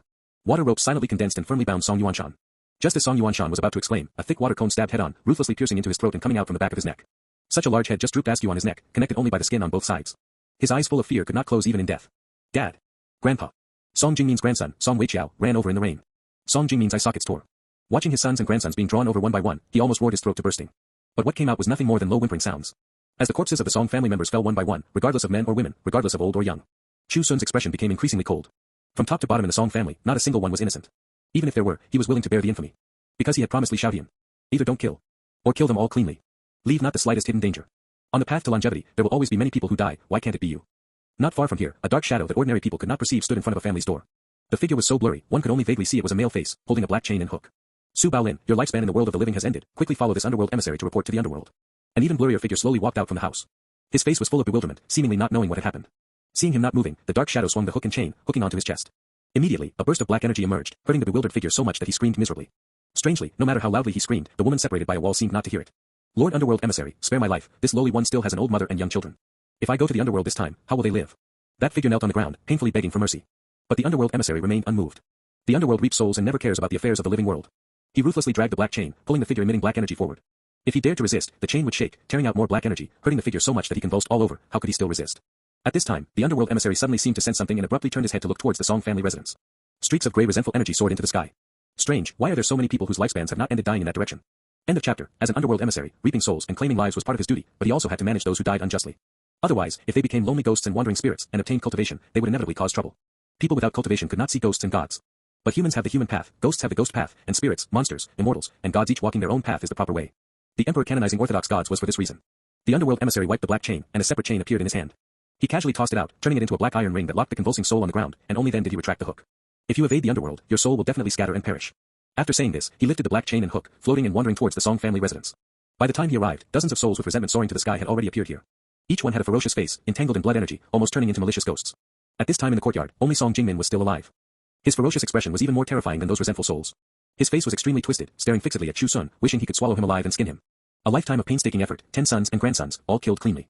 Even the daughters-in-law, granddaughters-in-law, sons-in-law, and even servants who came to curse angrily, also met the same death. Song Jingmin valued bloodline inheritance the most in his life, which was why he placed such importance on his sons and grandsons taking wives. However, everything was destroyed. Just on this day.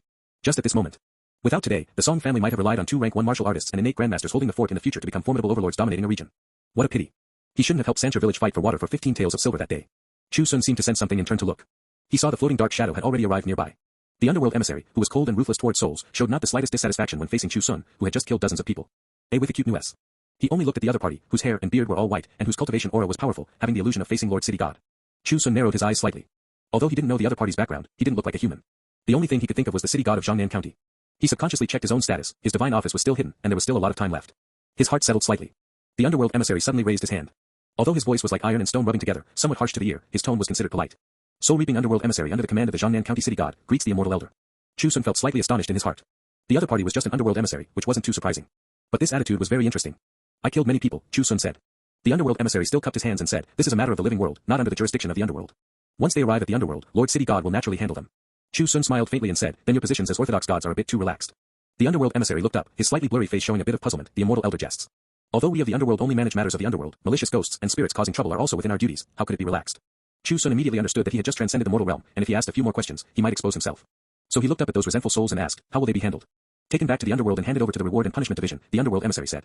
If it's found out they are wicked people, will they really be sent to the 18 levels of hell, and then reincarnated into the animal path? The underworld emissary shook his head, entering the 18 levels of hell, they might not have the chance to reincarnate again, they will probably be directly obliterated. Chu Xun nodded, obliterated is good, these people are worse than animals. Such a great deed, thank you for your hard work. The underworld emissary hurriedly cupped his hands, it is my duty. It's just that there are many resentful souls here, I will have to invite the night wandering god or more underworld emissaries to come. Song Jingmin, who was bound on the ground, watched Chu Xun talking eloquently to thin air, only feeling cold sweat breaking out all over his body. What 18 levels of hell? What obliteration? Who was he talking to? No matter how wide Song Jingmin opened his eyes, even if his eye sockets burst open and 2 trails of blood flowed down, he couldn't see anything. Even the lowest level underworld emissary of the underworld was not something mortals could see. If he really wanted to see, he just had to die. Chu Xun looked down at the trembling Song Jingmin. This person had finally discarded all his resentment, leaving only fear.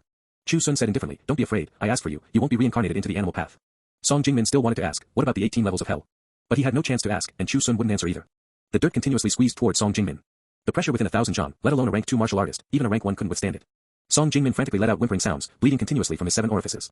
Amidst bursts of bone-crushing sounds, he was forcefully squeezed into meat paste. Only then did Chu Xun seem to remember there was an underworld emissary next to him.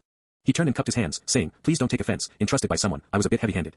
The underworld emissary hurriedly cupped his hands, this is a matter of the living world, not under the jurisdiction of the underworld.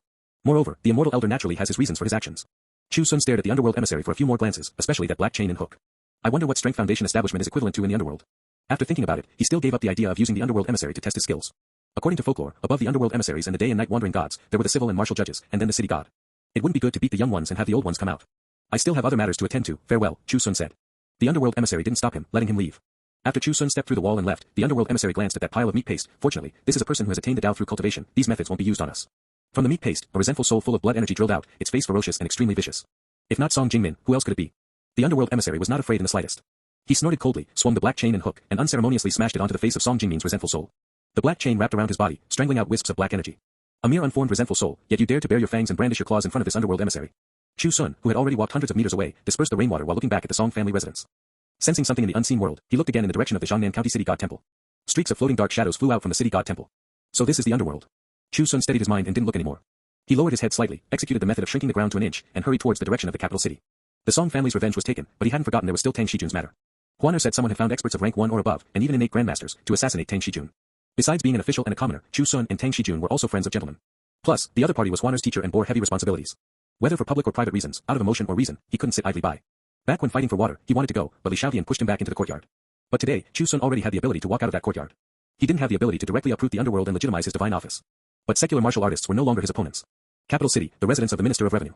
Tang Shijun hadn't fallen asleep, standing in the courtyard looking up at the sky. A sturdy guard with a long saber at his waist walked over, his square face full of concern.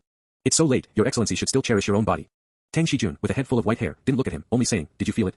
The rank 3 martial artist guard looked up. Besides the moon and stars, there was nothing extraordinary. What feeling does your excellency speak of? Tang Shijun chuckled lightly and said, just that death is approaching. End of chapter. Jiangnan County City God Temple. Dozens of resentful souls were brought back. The civil judge, wearing a blue official robe and with a face much clearer than the underworld emissaries, opened the book of good and evil. Checking them one by one, they were indeed all people whose lifespans had not ended. The civil judge opened the book of good and evil again, pointed the judge's brush, and a faint golden light lit up, then quickly dissipated. Cannot find out his background. The civil judge was not surprised. As a subordinate of an orthodox god canonized by the emperor of the kingdom of Jing, he possessed divine power. According to what the underworld emissary said, that was a cultivator whose depth could not be seen. Now it seemed this person was even more formidable than what the underworld emissary had described. Otherwise, it wouldn't be that even the book of good and evil couldn't find out his background. The civil judge looked at the soul-reaping underworld emissary waiting beside him and said, since he is a person who has attained the Tao through cultivation, acting in a living world, there are naturally heavenly rules. There is no need to meddle in this matter. Pausing for a moment, the civil judge added, if you see him again next time, absolutely do not be negligent. The underworld emissary bowed and complied, naturally not daring to be negligent. Residence of the Minister of Revenue. Tang Shijun was not a person who feared death. If he were afraid, he wouldn't have blocked knives and paved the way for his only disciple. Despite feeling something in his heart, he remained calm and composed. Bring wine, Tang Shijun ordered. The guards hurriedly had someone bring the best floral deity brew in the capital city, contained in a fine porcelain bottle. Less than a gene cost 5 taels of silver. Ari with grave S. Tang Shijun draped his outer garment over his shoulders, sat on a stone stool in the courtyard, and poured and drank by himself. The night wind was still a bit cold, blowing in gusts. The pomegranate tree planted in the courtyard, which had just grown some leaves, rustled loudly in the wind. Over a dozen guards were stationed, some in the open, some hidden. There were also death warriors who were ranked 3 martial artists or above hidden in the rooms. The dignified residence of the Minister of Revenue was so heavily guarded. The night was already deep. There shouldn't have been any more sounds. But the guard still heard a slight noise. It was someone rapidly sweeping towards this side. He looked at Tang Shijun with some worry. Your Excellency. Tang Shijun poured a second cup of wine without even lifting his head. Have you ever regretted being my guard? Life isn't easy, is it? At such an urgent moment, he still had the leisure to chat about everyday matters. Although the guard was anxious in his heart, he still said without hesitation, never regretted. Your Excellency works for the country and the people, and is not tolerated by treacherous officials. Pausing for a moment, the expression on the guard's square face became even more resolute. This subordinate's family has already been sent away, I have no attachments. He didn't mention death, but every word showed he viewed death as returning home. Tang Shijun smiled, raised his hand, and handed the second cup of wine to him. Wine bolsters a hero's spirit, I reward it to you. The guard took it with both hands, bowed respectfully, and drank it in one gulp. Returning the cup with both hands, he turned to face forward. Clang. The long saber was unsheathed, the tip pointing diagonally downwards. A faint smell of wine mixed with intense killing intent. A moment later, the sounds outside quieted down. This meant the incomers had already arrived nearby. Whoosh. A crossbow bolt shot from the top of the wall, heading straight for Tang Shijun's face, extremely vicious. Without the slightest scruple that this was a rank 2 high official personally appointed by the emperor. According to the laws of the kingdom of Jing, killing a rank 2 official would result in the execution of at least 3 generations of the family. The long saber in the guard's hand swung from bottom to top, accurately and flawlessly cleaving the arrow away. Glancing at the deflected sharp arrow, military crossbow. Several more crossbow bolts shot over, blocked by several guards joining forces. None of them feared death. If their sabers couldn't block it, they would use their bodies to block it. Tang Shijun was protected very well, still pouring and drinking by himself, seemingly not caring at all how many people the other party brought, or what kind of people they were. Over a dozen figures jumped down from outside the wall, charging towards Tang Shijun to kill. The guard raised his long saber and shouted an order, protect his excellency. The two sides engaged in battle, but the other party's martial arts were profound, and the martial artists in the rooms had to rush out to support. On top of the wall, several figures stood, not immediately joining the fray. Seeing the martial artists in the rooms forced out, a burly bald man among them said in a deep voice, there's still a rank one who hasn't shown his head. The person next to him was tall and thin, with astonishingly long arms, and his face was covered with light yellow beard, like an ape. He grinned, revealing a mouth full of sharp teeth. No rush, it's still early. This was the capital city, and the residence of the Minister of Revenue. Assassinating in the middle of the night, yet not afraid of the capital city defense forces and constables.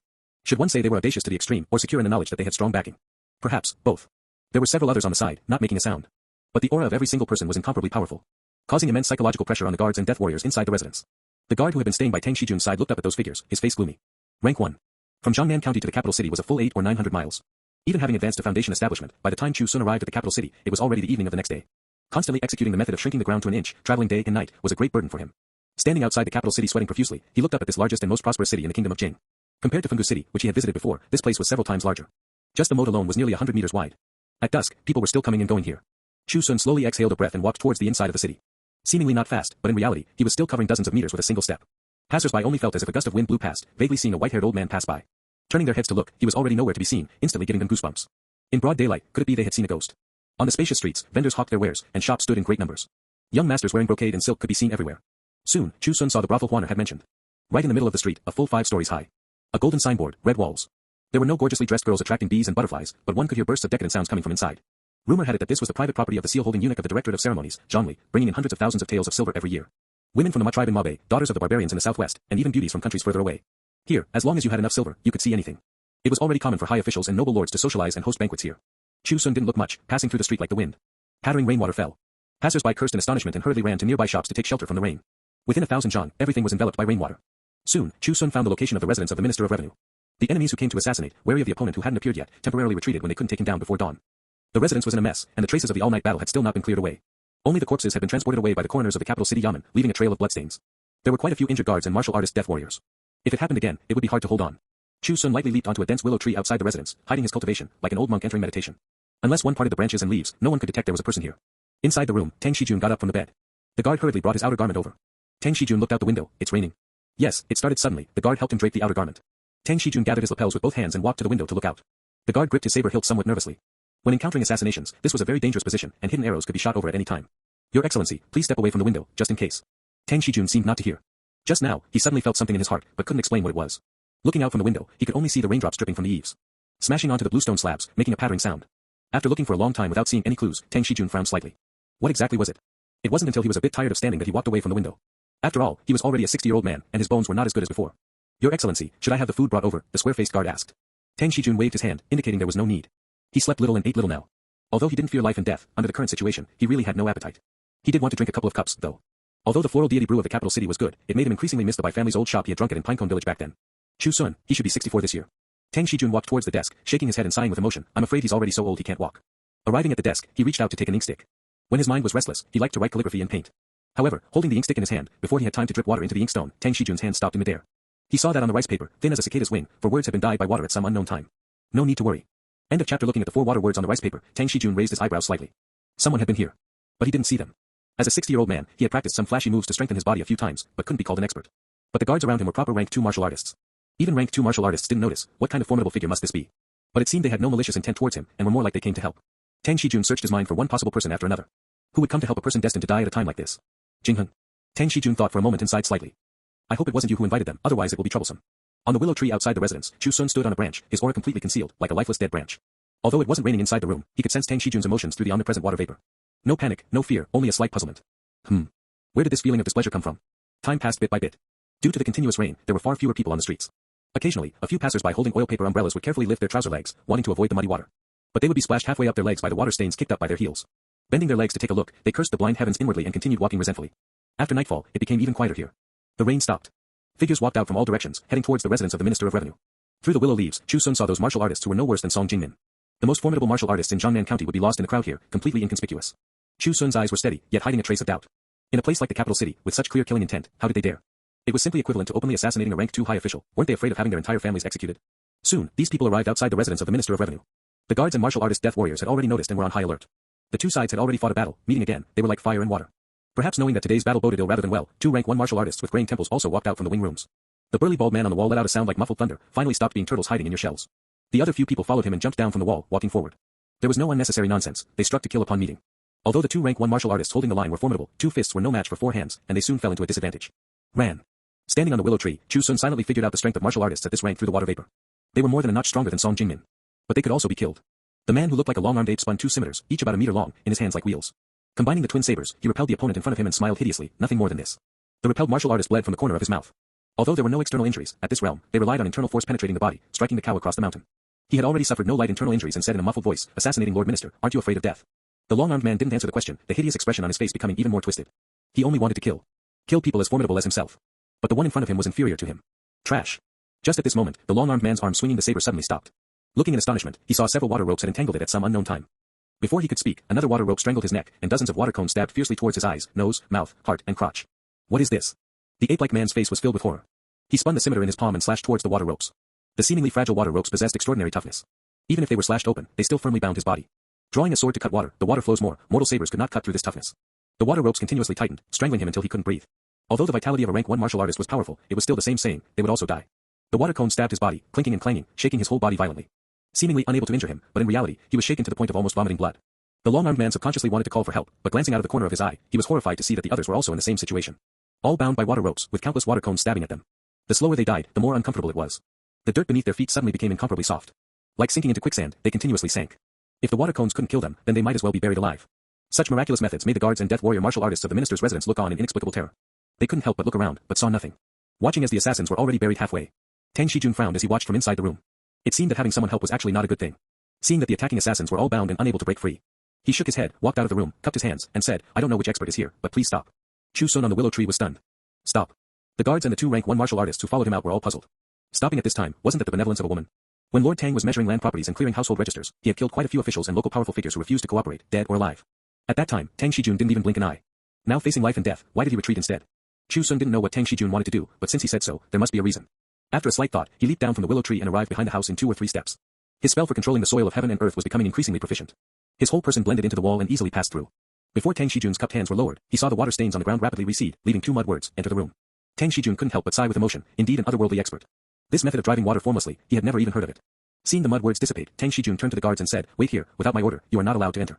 The guards also saw the mud words on the ground, knowing an expert was here, and hurriedly complied. Turning to look at the group of experts bound by water ropes and trapped in the mud, they couldn't help but feel a bit more relaxed in their hearts. A strange person taking action to help, indeed Lord Tang's life is not meant to end. If not for fear of acting without authorization and displeasing the expert, they would have wanted to take the opportunity to directly slaughter these assassins. The heavy casualties on their side the previous night were all the handiwork of these thieves. Tang Shijun entered the room and closed the door, and immediately saw a white-haired old man standing by the desk, admiring his calligraphy and paintings by the candlelight. Tang Shijun walked over, cupped his hands, and bowed. "May I ask the expert's surname and name, and where you come from?" Chu Xun's gaze shifted from the calligraphy and paintings to Tang Shijun. Since being transferred from Fungu City to Mingxiu Prefecture, the two had never met again, only occasionally exchanging letters. Most of the time, it was Huan passing messages between them. Meeting today, he was already full of white hair, in his twilight years. Strangely, there was no sense of unfamiliarity. Chu Xun smiled faintly and cupped his hands. "Lord Tang, trust you have been well since we last met." End of chapter. The voice was aged, yet sounded somewhat familiar. Tang Shijun carefully identified it, and then exclaimed in astonishment. "Chu Xun. Why are you here?" This question was asked as a matter of course. In Tang Shijun's memory, Chu Xun was a very smart person. Although of low birth, he had unique insights into many things. His only shortcoming was that he lacked the grand ambition to save the country and the people, only liking to throw silver into the butcher shop to buy some pig head meat to go with his wine. Just yesterday, he was still thinking that the over 60-year-old Chu Xun should be so old by now that he couldn't even walk. But no matter what, he never thought Chu Xun would be an expert who could casually subdue several rank 1 martial artists. Chu Xun smiled and said, "Huaner said you were in danger. Thinking we haven't seen each other for a long time, I simply decided to make a trip. Seeing you today, with thousands of troops and horses, and weapons clashing, you are still calm and composed." Tang Shijun didn't reply directly, only looking at Chu Xun. He suddenly remembered the year Huaner participated in the prefectural exam. He went to the remote small courtyard to visit the uncle and nephew. On the way back, his attendant had asked why he treated a rustic commoner so generously. At that time, he had answered, "I don't know why, but I always feel that in the distant future, Chu Xun's achievements might be even higher than mine."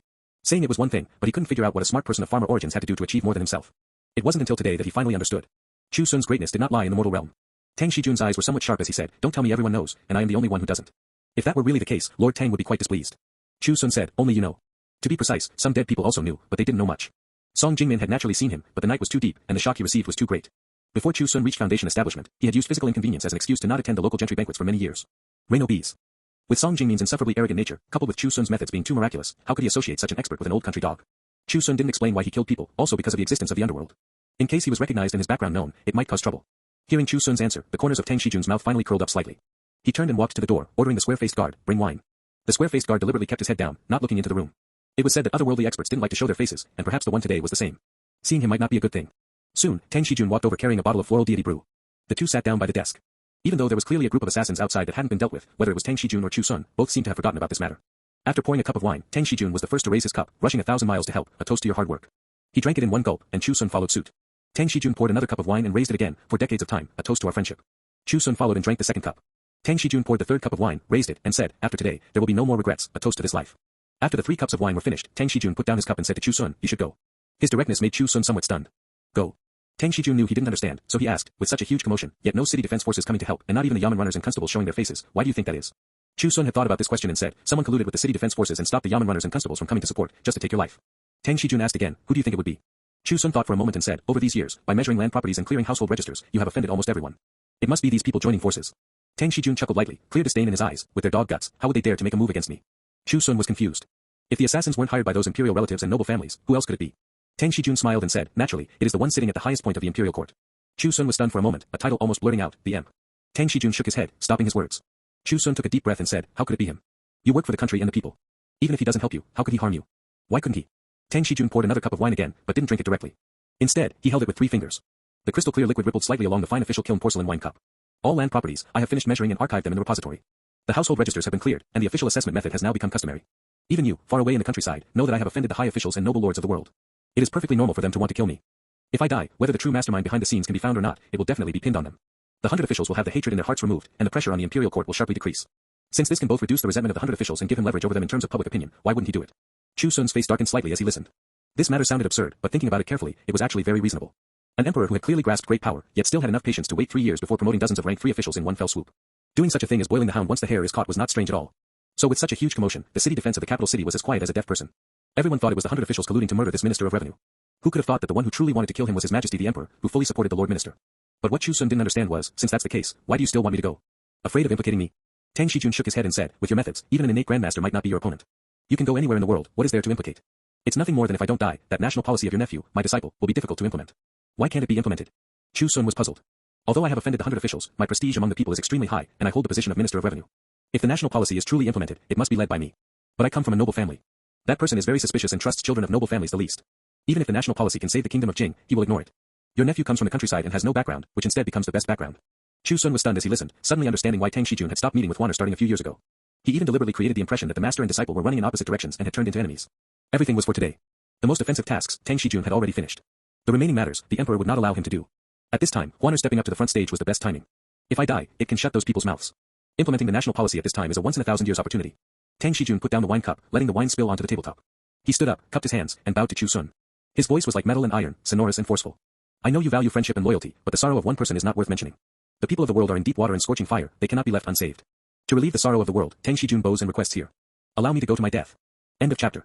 Chu Xun did not stand up, he only looked steadily at this minister of revenue. In this world, there are many who seek death because they cannot think things through due to various matters. Those willing to exchange their own lives for the safety of others are extremely few. And those like An Xiu, holding a high position yet willing to go to their deaths for the world, are as rare as phoenix feathers and unicorn horns. Chu Xun only felt his throat a bit dry. He slowly stood up and said, if there were a different emperor, would you not have to die? With his foundation establishment stage cultivation, killing the emperor might not be unfeasible. It was just that the capital city god presided here, and it might be very troublesome afterwards.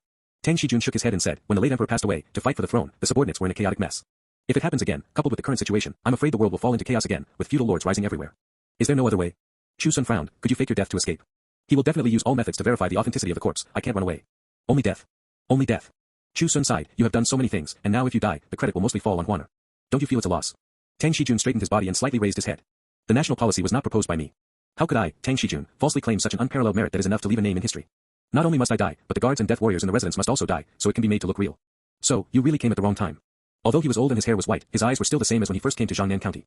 Aloof and self-approving, with an unyielding character. He didn't even care for unparalleled merit. Yet he was willing to generously go to his death for this world. Chu Xun thought he understood An Xiu fairly well, but now he felt he had never truly understood him. Such arrogance reaching the clouds, there was only this one person in the world. Looking at An Xiu's tall and straight body, Chu Xun had too many words he wanted to say, but found himself as if possessed by Zhang Sanchun. After thinking it over and over, he squeezed out 2 words. Admirable. He didn't try to persuade him anymore, because he knew he couldn't. An Xiu's words carried too much weight. With the entire world and millions of commoners pressing down on them, who could persuade him? But Chu Xun had no intention of leaving, saying, you can die, but I cannot leave. An Xiu raised his eyebrows, and heard Chu Xun say again, I must watch you die openly and uprightly, and be buried intact. I will not allow anyone to insult your corpse, New Beta. An Xiu raised his eyebrows again, and then suddenly laughed heartily. He turned and picked up the wine cup and bottle, pouring a cup for himself and Chu Xun each. Then he threw the wine bottle away, disregarding the sound of the broken porcelain pieces rolling. Holding the cup with both hands, he laughed out loud. A toast to my open and upright death. An Xiu said. Chu Xun raised his cup in gesture, a toast to your open and upright burial. Many years ago, Chu Xun had told An Xiu. Of all the myriad principles in the world, the most important is nothing more than life and death. Now facing life and death, he could laugh so heartily and fearlessly. The guards and martial artists outside the door, hearing the sound of the wine bottle breaking, were extremely nervous. Approaching the door, they heard loud laughter again, and were extremely puzzled for a moment. What open and upright death? Chu Xun waved his sleeve, and the room door was pushed open by water vapor. He reached out his hand forward, Lord Tang, please. An Xiu didn't say much, stepping forward. The guard bowed at the door, Your Excellency. Before he could ask, Chu Xun followed closely out. His white-haired appearance, carrying a bit of an immortal and Taoist flavor, made the guard not know for a moment whether he should lower his head or continue looking up. Was this that strange person? What an appearance of an old immortal. Chu Xun glanced at the assassins in the courtyard who had been bound for a long time, and finally his gaze fixed on an old man with broad hands covered in calluses. With a thought, the old man traveled through the dirt and arrived in front of him in the blink of an eye. Chu Xun looked down at him from above and asked, Do you have a way to kill Lord Tang with one palm strike, but he won't feel pain, and his corpse will remain intact? The guards and martial artists next to them felt their scalps tingle upon hearing this. What kind of question was this? The old martial artist being questioned was also full of astonishment. Aren't you here to save people? But in Chu Xun's eyes, he saw killing intent and impatience. Not daring to think too much, he hurriedly nodded and said, All my life, I have practiced the iron palm skill hard. I can make the internal force penetrate the body, shattering the internal organs, while the exterior shows not the slightest clue. Once the heart meridian is broken, vitality will naturally be completely gone, and there won't be any pain. Before his words fell, the water ropes on his body dissipated, and the dirt became loose. Chu Xun nodded, since that's the case, you do the killing. Remember, if he bleeds a single drop of blood, you die. The old martial artist got up from the ground and hurriedly said, He won't. The internal force of the iron palm skill belongs to fire, the blood will be dried up before it can flow out. Chu Xun didn't look at him again, only cupping his hands to An Xiu and saying, Have a good journey, I will watch over the matters afterwards. Thank you for your trouble. An Xiu cupped his hands to him, then took a step forward and stood in front of the old martial artist. The guards and the 2 rank 1 martial artist death warriors watched with their blood running cold. What exactly were they doing? It sounded like he was going to his death, but why was he so calm? Seeing that the old martial artist really raised his hands to gather his chi, the guard directly drew his saber, pulled An Xiu back with one hand, pointed the saber tip at Chu Xun, and said sternly, What exactly have you done to Lord Tang? In the Jianghu, there were methods like soul bewitching that would make people do bizarre and unimaginable actions. Chu Xun remained completely still. Ordinary weapons couldn't harm a rank 1 martial artist, so naturally, they couldn't harm him either. An Xiu scolded, Do not be insolent. Step back. Your Excellency. How could the guard be willing to step back, only thinking An Xiu was bewitched? Even knowing he was not an opponent, he still stood holding his saber. Even if he died, he would definitely die in front of An Xiu. Chu Xun sighed softly. It would be a pity if such a loyal person died. Several water ropes wrapped around the guard. No matter how he struggled, it was to no avail. An Xiu looked at the others and asked, Are you all willing to follow me, using death to exchange for the peace of the world? The guards and warriors said without hesitation, Willing to follow your Excellency to the death. An Xiu nodded and said, After I die, all matters must be handled according to the expert's orders, do not disobey. Then he looked at the old martial artist and said, Do it. The old martial artist was slightly hesitant, this matter was bizarre everywhere. But he still didn't dare to disobey Chu Xun's words, plus he came here to kill people anyway. He immediately gathered his chi and let out a sound, his right palm striking towards Tang Shijun's left chest. Seemingly light and airy, but it carried decades of condensed iron palm skill. With one palm strike, Tang Shijun's body trembled slightly. The strong wind howled in the hall behind him, shattering the chairs, and broken wood chips flew everywhere. Tang Shijun's eyes rapidly dimmed, and his vitality dissipated. Only his body still stood as straight as when he was alive. The guard's eye sockets nearly split open, wanting to roar loudly, but his throat was blocked by water vapor. His face turned completely red from holding it in, but he couldn't shout half a word. The old martial artist retracted his right palm and said to Chu Xun in a humble and ingratiating manner, "Immortal Elder, I have already shattered his internal organs." Look, not a single drop of blood flowed out. Chu Xun's eyes were sorrowful, and he didn't look at the old martial artist. Only streaks of water ropes appeared out of thin air, wrapping around him. The old martial artist immediately panicked and shouted, "Immortal Elder, you said if he didn't bleed, you would let me go." Chu Xun was very certain he had never said this sentence. Tang Shijun was a close friend, how could he let the person who killed him go? Streaks of water cones stabbed towards the old martial artist's body, and even drilled in through his shouting mouth. Martial artists trained their skin and bones, and their bodies were incomparably hard, but if their internal organs were cut into 108 pieces, they would still die. The old martial artist's eyes were red, bleeding from his 7 orifices, staring fixedly at Chu Xun. His tongue was also cut to pieces by the water blades, unable to speak, leaving only monstrous hatred in his heart. So the immortal elder also does not keep his word. Animal. Chu Xun ignored him, only looking at the guards and death warriors, saying, "Lord Tang's dying order, for you to fight these assassins and repay the country with your deaths." After saying this, he released the bindings on the assassins and added, "No one is allowed to leave this courtyard." The guards and death warriors were stunned for a moment, and it was unknown who roared out loud, "Kill." Charging towards the assassins, the others reacted. They were heartbroken over Tang Shijun's passing, although they didn't know why Lord Tang wanted to do this. But they had heard clearly just now. No matter how many doubts they had at this moment, they had to avenge the previous enmity first. End of chapter. On the west side of the capital city. The plaque of the Kyoto City God Temple hung above the lintel, and the vermilion gate studded with 81 copper nails were wide open. Pilgrims came and went in an endless stream. Inside the hall, the city god's golden statue had a face like purple crabapple, wearing a scarlet official robe and holding a jade tablet. On both sides stood the magistrates and impermanence envoys, their expressions majestic and stern. A tremor in the golden statue, unfelt by the common people, was followed by a low shout, "A court official with great merit has perished. Civil magistrate, go there personally." A civil magistrate wearing a cyan official robe appeared. He was half a head taller than the civil magistrate of Jiangnan County, and his facial features and body were distinct and clear. Taking the image of a middle-aged man, holding a magistrate's brush in one hand and a book of rewards and punishments in the other, he bowed to the city god's golden statue, orders received. In the Minister of Revenue's mansion, the guards, dead soldiers, and assassins had fought red-eyed, no one held back. Even though the other side had more first-rank martial artists, having one killed by Chu Xun first and being intimidated by his aura meant they were lucky to exert 60 or 70% of their strength. Soon, both sides were dead or injured. Chu Xun watched with gloomy eyes. He could save them, but he couldn't. Because saving these people would mean more people dying. He even wondered if things would be better if Juan hadn't brought out that national policy back then. Maybe it would be better. Maybe, the Jing kingdom would completely perish, and the people would once again be displaced by war. Mortals were lowly, being able to live a few decades of good days was already a great fortune. A loud shout reached his ears, "Liang Dong, I'll go first." "Brother Ziyuan, wait a moment, I'm coming." Two first-rank dead soldier martial artists successively fought to the death, trading blows with their opponents and striking at each other's hearts. Bang. Amidst the loud noise, a mist of blood burst from their chests, and they spat out mouthfuls of blood mixed with organ fragments. As they fell, they looked at Tang Shijun's corpse still standing in front of the door. Their murmurs came from the bottom of their hearts. In this life, we did not fail the Lord's trust. Once, both of them were orphans, with no food to eat and no clothes to wear, running around bare-bottomed in Fungu City. They had no names, not even knowing how old they were. Like rats in a gutter, they lived by picking up others' leftovers and slop everywhere. No one treated them as human beings. Even 4 or 5-year-old children would point at their noses and laugh, cursing, "You're beasts. Shameless beasts who eat dog shit." With a Qden. They didn't dare to talk back. When hit by stones, they could only hold their heads and run away. Only when they ran back to a place no one cared about did they grab the dirt on the ground and haphazardly cover the wounds on their heads, faces, and bodies. Dazed, they didn't know what they could do in this life. Until one day, a man full of arrogance stepped down from a sedan chair. He had his attendants drive away those children, and then had someone bring some food. With sound limbs, why are you in such a sorry state? Men of my Jin kingdom should stand indomitable. How can you live in this world like stray dogs? After filling your stomachs and standing up, do not bow and scrape like this anymore. The man was about to leave after speaking, but after taking a few steps, he turned back and asked, "Do you two have names?" The two were full of bewilderment. They had no names, only being called beasts, wild dogs, rats, and the like. The man thought for a moment and said, "From today on, you will be called Liang Dong and Ziyuan." His voice softened a bit, "Now that you have names, you must be upright people." The two looked at each other, then looked down at the steamed buns and meat in their hands. In this life, they had names. In this life, they were treated as human beings for the first time. The two chased after the sedan chair without any hesitation. For no other reason than that one day, this man who gave them steamed buns and names might have a use for them. Even if it meant death, they were willing. For this day, they willingly took drugs that could make their cultivation skyrocket but would drastically shorten their lifespans.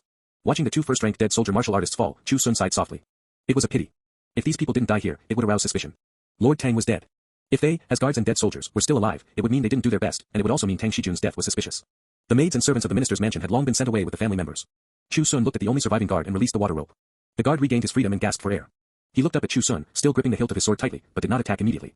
Instead, he asked in a deep voice, "What exactly did you mean just now when you said the Lord died for the country and the people?" Chu Xun looked at him and said, "I cannot tell you this matter. If you ask again, you will also have to die." The guard indeed did not ask again. It wasn't that he was afraid of death, but he knew he couldn't get the answer. However, the look in his eyes when he looked at Tang Shijun was full of sorrow. He suddenly swung his sword to chop at his own neck. The person he admired most in his life was dead, yet as a personal guard, he could only watch helplessly. What was the point of keeping such a life? It would be better to follow the Lord, just like Liang Dong and Ziyuan. A water rope pulled his hand. The blade made a small cut on his neck, and blood flowed out.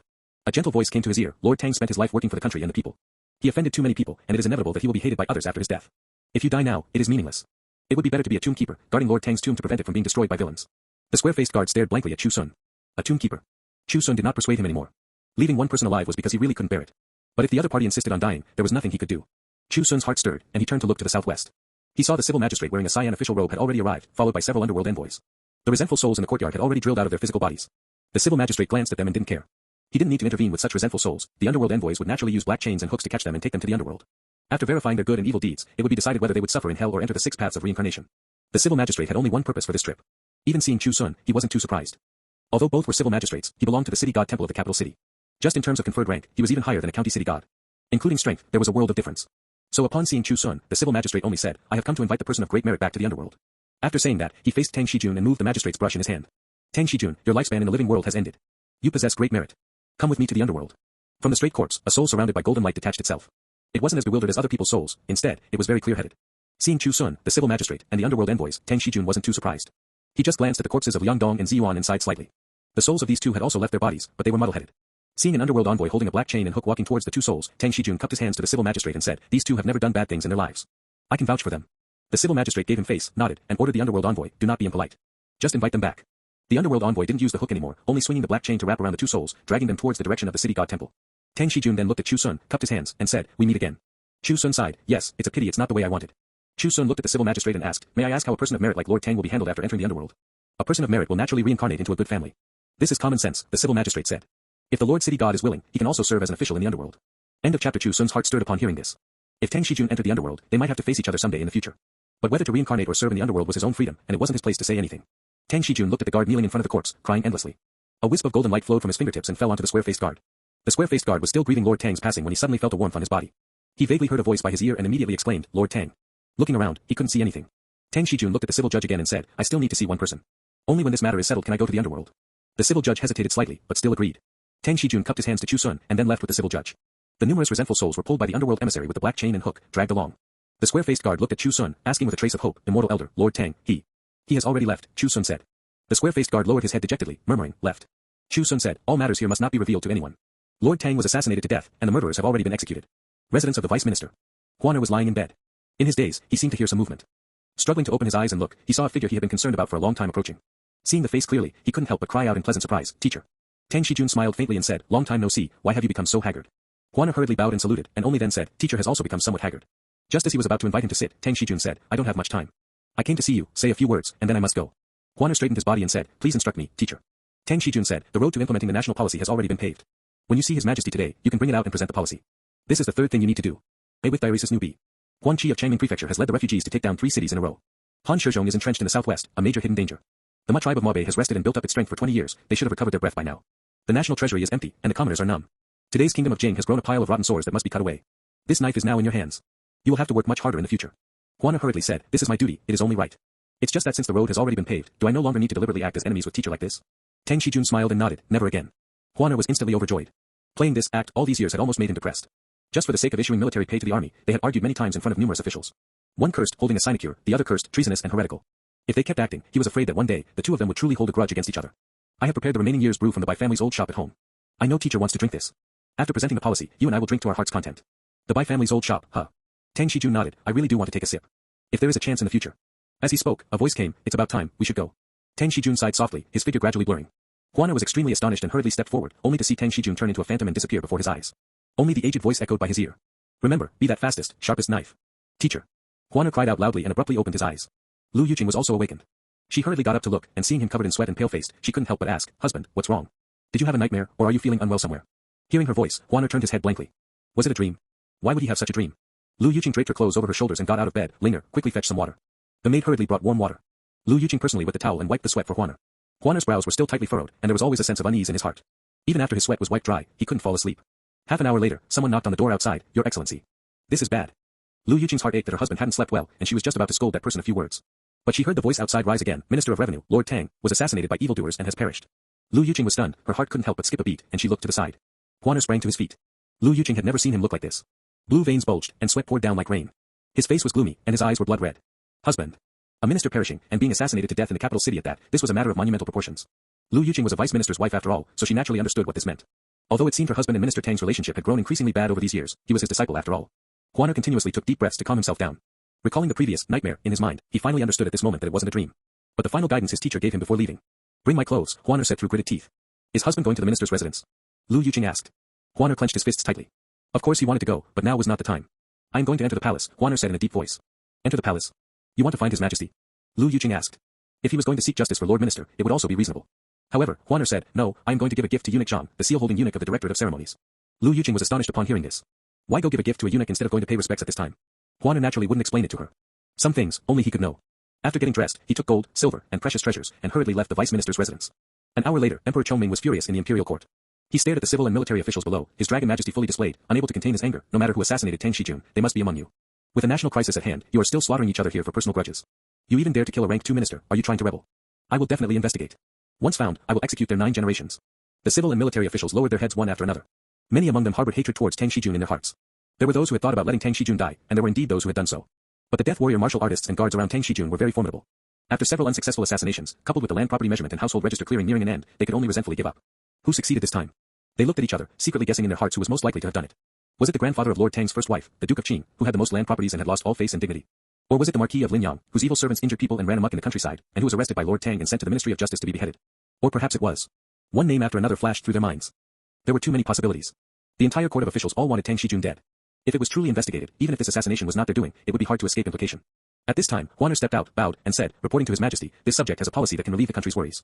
The seal-holding eunuch of the Directorate of Ceremonies, Zhang Li, walked down and received the national policy. He cast a subtle glance at Huaner, then turned and returned to the emperor's side. End of chapter. Summer, the 9th year of Chongming. Vice Minister of Revenue Zhang Jinghan presented a policy to save the country and was promoted to Minister of Revenue. His wife, Lu Yuqing, was granted the title of a second-rank Lady of Mandate. This national policy focused on 4 main points. First, all taxes, including the poll tax, were merged into the land tax. The more land one owned, the more taxes they paid. No land meant no taxes. Second, all tax collections were converted to silver, no longer collecting physical grain and other goods, to avoid spoilage and facilitate transportation. Third, continue to implement official assessments. Those who were passive, slacked off, or failed in tax collection would all be dismissed and investigated. Fourth, enlighten the people's minds, and the country will prosper. It shared the same brilliant purpose as the national policy presented by Dong Xinjiang back then. But it was more detailed, more in line with the national conditions, and also more brilliant. In addition, Tang Xijun was assassinated, and His Majesty the Emperor grieved for him. Tang Xijun was posthumously titled Duke of Ming, and his wife was granted the title of a first-rank Lady of Mandate, allowing her to directly enter and exit the inner palace.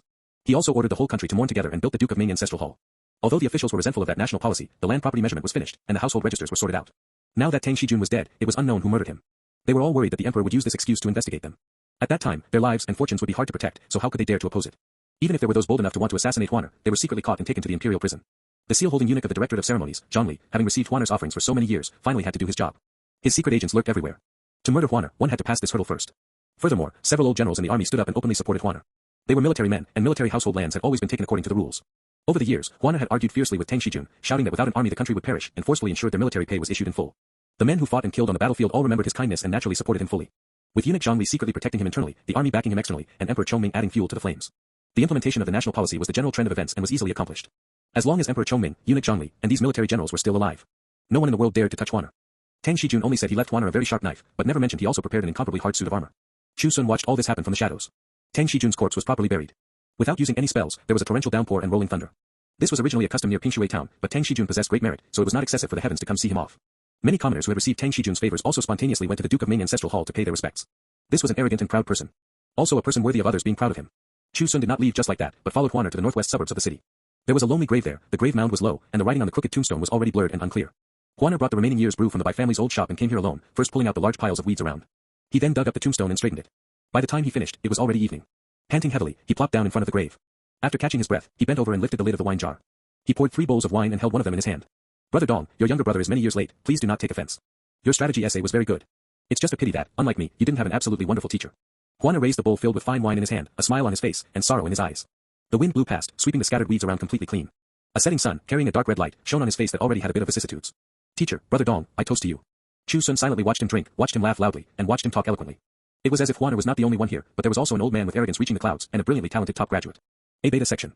From a child selling roasted goods at a temple fair, to the Minister of Revenue saving the citizens from deep water and scorching fire. Along this journey, Chu Xun had witnessed it with his own eyes. When An Xiu passed away, Chu Xun had been incomparably sorrowful. On the road to immortality, it was full of the sorrow of old friends departing. But now, watching Huaner dancing and gesturing at the air, he suddenly remembered the 29th year of Jing Kingdom, when Tang Xijun was promoted to co-prefect. He had once faced the Songlu River, thinking that time flowed endlessly and never turned back.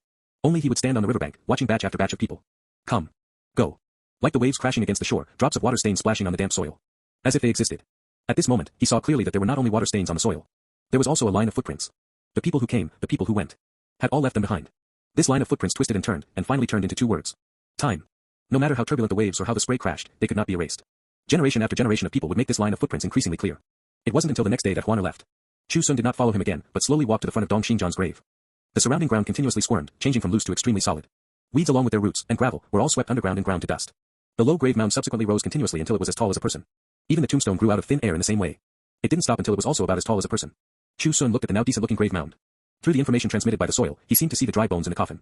Your talent and learning are indeed worthy of the title of top graduate. It's a pity that no one paved the way for you. A sound came from not far away. It seemed someone was coming. Chu Xun didn't speak anymore, turned around, and took a step. Dozens of meters in one step, he disappeared without a trace in the blink of an eye. Only the writing on the tombstone gradually became clear. A moment later, several brightly dressed young men and women walked over. They were students and family members from a nearby private school. Knowing that the grave of a former top graduate was here, they would often come for a walk, compose poems and couplets, and absorb some literary talent. Speaking of which, it seemed somewhat eccentric and weird. Arriving here, the few people took one look and exclaimed in surprise one after another, when was this grave repaired so decently? The last time they came, it was still a lonely little grave mound that no one cared about. Seeing it again today, it actually looked quite proper. Perhaps someone from his family came to pay respects and repaired it in passing, someone guessed. A young man with a large black mole on his face nodded and said, only this can barely be considered worthy of the title of top graduate. With such a joyous occasion, why don't everyone take this scene as a topic and improvise a poem? With him mentioning this, the other few all became interested. Alright, I'll go first. The bright moonlight before the grave. Chu Xun, who had already walked far away, faintly heard the sound of reciting poetry by his ear. He couldn't help but look back and laugh dumbly. There really are so many weirdos in this world. The scorching sun rose in the east, and the tall tombstone stood straight. The clear writing was revealed without a doubt. Conferred Jinshi with distinction, tomb of top graduate Lord Dong Xinjian. Turning his head back, he continued forward all the way. With every step he took, the white hair on Chu Xun's head would lessen a bit, and his wrinkles would become shallower. Others all grew older the more they walked, and the older they got, the less they could walk. Only he grew younger the more he walked. In less than a few miles, the twilight old man was no longer visible.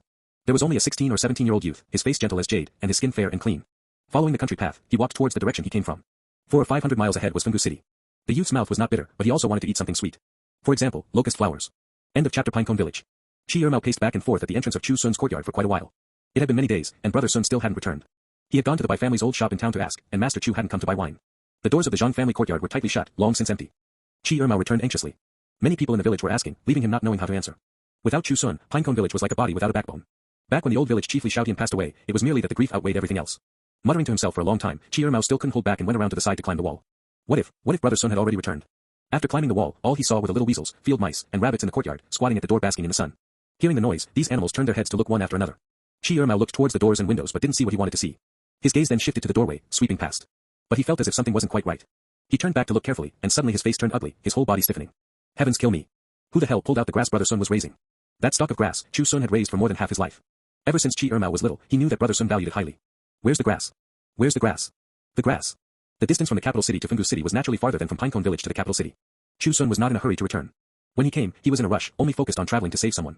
Now walking back, he wanted to carefully look at the place he was in. The rice in the fields grew sturdy, swaying with the wind. In a few more days, it will be time to harvest. The village should have a good harvest this year, Chu Xun thought. With a good harvest, the villagers would also be happier. Past the fields, ahead was a mountain forest. Chu Xun hadn't seriously climbed a mountain in this world yet, and subsequently thought of the mountain forest the old crows had been to. Before returning to the village, he had to make a trip to see what the so-called fierce beasts actually looked like. If possible, he would help the crows get their revenge in passing. Walking unhurriedly like this for hundreds of miles, Fenggu City was close at hand. Looking at the city walls that were almost the same as in his memory, just a bit older and more worn, Chu Xun suddenly remembered a poem. Since we parted like floating clouds, 10 years have flowed by like water.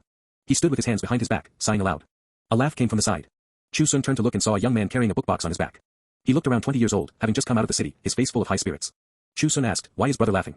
The young man said with a chuckle, you are so young, yet you shake your head and recite such a poem full of twilight gloom. It looks very amusing.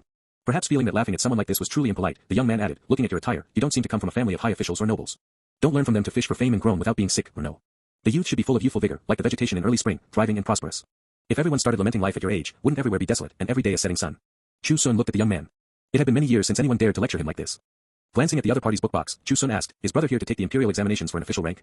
The young man slightly raised his head, carrying 3 parts joy and 7 parts pride. I am untalented, last year's autumn examination JUN, top scorer, Song Qizheng. Chu Xun was dumbfounded.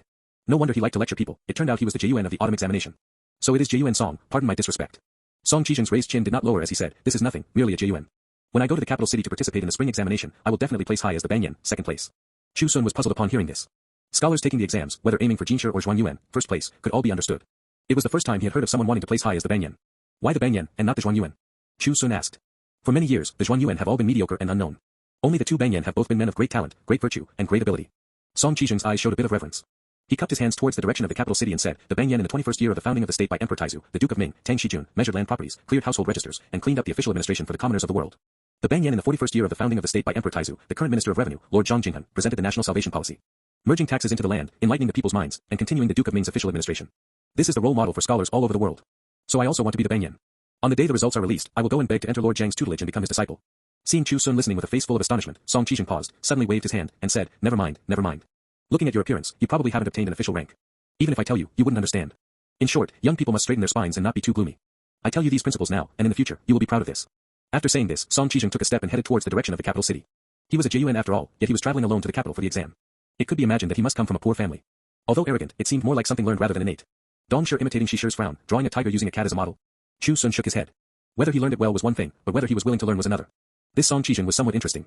Thinking of Chu Xun's evaluation of him just now, Chu Xun couldn't help but laugh dumbly again. Very gloomy. But he was originally an old man, what was so strange about it? Who says life cannot be young again?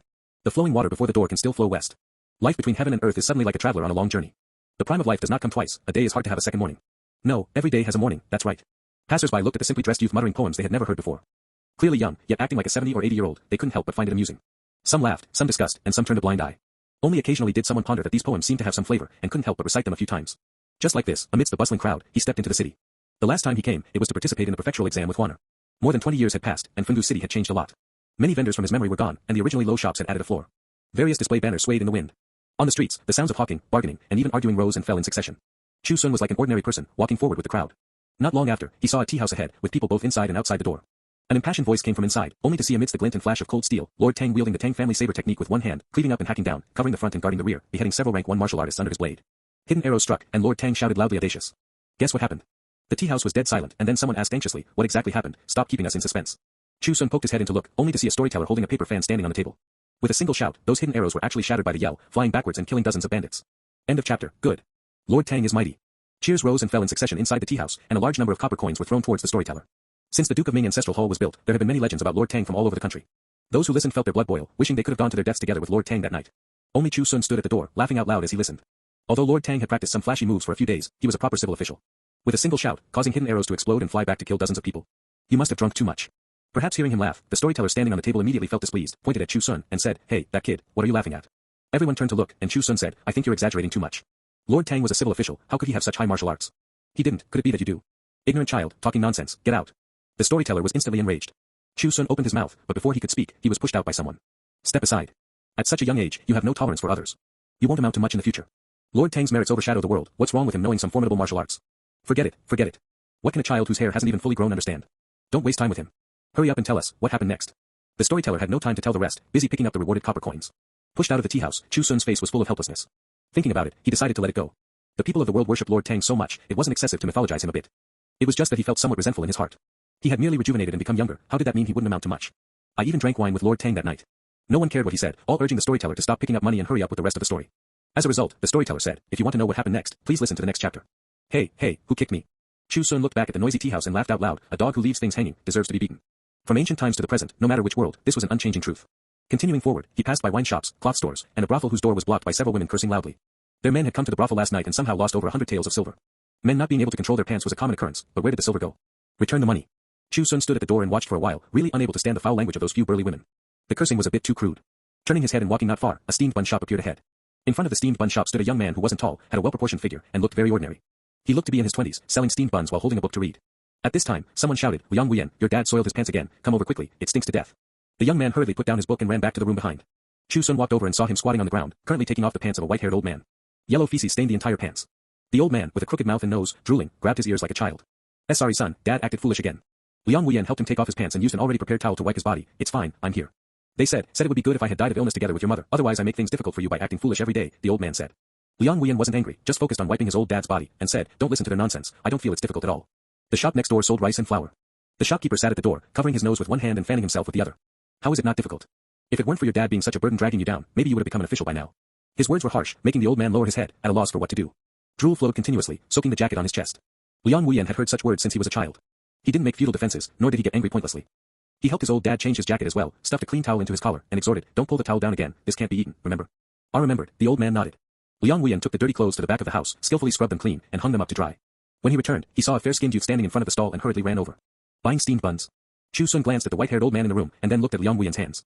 Both hands were dry and cracked, one look and you could tell it was caused by soaking in water and doing chores year after year. Liang Wuyan thought he was disgusted by his dirty hands, and hurriedly picked up a clean towel nearby to wipe his hands again, saying, they are all washed clean, no smell. The boss of the rice and flour shop shouted with a sneer, of course there's no smell, they're thoroughly pickled.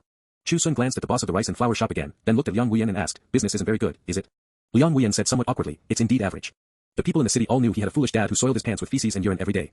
With these hands of yours wiping feces and then wrapping steamed buns, who would be willing to buy? Even knowing that Liang Wuyan would wash them very clean every time, they couldn't get past that hurdle in their hearts. The business of the steamed bun shop was basically supported by people from out of town. If you ask me, you should just sell the shop.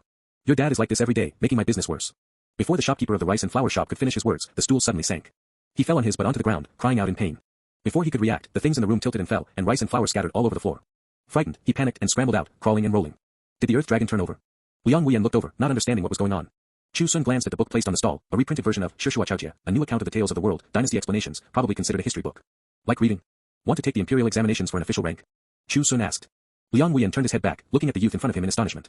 He didn't know why, but this youth looked young, yet when he spoke, it gave him the illusion of conversing with an elder. At such a young age, why so old-fashioned? Liang Wuyan shook his head and said, I don't want to be an official, I just like reading. He paused, hesitated for a moment, and then smiled sheepishly. If there is a chance, I would like to be a wandering travel writer. A travel writer was someone whose ambition was to travel and record the local customs, geography, historical sites, and folkways they saw along the way. Unfortunately, Liang Wuyan was tied down by his old dad and couldn't leave. Chu Xun nodded and didn't ask any more questions. Give me a few steamed buns. Vegetarian or meat? Either is fine. Liang Wuyan hurriedly took 2 of each for him, wrapped them in oil paper, and handed them over. Chu Xun casually tossed down a tael of silver and said, the extra is for you to buy a brush and paper. In the future, I want to see what you have recorded. How can this be allowed? Liang Wuyan picked up the silver and was just about to chase after him. But he saw that the youth walked very fast, and in the blink of an eye, he had disappeared without a trace. End of chapter. Liang Wuyan failed to catch up to the person and could only return helplessly. After putting the silver into his pocket, he hesitated for a moment. Seeing that no one was coming to buy steamed buns for the time being, he pulled out a piece of paper from underneath and began to write on it using a piece of charcoal sharpened to a point. His family had been poor since he was a child, so where would he have the money to buy ink sticks and inkstones? He just sharpened charcoal and made do with it. The paper was also cheap bamboo paper he received as wages for helping others with work at night. Some people and events were already recorded on it, and Liang Wuyan earnestly wrote in the blank space. Summer, the 10th year of Chongming. Met a kind-hearted youth who gave extra silver. Though young, he acted like an old man. I always feel he is extraordinary. The boss of the rice and flour shop, covered in flour, stood at the door of his shop wailing. What is all this? Have I seen a ghost? Why is my shop the only one to suffer disaster? Liang Wuyan turned his head to look, and added one more sentence. Shopkeeper Zheng inexplicably suffered bad luck. On the street, Chu Xun took out a meat bun and took a bite. Not bad. The dough was soft yet had a bit of chewiness, almost exactly the same as in his memory. It seemed Liang Wuyan had learned how to knead dough from his parents. It was just that he carried it forward, adding filling to the steamed bread to turn them into steamed buns. He walked slowly, eating, watching, and listening. It took nearly an hour, and after eating the 4 steamed buns completely clean, Chu Xun finally saw the remote small courtyard he had visited before. At the entrance of the courtyard, a little girl of 4 or 5 years old was squatting on the ground teasing an earthworm. Beside her, a 6 or 7-year-old boy was so nervous that his breathing almost stopped. The little girl looked up at him and wrinkled her nose. Coward. The boy trembled all over, but said unconvincingly, I am not a coward. Then touch it. I won't. Coward. The boy's eye sockets turned red, and tears fell patter-patter. Crying and sniveling like a little girl. The little girl scoffed. Then, as if sensing something, she turned her head and saw someone standing in front of the small courtyard whose door hadn't been opened for a long time. NB section. She sized him up curiously, and perhaps feeling that the other party couldn't get in, she shouted, the door lock has been broken for a long time, you can't get in. Chu Xun turned to look at her, smiled, and said, got it. He didn't say anything more, turned around, and walked towards the alley separated by a wall next to it. The little girl stood up, thought for a moment, and walked a few steps to the side to take a look. As a result, she found that there was no one in the alley anymore. Wow. He walked so fast, she exclaimed in amazement, thinking that such speed must be even faster than her grandpa's donkey. A crying sound came from the side. The little girl turned her head to look, put her hands on her hips fiercely, and shouted, I'll count to 3. If you cry again, I'll stuff the earthworm into your pants. Frightened, the boy burst into loud tears and turned around to run away without a second thought. Coward. At this time, inside the small courtyard, Chu Xun, who had passed through the wall, was looking around. Compared to his memory, the small courtyard was clearly deserted. Weeds grew everywhere, and the walls were mottled. A few birds flew over and landed on the old locust tree in the courtyard, disturbing the leaves and making them rustle. Chu Xun turned his head and looked at the still tall and sturdy old locust tree. He remembered the scene that year when Huaner climbed up like a monkey to pick locust flowers, and after cooking them, he and Tang Shijun drank wine and chatted right here. It's a pity, there really are no locust flowers. Chu Xun sighed softly. Just as Huaner had said, it was clearly the season when the tree should be full of locust flowers, yet not a single flower could be seen. There were only pieces of green leaves, shiny like jade. After a slight thought, Chu Xun willed it. The soil in the courtyard churned, swallowing the weeds and becoming smooth and clean again. Then he pushed the door and entered. The wooden bed he had once slept on was already rotten. If he really slept on it, he would probably fall miserably. The ground bulged, forming a platform that firmly supported the wooden boards. Having walked so far, Chu Xun planned to rest here for a while. He roughly tidied up the bedroom, clapped his hands, and muttered to himself, still missing a mattress. This thing, he couldn't conjure out of thin air. So he went out the door and bought a mattress nearby. When he returned, the little girl had already mashed the earthworm into several segments with a branch, staring at the continuously wriggling incomplete body parts. Turning her head, she saw Chu Xun carrying a mattress and walking into the alley again. The little girl hurriedly got up to look, but there was no one in the alley. Wow. He really runs faster than Grandpa's donkey. A creaking sound came from the courtyard. The little girl let out a sound of surprise, ran over, and peeked through the door crack. Seeing Chu Xun carrying the mattress into the house, she couldn't help but be stunned. She ran to the alley again and stared at the intact wall, walking back and forth several times. A huge question popped up in her little head. How did he get in? Climbing the wall. The little girl's eyes lit up, suddenly seeming to have thought of something. Without hesitation, she turned and ran home, shouting as soon as she entered the door, Dad. Dad. There's a great hero with very formidable martial arts. He can climb walls. The man in the house wearing a short jacket was covered in muscular flesh. The perlicue of his right hand was thick, and his joints were full of calluses. One look and you could tell he was a martial artist who wielded weapons year-round. To be precise, he was an armed escort. Since childhood, the daughter had listened to her dad tell Jianghu rumors from his escort runs, and she yearned for the outside world very much. She had only heard the title of great hero, but had never truly seen one. The little girl ran up to the man and shook his leg vigorously. Dad, I'm talking to you, did you hear me? The man was still counting the silver taels earned from this escort run. Hearing his daughter speak, he casually said, being able to climb walls doesn't make one a great hero. But he walks so fast, even faster than Grandpa's donkey. The man laughed upon hearing this and had to turn his head to say, even if he's much faster than a donkey, he still can't be considered a great hero. Then what counts as one? A great hero isn't about walking fast, nor is it about being able to climb walls, but looking at what he has done and whether he has a chivalrous heart. The little girl listened in ignorance. Everyone said great heroes were very formidable, why didn't walking fast count? The woman who came in carrying a bamboo basket heard this and said, can't you just agree with her for a few words, otherwise she'll pester you until you can't sleep. The man gave a dry laugh and said, all right, walking fast and being able to climb walls makes a great hero. Then where is this great hero you're talking about? Right in that small courtyard at the entrance of the alley, the little girl said. The man slightly raised his eyebrows. Having lived here for many years, he knew that courtyard belonged to the government. It was said that the current Minister of Revenue, Lord Zhang, had once prepared for his exams here. It was just that it had been abandoned in recent years and no one took care of it. Could it be a thief? The woman next to him asked, then laughed again, but there's nothing valuable inside. Even if there really is a thief, they'll return empty-handed. It might also just be a pitiful homeless person looking for a temporary place to stay, the man said. The unrest in the West has been very fierce these past 2 years. Many people are neither willing to join the refugee army nor have anywhere to go, so they can only flee everywhere. It's made our escort runs much more difficult too. I don't know when there will truly be peace. As long as the fighting hasn't reached us, why care so much, the woman said. The man snorted, long hair, short insight, a woman's view. You don't even understand that if the lips are gone, the teeth will be cold. The little girl leaned on the man's knee, watching her parents talk, not quite understanding. She only thought about how formidable it would be if the person living in that courtyard really was a great hero. He should be a bit more formidable than Dad, right? Thinking about it, she shook her head again, humming. But he wouldn't be that much more formidable than my dad. End of chapter. Red Maple Pass. This was one of the most important cities on the way from Changming Prefecture to the capital city. Every May, the red maples covering the mountains and plains were as dazzling as a wildfire. The Ma tribe of the previous dynasty had invaded several times, all suffering setbacks at Red Maple Pass, and finally returning without success. Now, the refugee army had also arrived here. Similarly unable to conquer it after a long time, suffering no small losses. In a simple military tent, more than a dozen generals of various ranks wearing light armor were discussing countermeasures. Facing the heavily guarded Red Maple Pass, which was easy to defend and hard to attack, many people had thoughts of retreating. If they continued fighting like this, even if they could really break open the city gates, they would suffer heavy casualties. If we retreat, we can occupy nearly half the country, which isn't a loss. That's right, I bet they wouldn't dare to easily come out of the pass to attack. These people spoke all at once. Standing in front of a military map snatched from other Jin Kingdom armies, a man also wearing light armor and carrying a long sword turned around. His eyes were like a dragon's, and his voice was deep. We cannot retreat. The others looked over one after another. A tall, middle-aged man standing on the left persuaded, Commander-in-Chief, why act out of anger? If we retreat, we can preserve our strength and prevent the Jin Kingdom from counterattacking. Yes, Commander-in-Chief, if the losses are truly too great, the gains won't make up for the losses. The man called Commander-in-Chief didn't speak immediately, but looked at them one by one. His gaze was so sharp that everyone he looked at couldn't help but quiet down. It wasn't until everyone stopped speaking that he said, everyone seems to have forgotten why we rose up in Changming Prefecture in the name of salt workers. To sit on the throne. I, Huang Qi, offended the education intendant and failed the imperial examinations for many years. I became a salt worker to make a living. What about you? He pointed at the middle-aged man who had just spoken. Your land property was seized by a local bully in your hometown, and you had no choice but to flee here, Arnubedas. You were a village private school teacher, but were falsely accused of colluding with bandits by evil gentry. Your residence was confiscated, and you almost became a dead soul under the blade. And you, returning to farming after the war, but having no land to plant. One person after another was pointed out for why they joined the uprising. Every single person had an experience of being oppressed and humiliated. We rose up to equalize wealth and relieve the people's hardships, not to become emperor. The middle-aged man said, but I heard that 2 successive ministers of revenue have now issued a national policy, and the commoners are clapping their hands in praise. His meaning was that the crisis of the commoners' hardships already had a countermeasure, and they might not be willing to continue fighting alongside them. Huang Qi shook his head, his eyes firm as he said, do you not understand that if we retreat now, the so-called national policy will only be abandoned halfway?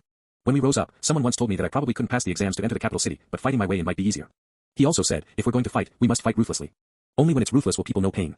Only when they know pain will they change. The noble families, meritorious officials, and imperial relatives who haven't been beaten will not change. For the sake of the commoners of the world, Red Maple Pass must be conquered. Tomorrow I will personally lead the vanguard, swearing to fight to the death without retreating. In the remote small courtyard. Chu Xun slept in the room for a night, and when he woke up again, he only felt refreshed and clear-headed. A faint fragrance reached his nose. He got up, opened the door, and walked out, couldn't help but be stunned.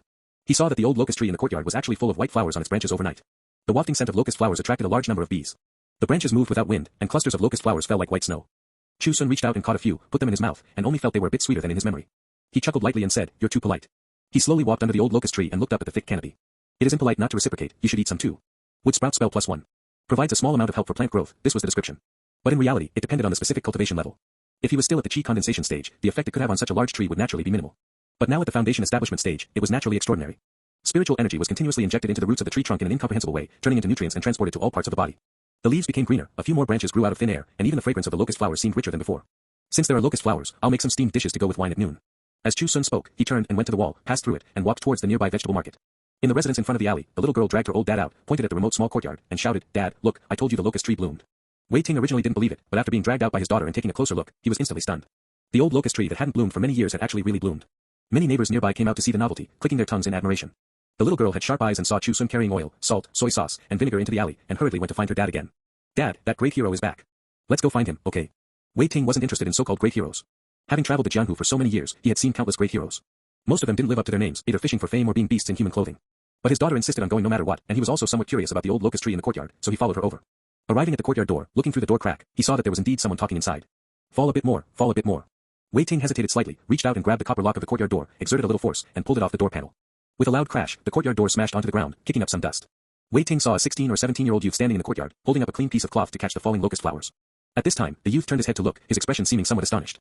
Wei Ting immediately felt somewhat awkward, coughed, and said, "I didn't expect this door to be so flimsy, it fell over with just a touch." The little girl quickly ran over and looked at the cloth in Chu Xun's hands, which had already caught a full pile of locust flowers. "What are you catching this for?" the little girl asked. Chu Xun answered, "To eat." "Huh. This can be eaten too. Can I taste it?" the little girl asked, looking up. "Of course you can," Chu Xun nodded. Wei Ting walked over, gave a dry laugh, and said, "This daughter of mine is very outgoing, she can chat with anyone." "That's quite nice. May I ask why your excellency entered this courtyard? I remember this is government property. I've been here before. Not wanting to disturb anyone, I just came in myself." Wei Ting listened and thought for a long time, but couldn't remember when this youth had ever been here. Thinking that asking further might be even more awkward, he looked up at the old locust tree and said, "In so many years, this is the first time I've seen it bloom. I don't know what miracle happened." Chu Xun said, "Maybe because I wanted to eat them." Wei Ting looked over in astonishment, seeing Chu Xun's face without any look of embarrassment, and couldn't help but laugh. "You speak very interestingly." Chu Xun knew he didn't believe it and didn't explain further, saying, "I'm going to make some steamed dishes, and I also bought wine. Want to drink some together?" Before Wei Ting could speak, the little girl had already jumped up. "Yes, yes, yes." Wei Ting himself indeed wanted to drink a bit, so he went with the flow and agreed.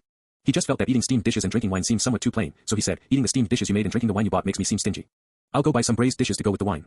These words sounded somewhat familiar, and Chu Xun laughed, "All right." While making the steamed dishes, the little girl kept watching from the side. Her big eyes were full of curiosity. By the time the steamed dishes were done, Wei Ting had already brought a table and set up the wine and dishes. "Today I'll also learn from those scholars and play the elegant gentleman for once. By the way, are you a scholar?" Chu Xun brought a chair over and shook his head. "I'm a farmer." Wei Ting sized him up and didn't say anything, only thinking in his heart that at such a young age, he was too dishonest. As fair and clean as a rich family's young master, what farmer would look like this? But he didn't care too much, only assuming the other party had a background they couldn't speak of. Learning that Wei Ting was an armed escort, Chu Xun asked curiously, "What places have you been to?" Wei Ting said with a bit of pride, "I've been to all the surrounding countries, the farthest being the Great Yan, 3,000 miles away. Just for this one trip, I earned hundreds of taels of silver." Chu Xun was surprised. 3,000 miles might be as far as a lifetime for most ordinary people. He curiously asked what the surrounding countries were like, and Wei Ting told him everything in detail. Mabe had no officially conferred orthodox gods, only various evil cults. Passing through the desert and grasslands was the Yu Kingdom. Famous for weaving, especially skilled at making rattan armor that was invulnerable to swords, spears, water, and fire. They liked to live in thatched cottages and conferred the door god as their orthodox god. To the southwest of the Jing Kingdom were the barbarian mountain forests, which was where Han Xiu was currently entrenched. Although they had many small tribes like Mabe, surprisingly, they had the mountain god as their orthodox god. Past the mountain forests was the Wu Kingdom, skilled at forging weapons. Their country's orthodox god was the kitchen god. Past the Wu Kingdom was the Great Yan, much stronger and more prosperous than the Jing Kingdom. The orthodox god they conferred was the Thunder Department. To the east was the Wusun Kingdom. There were very few people, and heavy fog often rose. Once lost in the fog, one could never return. Rumor had it that monsters and spirits wandered in the fog, choosing people to devour. The conferred orthodox god was the earth god. The beauties there were quite pretty, and many high officials and noble lords were willing to pay high prices to buy them. Due south was a great river a full 800 zhang wide. Although not a country, it also had the Dragon King as its orthodox god. This great river ran through the Jing Kingdom, and one of its branches was the Songlu River. Wei Ting said, "Have you heard that a Songlu water god has appeared in the Songlu River these past few years?" Chu Xun nodded, "I've heard." Wei Ting said, "Whether there really is a water god is hard to tell true from false. But the giant python in the river has been seen by many people with their own eyes. If this giant python transforms into a flood dragon in the future, causing a flood to erupt, who knows how many people will suffer." Wei Ting said with a bit of pride, "I have actually seen a python transform into a flood dragon, with heavenly thunder rolling. It was truly spectacular. That python wore a turtle shell it got from who knows where. Unfortunately, although it survived the lightning tribulation, it was blown by a gust of wind until its flesh and bones separated, failing to succeed. I heard people say that even if this wind didn't blow it to death, it still needs the fusion of rainwater, and then pass the hurdle of the orthodox god to truly transform into a flood dragon." The little girl pinched some steamed dish and put it in her mouth while asking curiously, "Why does it want to transform into a flood dragon?" A timid voice came from behind. "A python transforms into a flood dragon, naturally to transform into a dragon in the future." Chu Xun turned his head to look and saw the 6 or 7-year-old boy standing at the door, not daring to come in. The little girl immediately snorted, "You know again." The boy's face flushed red. "It's all written in books. You don't read, so of course you don't know." Oh, you only know a few words, coward." The boy was both angry and anxious, his eye sockets turning red from holding it in, about to shed tears again. Chu Xun's heart stirred, and he smiled and asked, "Since you say it's all written in books, does the book say how to break the wind that blows the python apart?" End of chapter. The boy lowered his head, thinking hard, and the little girl immediately got energized. "See, I told you that you didn't know." "I do know." The boy looked up with red eyes and said, "It is written in the pearl satchel of the 3 caverns, metal chi slays evil, dry chi overcomes wind." "Never heard of it." "Little brats just like to spout nonsense," the little girl said. The boy was so angry that his tears fell. He burst out crying, turned around, and ran away. Wei Ting's face was full of helplessness as he said, "Why did you make him cry again? Who asked him to act like a sissy all day long, a bookworm who only knows how to read?" The little girl didn't care at all and continued eating the steamed dish. Sour and spicy with a hint of sweetness, delicious. Wei Ting laughed and shook his head. Chu Xun asked, "That child just now?" Wei Ting said, "Pei Yuxing, his father is named Pei Luo. 3 generations ago, they were historians, but when the Jing Kingdom was founded, they resigned and stopped being officials. The whole house is full of books, but they are unwilling to take the imperial examinations for an official rank. I don't know what they read them for. Let's not talk about him. Come, drink." Chu Xun picked up his wine cup, involuntarily glancing at the now empty doorway. He had only stopped here to rest for a night, but didn't expect to have an unexpected harvest. It was just that whether what the child said was truly recorded in ancient texts or just fabricated nonsense still needed to be verified. Wei Ting could both talk and drink. He drank from noon until night, only stopping when his wife couldn't bear it anymore and came to drag him away. After sending Wei Ting off, Chu Xun lifted the courtyard door. The walls on both sides continuously extended, and the door panel was firmly wedged in the middle, unable to move. Returning under the old locust tree, Chu Xun looked up at the still countless locust flowers. "I have to go." Locust flowers fell again, piling up all over his body. Chu Xun laughed, "No need to be so polite, there will be plenty of time in the future." Spiritual energy surged into the tree trunk. Wood sprout spell +1. Wood sprout spell 3/30,000, provides a small amount of help for plant growth. Water element spell +1. Water element spell 99478/100000. Limited control over the waters of heaven and earth within 1,000 zhang. Rainwater fell, covering a radius of 100 zhang, falling the heaviest especially in the courtyard. The branches stretched out as much as possible, and the leaves looked even more shiny and emerald green under the washing of the rain. Chu Xun didn't stay any longer. He went to the wall and passed through it. Going out from the alley entrance, he could see a household lit by faint candlelight, and the sound of reading could be faintly heard. Chu Xun walked over and knocked on the door.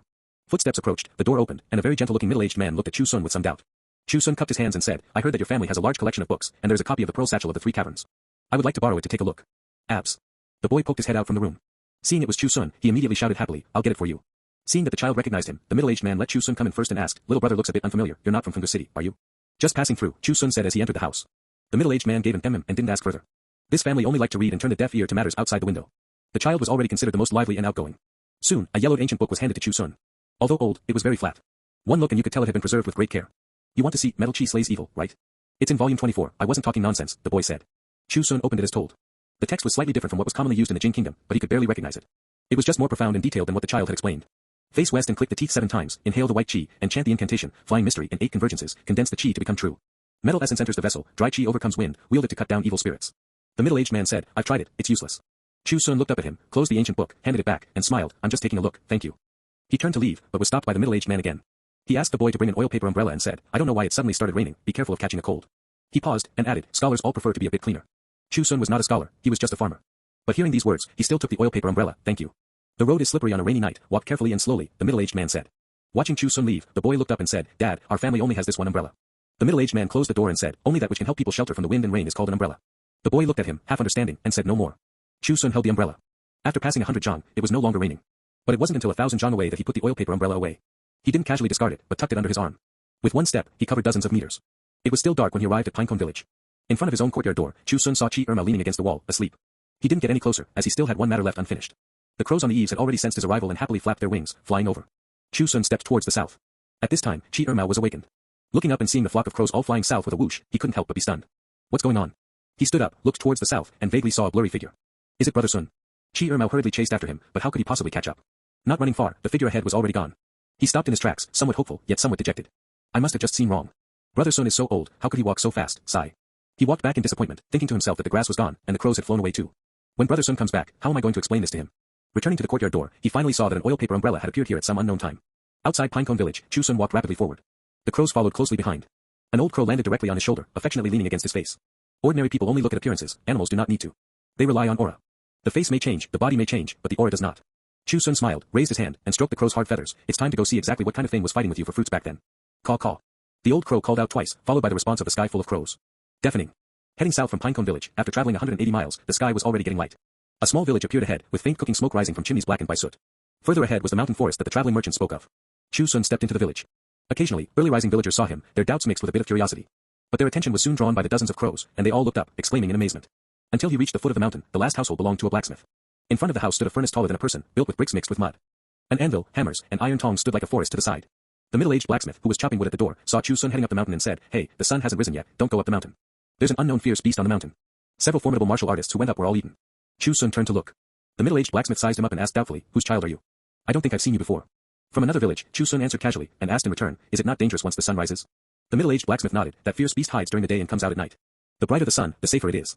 But sometimes when the fog on the mountain is heavy, it's not guaranteed to be safe either. These villagers now didn't dare to easily go up the mountain. Chu Xun cupped his hands, thank you. After saying that, he turned and walked towards the mountain. The middle-aged blacksmith wanted to say something more, but seeing the youth disappear without a trace in just 2 or 3 steps, he couldn't help but be stunned. They all say mountain roads are hard to travel, but for Chu Xun, it was like walking on flat ground. The flock of crows still followed beside him, just no longer cawing, appearing much more cautious. With them leading the way, it was naturally much more convenient. Not long after, Chu Xun arrived in front of a valley. It was surrounded by towering ancient trees, their branches crisscrossing, blocking the sunlight outside. Thick morning fog surged, mixed with cold and damp moisture, tangling around the jagged black rocks and overgrown vegetation. Strangely, there were no rotting leaves on the ground, it was so clean that one could see the stones and dark green moss. Chu Xun walked forward, and not far away, he saw several scattered dry bones. The bones were human, and their surfaces were covered with countless fine scratches going in the same direction.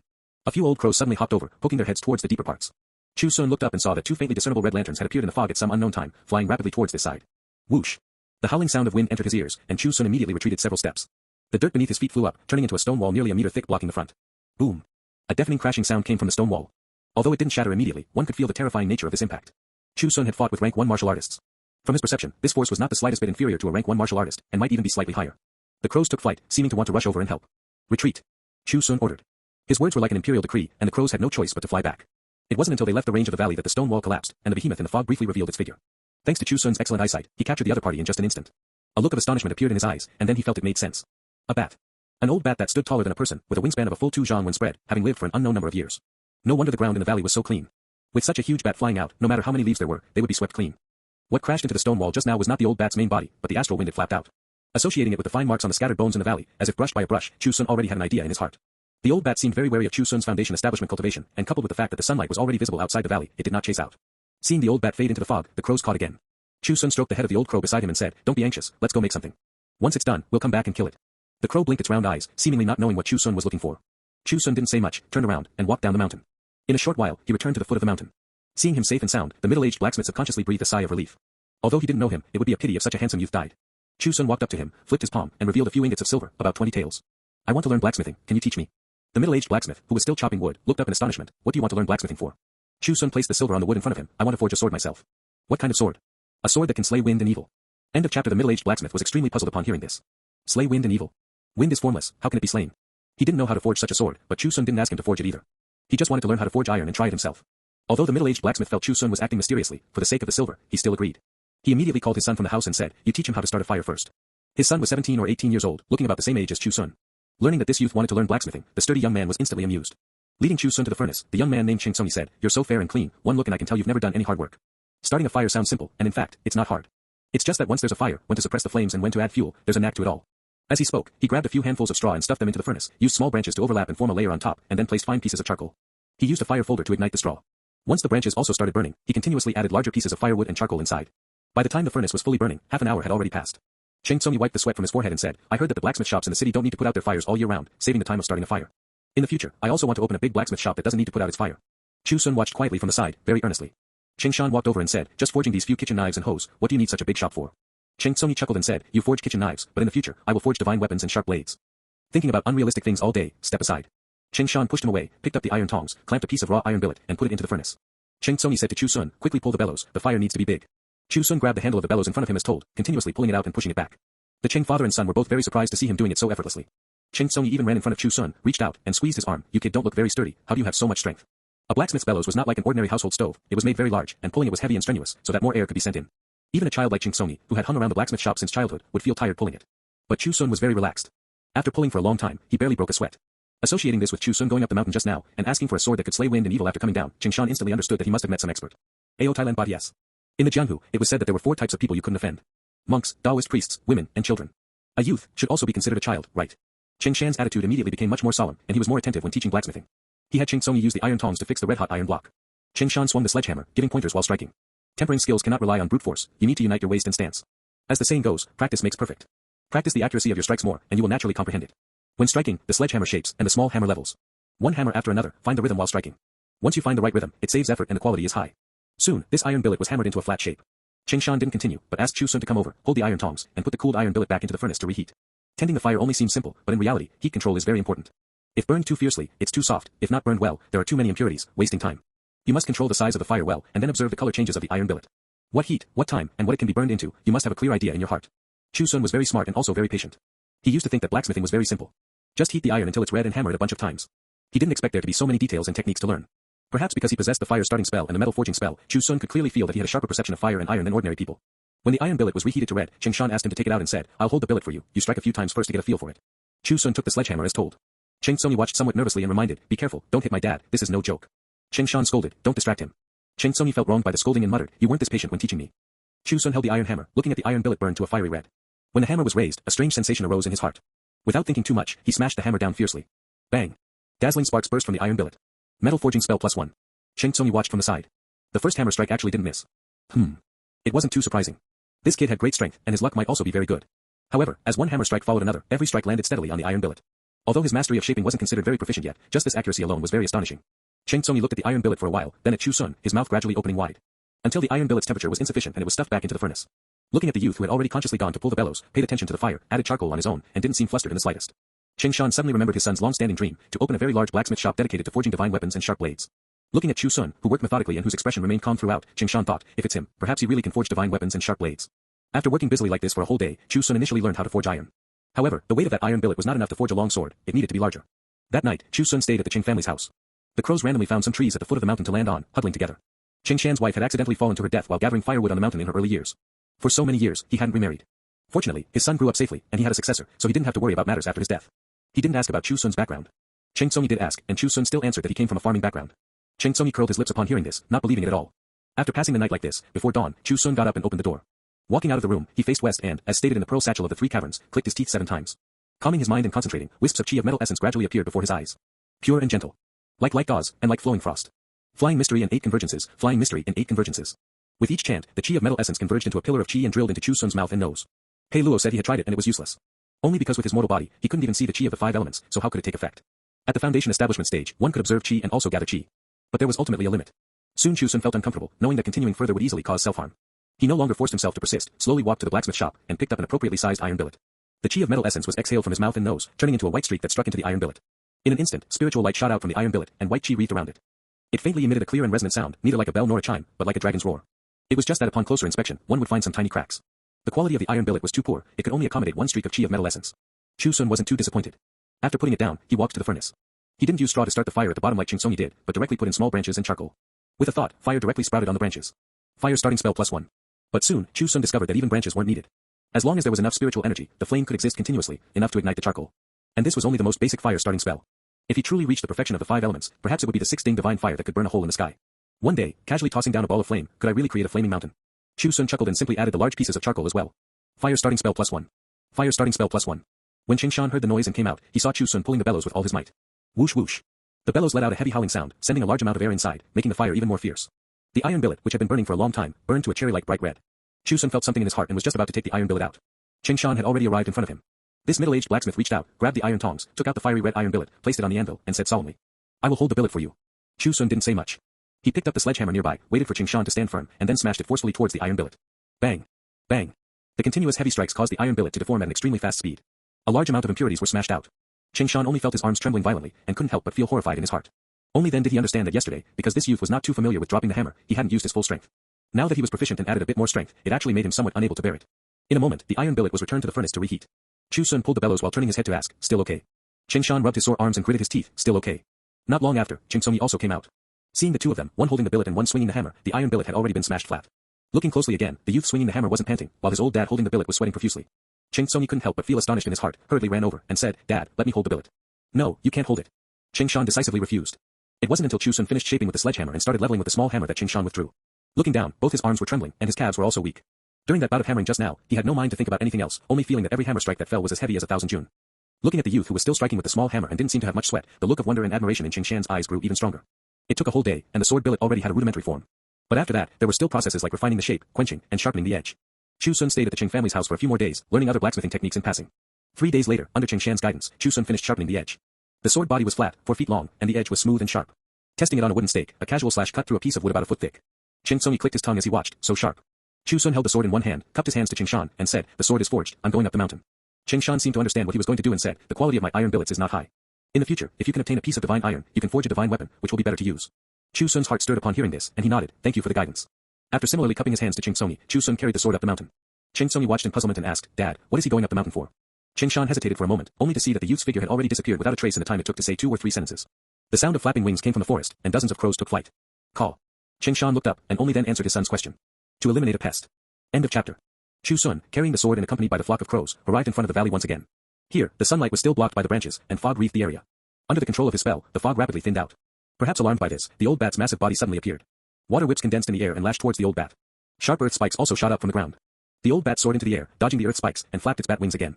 The water whips were smashed to pieces by the invisible astral wind and could not immediately return to their original state. The wind seemed to carry some special aura that hindered the condensation of water vapor. Chu Xun slightly raised his eyebrows. Perhaps this was why the python transforming into a flood dragon was blown by a gust of wind until its flesh and bones separated. Fortunately, the spiritual energy at the foundation establishment stage was abundant, condensing hundreds of water cones. The old bat flapped its wings again, and the astral wind shattered the water cones one after another. It seemed somewhat impatient. While shattering the water cones, it immediately charged towards Chu Xun.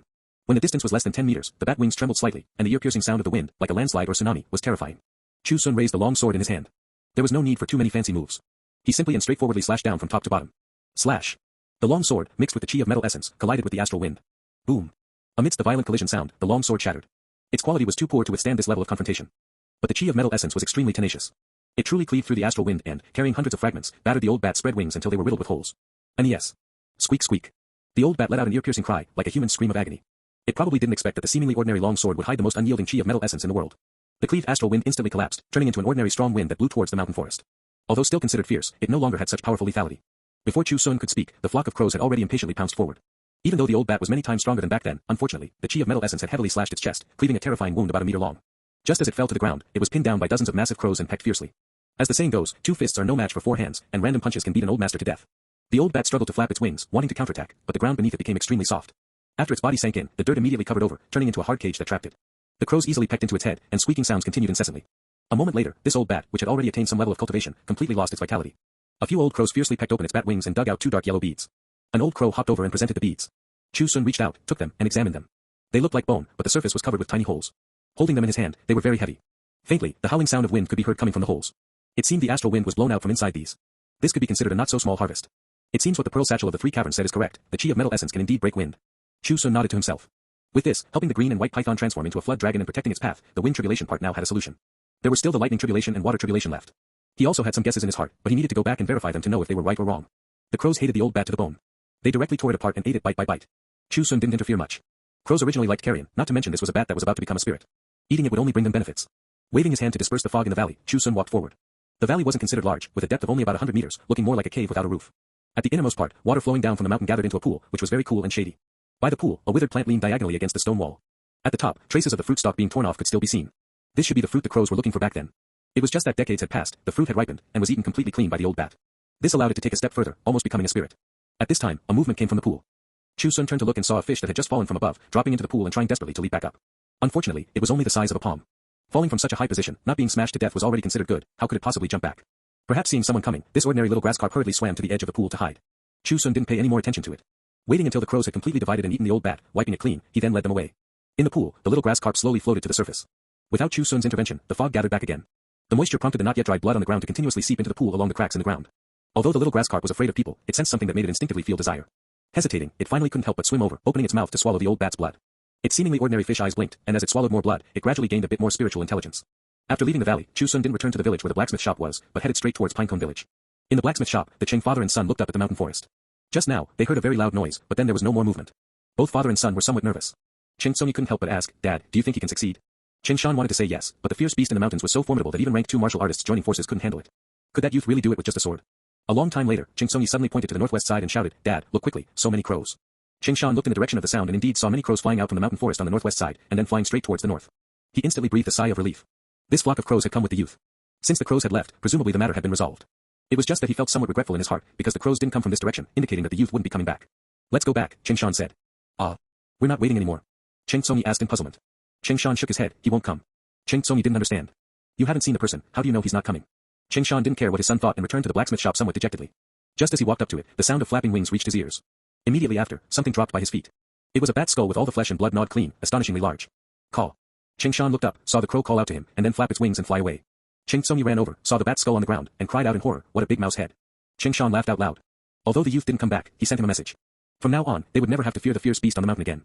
Thinking of the 20 taels of silver he had received earlier, Cheng Shan decided to pass it down as a family heirloom. Although he didn't know who that youth was, one day in the future, he might feel proud to possess the few ingots of silver he left behind. Not long after, Chu Xun returned to the territory of Pinecone Village again. There were quite a few villagers in the fields irrigating and weeding. The flock of crows flew over first, causing the villagers to look up. Then, seeing a youth walking along the field ridge, they were all somewhat curious. After Chu Xun rejuvenated, his facial features were slightly different from before. Fair and handsome, even those who were most familiar with his youthful appearance would only feel there was a 5 or 6 parts resemblance. Xiaohua was leading Liao Liqing's family to weed the fields. Chu Xun walked up and said, "It's close to harvest, it's fine even if you don't weed." Xiaohua looked up, somewhat puzzled, "You are?" She felt like she had seen him somewhere before, but couldn't remember. The villagers farmed all year round, and each one was tan darker than the last.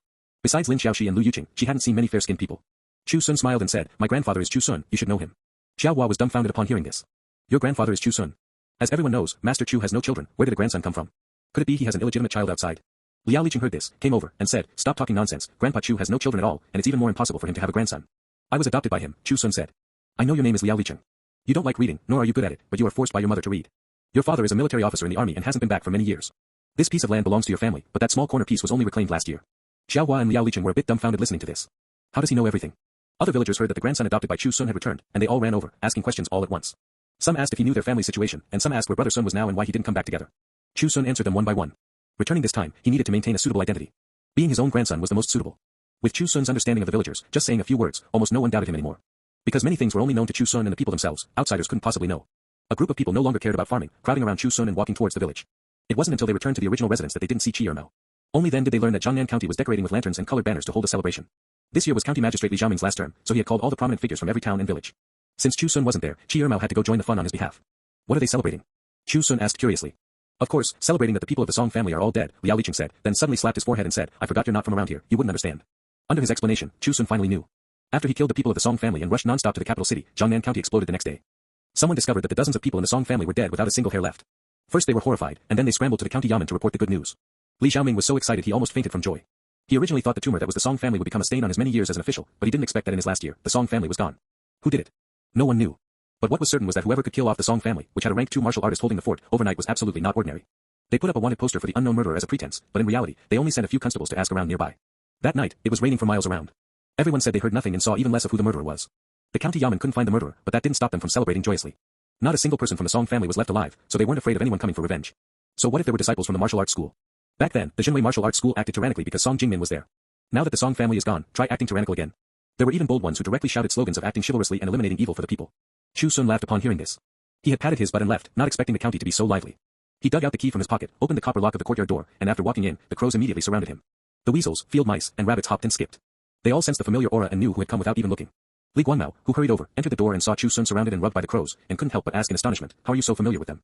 Chu Xun smiled and said, when Grandpa asked me to come back, he taught me some techniques and I know how to get along with crows. Li Guanmao also believed it.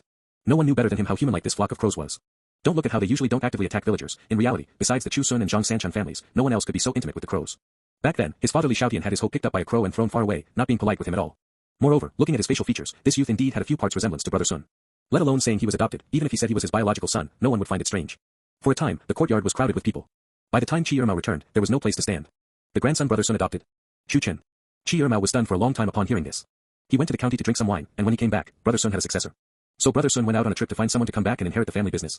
Thinking about it, it seemed quite reasonable. So many acres of land, shops, and thousands of taels of silver in revenue every year. With such a large family business, if there really was no one to inherit it, it would be too much of a loss. Coupled with the fact that Chu Xun had fabricated a set of explanations himself, which could be described as flawless and watertight, soon no one doubted him anymore. As for where the original Chu Xun went, his explanation was that he was wandering the 4 directions, whereabouts unknown. The villagers felt very sad upon hearing this. Many people wiped their tears and complained endlessly to Chi. Brother Sun left that night, and you didn't even tell us. Now look, we'll never see him again. Chi hung his head, feeling that this scene of being besieged seemed to have happened before. His mouth was very bitter. It was Brother Sun who didn't let him say anything. What could he do? If he had known Chu Xun wouldn't come back after leaving, he wouldn't have let him leave the village half a step no matter what. Then will we still have roasted snacks and puffed rice balls to eat in the future? A gluttonous child asked worriedly. Chu Xun nodded and said, yes, I know how to make those too. If you want to eat in the future, just come here and get them. The 10th year of Chongming. Pinecone Village lost the great guest Chu Xun and gained a youth named Chu Chen. Over a month later, news came from outside. The refugee army, led by Huang Qi, conquered Red Maple Pass. With no more major towns for hundreds of miles ahead, the refugee army was about to sweep across the world. End of chapter. Southwest of the Jing Kingdom. This place originally belonged to the barbarian tribes. After the Battle of the Thread of Sky, the barbarians were completely swept away. From overlords of the mountain forests, they were reduced to slaves. General An Xiu, although he had not crowned himself king, was called the king of the southwest by everyone. On a hilltop, a man with grain temples wearing armor looked down from above at the barbarian slaves being whipped.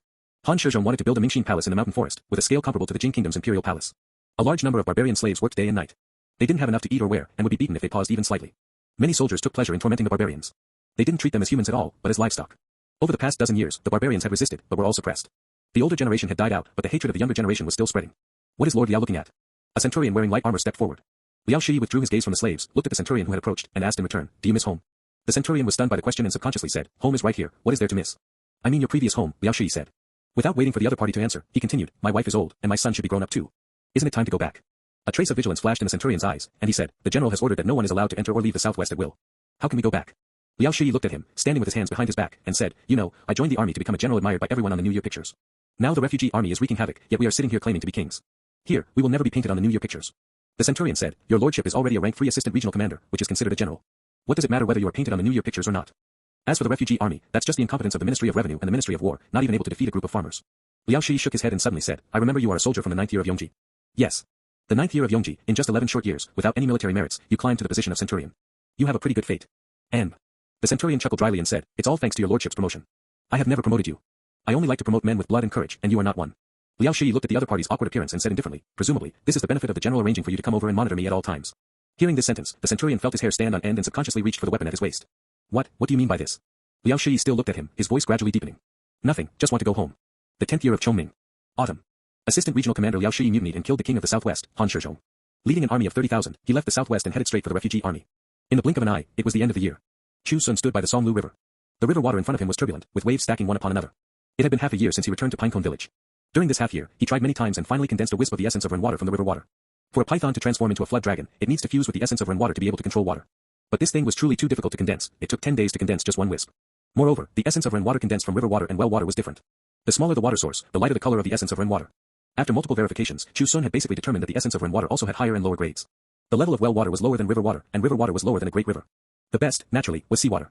But the entire Jing kingdom did not border the sea, it was said to be very, very far away. Chu Xun reached out and flicked lightly, and a wisp of light blue essence of rainwater flew out. Beneath the river surface, the green and white python suddenly darted out and swallowed the essence into its belly in one gulp. It hissed, flicking its tongue, shaking its head and wagging its tail at Chu Xun, looking very happy. Chu Xun said, I can only feed you once every 10 days. I don't know how long it will take to gather enough. The body of the green and white python was now 5 zhang long, and it would grow even larger in the future. The essence of rainwater it needed would only increase, not decrease. Protecting its path to transform into a flood dragon was absolutely not an easy task. But Chu Xun still had to do it, after all, it was related to his next cultivation advancement and how long he could live. Immortality is not easy. After sighing a few times, Chu Xun turned and left. With the blessing of shrinking the ground into an inch, he returned to Pinecone Village in no time. The villagers working in the fields took the initiative to greet him one after another. During this half year, relying on his understanding of the villagers, Chu Xun had already become thoroughly familiar with them. Coupled with the bumper harvest this year, the villagers had just finished harvesting the rice and obtained quite a bit of silver. Now they were busy plowing the fields, sowing seeds, and transplanting rice seedlings. In the fields, a 15 or 16-year-old girl ran over and smilingly stuffed a handful of roasted beans into Chu Xun's hand. I roasted them, try some. Chu Xun now had fair skin and delicate features. Let alone Pinecone Village, even looking across the surrounding 10 miles and 8 villages, one couldn't find a handsome young man better looking than him. Coupled with the unique temperament and foundation brought by the foundation establishment stage, he truly looked like an elegant noble young master described in books. The young girls in the village liked Grandpa Chu's grandson very much. Before taking a few steps, another young girl ran over and secretly stuffed a tender cucumber into his hand. Just picked from the vegetable patch, washed clean, very crisp. After saying that, the young girl ran away blushing. In a short while, Chu Xun received a piece of watermelon, a handful of melon seeds, 2 cabbages. When it came to popularity among young girls, he far surpassed his former self back then. Holding a pile of food and drinks, Chu Xun couldn't help but think of An Xiu. There was once a girl with similarly dark skin who hid a water pouch under her clothes and secretly gave it to him. Hearing the shy, low laughter of the young girls from time to time, Chu Xun sighed and walked away holding the things. With a thought, the soil in the fields became slightly softer. Although it couldn't replace plowing, it could save the villagers a lot of effort. It was just that they didn't notice anything unusual, only thinking that the fields had been managed well these past few years. The young girls who returned to their parents naturally faced a bout of teasing. But the villagers were all as clear as a mirror in their hearts. If anyone's daughter could really marry him, the family would be considered to have burned high incense. The assets left by Brother Sun were truly immense wealth that couldn't be spent in several lifetimes. Coupled with Chu Chen's delicate features and the demeanor of a large household in his every gesture. If such a son-in-law fell into anyone's family, wouldn't that be a huge face-saver? Unfortunately, this kid seemed to have no interest in the girls in the village. He accepted things when given, but if you talked about marrying a wife and having children, he immediately fell silent. The villagers thought he probably looked down on the girls here. Little did they know that in Chu Xun's eyes, these young girls were all of his granddaughter's generation. Even a rabbit doesn't eat the grass near its burrow. Moreover, after the mental shock of An Xiu's departure, the decades-long lifespan of mortals seemed like a flick of a finger. Chu Xun didn't want to experience the same thing again. When passing by Shida's house, Liao Licheng, who was grinding medicinal herbs in the courtyard, shouted, Little Chen, have you practiced your sword techniques today? After I finish grinding these herbs, I'll go see how you're practicing. Haven't practiced today, Chu Xun replied. Since returning to Pinecone Village, Liao Licheng had said he was a good seedling for practicing martial arts and insisted on teaching him the 6 military sword techniques. Mundane martial arts didn't have much meaning to Chu Xun. No matter how flashy, it couldn't block a single spell. But he knew that Liao Licheng had played with the sword techniques skillfully over the years but had nowhere to use them, which was why he wanted to show off by taking the opportunity to teach him. So for half a year, Liao Licheng frequently urged Chu Xun to practice the sword. It was just that recently Xiaohua had caught a cold, and Liao Licheng ground and boiled medicine for her every day, so he came fewer times. Chu Xun glanced in the direction of the house. Through the water vapor in the air, he could clearly sense that Xiaohua's condition had improved. He nodded and said, then come over, we'll eat together at noon. All right. A moment later, Xiaohua came out of the house. Her face was still a bit pale, but compared to a few days ago when she was too weak to walk, she was much better. She heard the conversation between her son and Chu Xun and said, don't always pester little Chen, aren't you afraid of annoying him? Liao Licheng said, his temper is about the same as Grandpa Chu's, very patient, how could he be annoyed? Arriving at his own courtyard, the courtyard door was wide open, and the white-haired Li Guangmao was transporting charcoal into the courtyard. In the courtyard, a brick and stone furnace identical to the one in the Qing family's blacksmith shop had been built. Chu Xun had tried forging some kitchen knives, hoes, shovels, and the like on his own, and his skills were already quite proficient. He also incorporated a portion of the chi of metal essence into these iron tools. At first, when the villagers saw a young man like him actually taking up blacksmithing work, they were very astonished. They just thought he had nothing to do and was passing the time. It wasn't until Liao Licheng picked up a kitchen knife and easily chopped through a wooden stake as thick as a thigh that the villagers were all shocked. Old Man Sun, who was best at blacksmithing in the surrounding 10 miles and 8 villages, couldn't forge such a kitchen knife either. It was so sharp that it could simply be called cutting hair blown against the edge. For a time, the iron tools forged by Chu Xun were hard to come by in Pinecone Village. He wasn't stingy either, forging some for every household, and also forging a few swords and sabers for himself. Although it wasted some time, to Chu Xun, it was only proper for the villagers to get some benefits. The most important thing was that he hadn't yet obtained a divine stone that satisfied him. Without a divine stone, weapons forged from ordinary iron billets could at most withstand one wisp of the chi of metal essence. In the future, when protecting the path for the flood dragon transformation, relying solely on such mundane items would not be enough. Transported another cart of charcoal today, it should be enough for you to use for a while. After Li Guangmao finished speaking, he showed no intention of leaving. Chu Xun saw through his thoughts and asked, want to drink again? Li Guangmao chuckled, rubbed his rosacea nose, and said, just a little drink, just a little drink. Since Li Xiaotian passed away, Li Guangmao had returned to his old ways, having to drink a couple of mouthfuls every day before he could sleep. Everyone in the village knew that in Chu Xun's house, the remaining year's brew from the Bai family's old shop never ran out. Prices had soared these years, and the price of alcohol had also risen. At 3 taels of silver a jar for the remaining year's brew, Li Guangmao was reluctant to buy much. When his own ran out, he came to Chu Xun's to scrounge. He didn't drink for free either, helping to transport charcoal and pull iron billets, never accepting silver. Chu Xun sighed, at your age, you should drink less. Li Guanmao still smiled and said, just a little drink, just a little drink. Not long after, Liao Liqing arrived. Chu Xun cooked a few dishes, and they drank a meal just like that. By the time they finished drinking, Liao Liqing had already forgotten that he came to urge Chu Xun to practice sword techniques. After sending the two away, the sound of horse hooves gradually reached his ears. May I ask, is this Master Chu's house? Chu Xun turned to look and saw a person riding a horse over. Chu Xun nodded, and only then did the person jump down from the horse. Holding a large bundle, he said, this is what Lord Zhang, the Minister of Revenue, asked me to deliver to Master Chu. A few months ago, Huaner had returned for a visit. He originally wanted to visit his uncle, but didn't expect his uncle to be gone, and an adopted cousin-nephew had appeared. Regarding Chu Chen's identity, Huaner didn't have too many doubts. Because Chu Xun easily spilled all the details of his youth completely clean. He even knew where he peed when he wore split-crotch pants. Uncle told you in such detail. Afraid you wouldn't believe it, so he informed me of every detail, big and small. Did he say when he would be back? Probably won't be coming back. Huaner sighed upon hearing this. He didn't expect that after parting last time, the person was still alive, but they might never see each other again. Chu Xun then discussed with him, wanting that piece of star that Zhang Sanchan had picked up. Huaner naturally couldn't agree, after all, that was his parents' token of love, and he had to go back and discuss it with his mother first. Unexpectedly, Lin Xiaoxi was very generous, saying that this piece of star was originally pointed out by Chu Xun, which was why Zhang Sanchan went to pick it up. Now that Zhang Sanchan had been dead for many years, and Chu Xun was also wandering the four directions, it would be better to take this stone, considering it a gift from her as an elder. As for whether it was a memento or not, Lin Xiaoxi was very open-minded about it. When the person is gone, whatever is left behind is empty. Chu Xun took the bundle and conveniently handed over 2 taels of silver, troubling your excellency, please accept this. The person hurriedly waved his hand to decline, I am just a lowly courier official. Doing errands for Lord Zhang is only right and proper, I wouldn't dare accept silver. After saying that, he glanced at the dozens of crows squatting on the eaves. Their massive size was very frightening. Lord Zhang's relatives are indeed all extraordinary. The courier official cupped his hands in farewell, got on his horse, and left. Watching him leave in a hurry, Chu Xun muttered to himself, it seems the administration of officials nowadays has indeed shown results. In past years, what official wouldn't dare to accept silver? Back when the land reclamation order first came down, even a lowly land surveyor dared to take 50 taels of silver from him. It had to be said that the 2 ministers of revenue, Tang Shijun and Huaner, had indeed brought changes to the Jing kingdom. It was just that Huang Qi was leading the refugee army to attack everywhere, and it was unknown what the future would hold. Entering the courtyard, he closed the door. Chu Xun opened the bundle, and inside was indeed the extraterrestrial meteorite that Zhang Sanchan had picked up. Its weight was many times heavier than an ordinary iron billet. Chu Xun carried it to the front of the furnace. Coming from outer space didn't destroy you, so you can be considered divine iron. He added charcoal to the furnace, and with a thought, a flame was born. Fire starting spell +1. Fire starting spell 7475/30,000 can produce a very small flame. In just half a year, the fire starting spell had been cast thousands of times. In a short while, the charcoal pieces were ignited. Chu Xun stuffed the extraterrestrial meteoric iron inside, and then began to pull the bellows. Whoosh! Whoosh! The bellows sent a large amount of air into the furnace, making the charcoal fire burn more vigorously. An iron billet of this size could be burned red in less than half an hour, but the quality of this extraterrestrial meteoric iron was extremely high. It took 2 or 3 hours of burning before it barely changed color. At this time, it was already late. Chu Xun wasn't anxious. Instead, the smile on his face grew wider. It was indeed divine iron. Weapons forged from it would certainly be able to withstand more chi of metal essence. The wind that could blow apart a python transforming into a flood dragon was absolutely not comparable to the old bat's astral wind. Before protecting the path, Chu Xun had to make all adequate preparations. End of chapter. In the early morning, Chu Xun faced west and clicked his teeth 7 times. Wisps of pure white chi of metal essence gradually appeared before his eyes. Flying mystery in 8 convergences, flying mystery in 8 convergences. Silently chanting the incantation, the chi of metal essence converged into a pillar of chi and drilled in through his mouth and nose. The amount of chi of metal essence was large, but limited by his cultivation. Chu Xun could only gather 1 streak of it each day. This streak couldn't even be called a wisp. In the furnace, the extraterrestrial meteoric iron was still being burned by the charcoal fire. It was already fiery red all over, but unlike ordinary iron billets that showed a bright cherry color, it was somewhat dark. He used iron tongs to clamp it out and placed it on the anvil, which was a full 2 feet long. The chi of metal essence exhaled from his mouth and nose turned into a white streak and struck into the interior of the meteoric iron. Subsequently, Chu Xun began to hammer and refine it. For one person to do this kind of thing was naturally very troublesome. Fortunately, he had great strength, and lifting a sledgehammer weighing over 10 jin was completely effortless. Holding the iron tongs in one hand and the hammer in the other. Bang! Metal forging spell +1. Metal forging spell 18402/30,000 possesses a slight innate perception of metals. Bang! Sparks flew everywhere, but the meteoric iron seemed to have no reaction. Chu Xun wasn't anxious in the slightest, smashing down one hammer strike after another. The green and white python was only 5 zhang long. There was still plenty of time before it transformed into a flood dragon and needed protection. Chi Ermao passed by the front of the courtyard and called out a greeting. Seeing that Chu Xun was busy, he didn't disturb him much.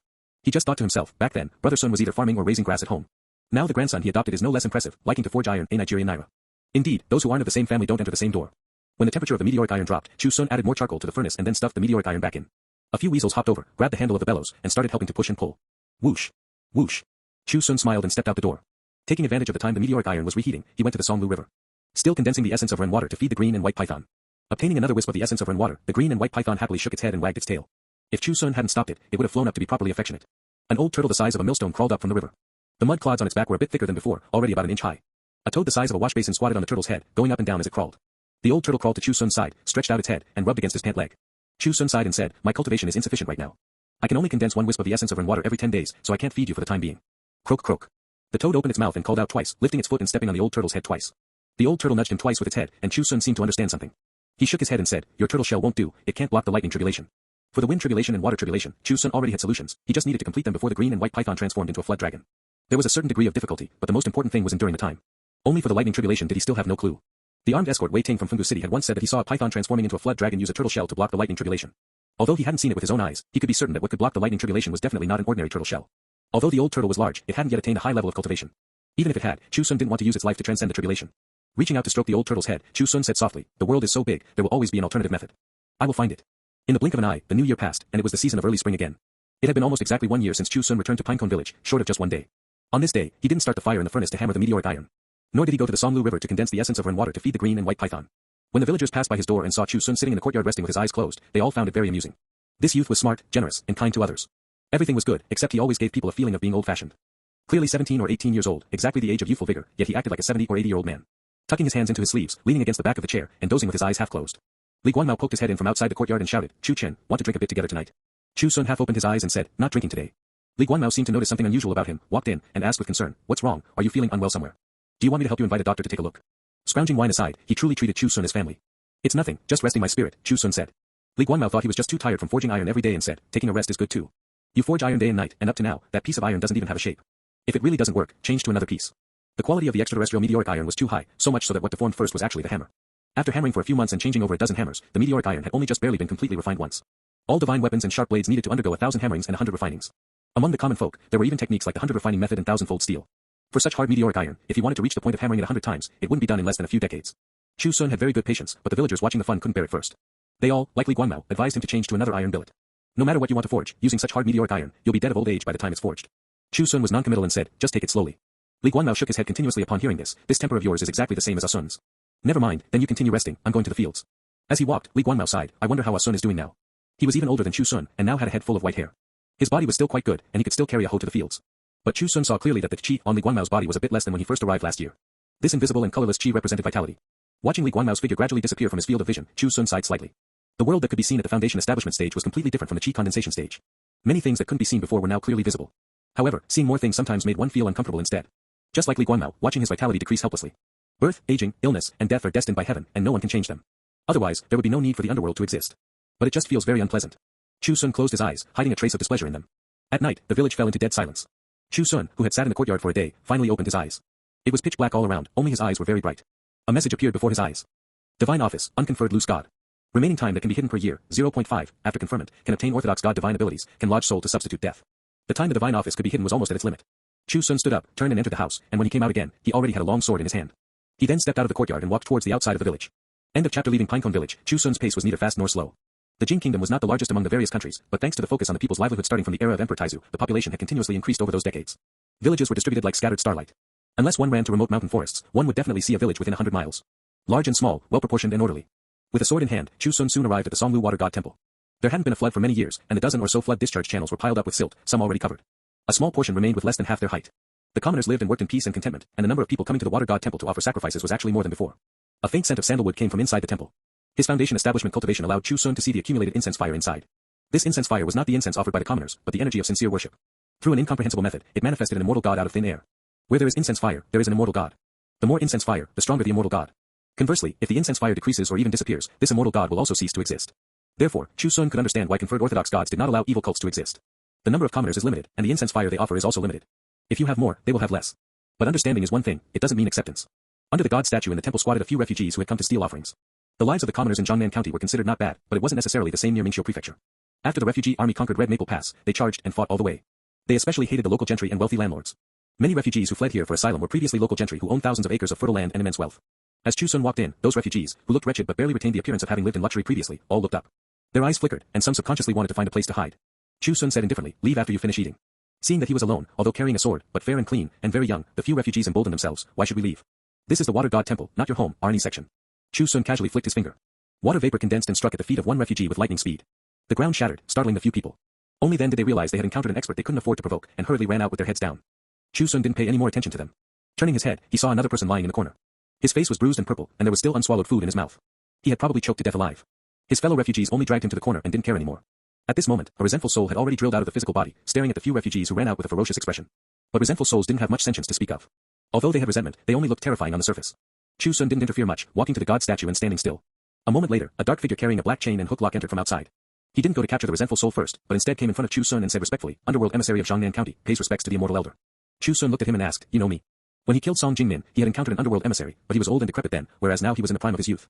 The underworld emissary explained, "I don't know you, but the immortal elder's cultivation is profound. One look and I can tell you are extraordinary." Chu Xun glanced at the time, there was very little left.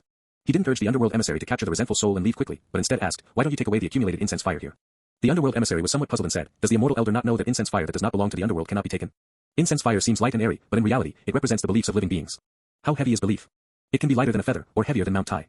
Even the underworld cannot take it away. They can only watch it exist helplessly, like a mountain of gold in front of them, but unable to do anything about it. If this temple is destroyed, will you still hunt down the so-called Songlu water god? Chu Xun asked again. This was a question he had always wanted to ask, but it wasn't convenient to go directly to the underworld to ask, lest it cause extra trouble. Today was the perfect time. The underworld emissary said, if we can't find it, then so be it. If we find it, naturally we still have to obliterate it. Evil cults and wild gods are like a single spark that can start a prairie fire, they cannot be left unchecked. Chu Xun's eyes turned slightly cold upon hearing this. It seemed that from the moment the flood discharge channels appeared back then, and the first commoner came to offer incense fire and chant the name of the Songlu water god, all of this could no longer be changed. If the immortal elder has no other matters, I will capture that soul and return to the underworld to report, the underworld emissary said. Chu Xun didn't make a sound. Although the underworld emissary felt puzzled in his heart, he still bowed in salute, then carried the black chain and hook lock towards the resentful soul. The hook lock easily hooked onto the resentful soul. Black chi emerged, causing excruciating pain. The underworld emissary wasn't polite in the slightest, dragging and pulling forcefully. Souls had no status to speak of in their eyes. After all, after being brought back to the underworld and checked against the book of good and evil, they might be thrown into the animal path, or even thrown into the 18 levels of hell to be tortured. Chu Xun watched the underworld emissary float outwards, and glanced at the time again. Divine Office 8334/10,000, unconferred loose god. Remaining time that can be hidden per year, 0, after conferment, can obtain orthodox god divine abilities, can lodge soul to substitute death. The incense fire accumulated in the Songlu water god temple rapidly surged into Chu Xun's body like a stream. In an instant, wisps of thoughts floating like silk ribbons appeared in his mind. Water god bless, let my child recover from illness. I want a good marriage, beautiful as a flower, immensely wealthy, and best if I don't have to marry into her family. Bless me to win money at the gambling table next year. Under each thought, the figures of those commoners making wishes appeared. These were the believers of the Songlu water god, they needed to kneel and worship sincerely for it to manifest. If the heart is not sincere, it cannot be transmitted. Most of the silk ribbons were white, and some silk ribbon-like thoughts appeared gray. It would be great if I could be emperor. I want immortality. Chu Xun instantly understood in his heart. The incense fire accumulated over decades had already brought him close to the level of an orthodox god. But without being conferred, the incense fire value was still a bit short. Some believers' thoughts could be helped to be fulfilled with a realm close to an orthodox god, while some were not qualified. When believers get what they wish for, they will naturally offer sacrifices to the immortal god more sincerely. This is a mutually beneficial process. Looking at those white silk ribbon thoughts, Chu Xun actually wanted to try it out. However, the underworld emissary who had floated outside the door suddenly stopped. He slowly turned his head. Originally, his face was blurry, and even his eyes couldn't be seen clearly. But at this moment, his eyes suddenly became much clearer. Faintly, they also carried a bit of blood color. The black chain and hook lock was withdrawn from the resentful soul. The underworld emissary stared at Chu Xun, his voice no longer having the slightest bit of respect. The spirit of the Songlu water god, so it was you. Without another word, the underworld emissary's black chain and hook lock silently hooked towards Chu Xun. Evil cult wild god, why don't you surrender without a fight and follow this emissary to the underworld to be punished? A second ago he was still very respectful, but now it was like enemies meeting, his arrogance towering to the sky. As if with just an order, Chu Xun should rightfully be captured by him and brought back to the underworld to die. The attitude before and after was worlds apart. Looking at the menacing underworld emissary, Chu Xun didn't use his long sword. Instead, he flipped his palm, revealing a round bead covered with holes. Spiritual energy was injected into it, and only an ear-piercing howling wind sound was heard. A fierce astral wind struck head-on towards the underworld emissary. Monster magical artifact.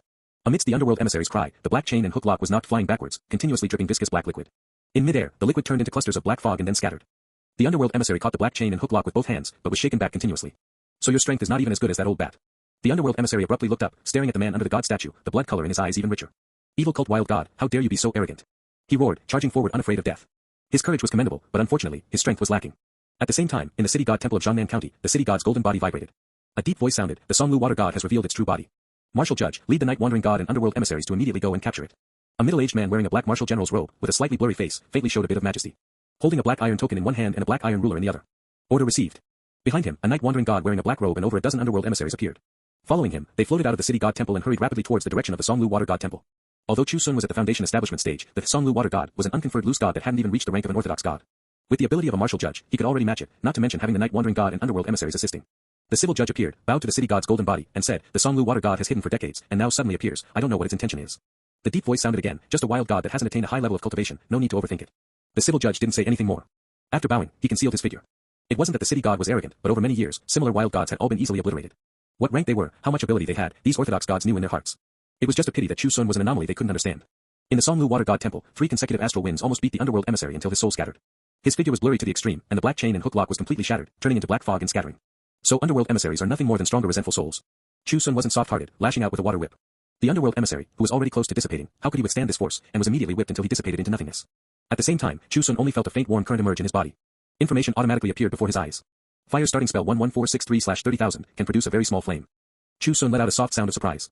He clearly remembered that the fire starting spell had only been cast 11,163 times before, but now it had inexplicably increased by 300 points. Could it be related to killing the underworld emissary? Chu Xun's eyes flickered. If killing an underworld emissary could speed up spell progression, it was definitely an unexpected joy. One underworld emissary gave 300 points, 10 would be 3,000 points. It might not seem like much, but don't forget, above the underworld emissaries were the day and night wandering gods, judges, and even the city god. At this time, Chu Xun seemed to sense something. After a slight thought, he chose to hide his foundation establishment cultivation. Over a dozen dark figures drifted over in front of the temple, and a majestic scolding voice entered his ears. Audacious Songlu, wild god, how dare you murder an underworld emissary? Your crime is heinous. Take him down. Chu Xun looked up and saw that the martial judge had already arrived with the night-wandering god and numerous underworld emissaries. Facing the underworld head-on, Chu Xun didn't have his previous apprehension and nervousness. He only stared at the martial judge, his eyes showing great interest. An underworld emissary gave 300 points. How much would a martial judge give? The martial judge felt uncomfortable all over being stared at by him. Although the other party was indeed an unconferred wild god, he always felt something was wrong. The tall night-wandering god, like a hempstalk, fiercely attacked with the underworld emissaries. Over a dozen black chains and hook locks hooked towards Chu Xun. The howling wind sounded again, and the astral wind blew, hitting the black chains and hook locks until they clanked. Streams of black chi emerged. But the old bat was not a true monster after all, falling one step short. The bone had blown 4 astral winds in a row and had reached its limit, with some cracks already appearing on the surface. If he didn't give it time to recover and continue to use it, it would directly explode. This thing was one of the few magical artifacts in Chu Xun's hands, so naturally he was reluctant to waste it just like this. Fortunately, although the last astral wind failed to destroy all the black chains and hook locks, it also made the underworld emissaries return without success. Seeing this, the night-wandering god let out an ear-piercing sound like tree bark rubbing. No wonder you dared to appear tonight, so you obtained a monster magical artifact. The underworld emissaries used black chains and hook locks, but the night-wandering god held a black lantern in his hand. A sinister Yin fire burned green inside the lantern. The night-wandering god floated forward, and a streak of Yin fire was drawn out from the lantern. Burn! The Yin fire turned into a net of fire, covering towards Chu Xun's head. The underworld emissaries also attacked, with over a dozen black chains and hook locks following closely behind. This was absolutely not to capture him back, but with the intention of obliterating him on the spot. Chu Xun didn't hesitate, swinging the long sword in his hand and slashing forward. The sword body collided with the green fire net, and after supporting for a few breaths, it was shattered. But immediately following was a white sword shadow, slashing open the fire net with lightning speed, and also completely shattering the black chains and hook locks behind it. Along the way, several underworld emissaries were slashed into black fog. Metal Essence magical artifact. The night-wandering god let out a shrill scream and was heavily cleaved in half by the white sword shadow. Metal Essence enters the vessel, wielded to cut down evil spirits. Although the underworld was under the command of the orthodox gods conferred by the emperor's decree could not control Metal Essence. Whether you are an underworld emissary, a night-wandering god, or whatever demons and ghosts. In front of Metal Essence, you are all evil spirits. This sword strike heavily injured the night-wandering god. The 2 halves of his body fell to the ground, wriggling weakly like a severed snake. Although he didn't die immediately, he wasn't far from death. The remaining momentum of the white sword shadow had not dissipated. The martial judge snorted and threw out the black iron token in his hand. The token was engraved with the word detain. It grew against the wind, turning into a shield shape and blocking the front. The white sword shadow crashed fiercely onto it. The token made a loud noise, and black sparks flew everywhere. Although it blocked the white sword shadow, a huge crack also appeared on the token, looking as if it would split open at any time. A trace of heartache flashed in the martial judge's eyes. The commoners worshipped the city god, and subordinates of the underworld like them could only occasionally get a share of some incense fire. With the token damaged, who knew how long it would take to repair it? But having blocked the white sword shadow, the martial judge breathed a slight sigh of relief. He took a step forward and said in a deep voice, holding 2 magical artifacts, you dare to act wildly here. A wild god is just a wild god, not knowing the immensity of heaven and earth. As he spoke, the martial judge swung the iron ruler in his hand, striking towards Chu Xun's head. This strike must make the unappreciative wild god soul scatter. End of chapter. Hello, everyone. As we wrap up this video, I want to share a quick note. I have a Patreon account. If you'd like to support me and enjoy on-demand audiobooks, you can become a Patreon member. Alternatively, you can check out my Google Drive link, which has 500+ novel audiobooks available through my Ko-fi or Patreon shop. I appreciate your support.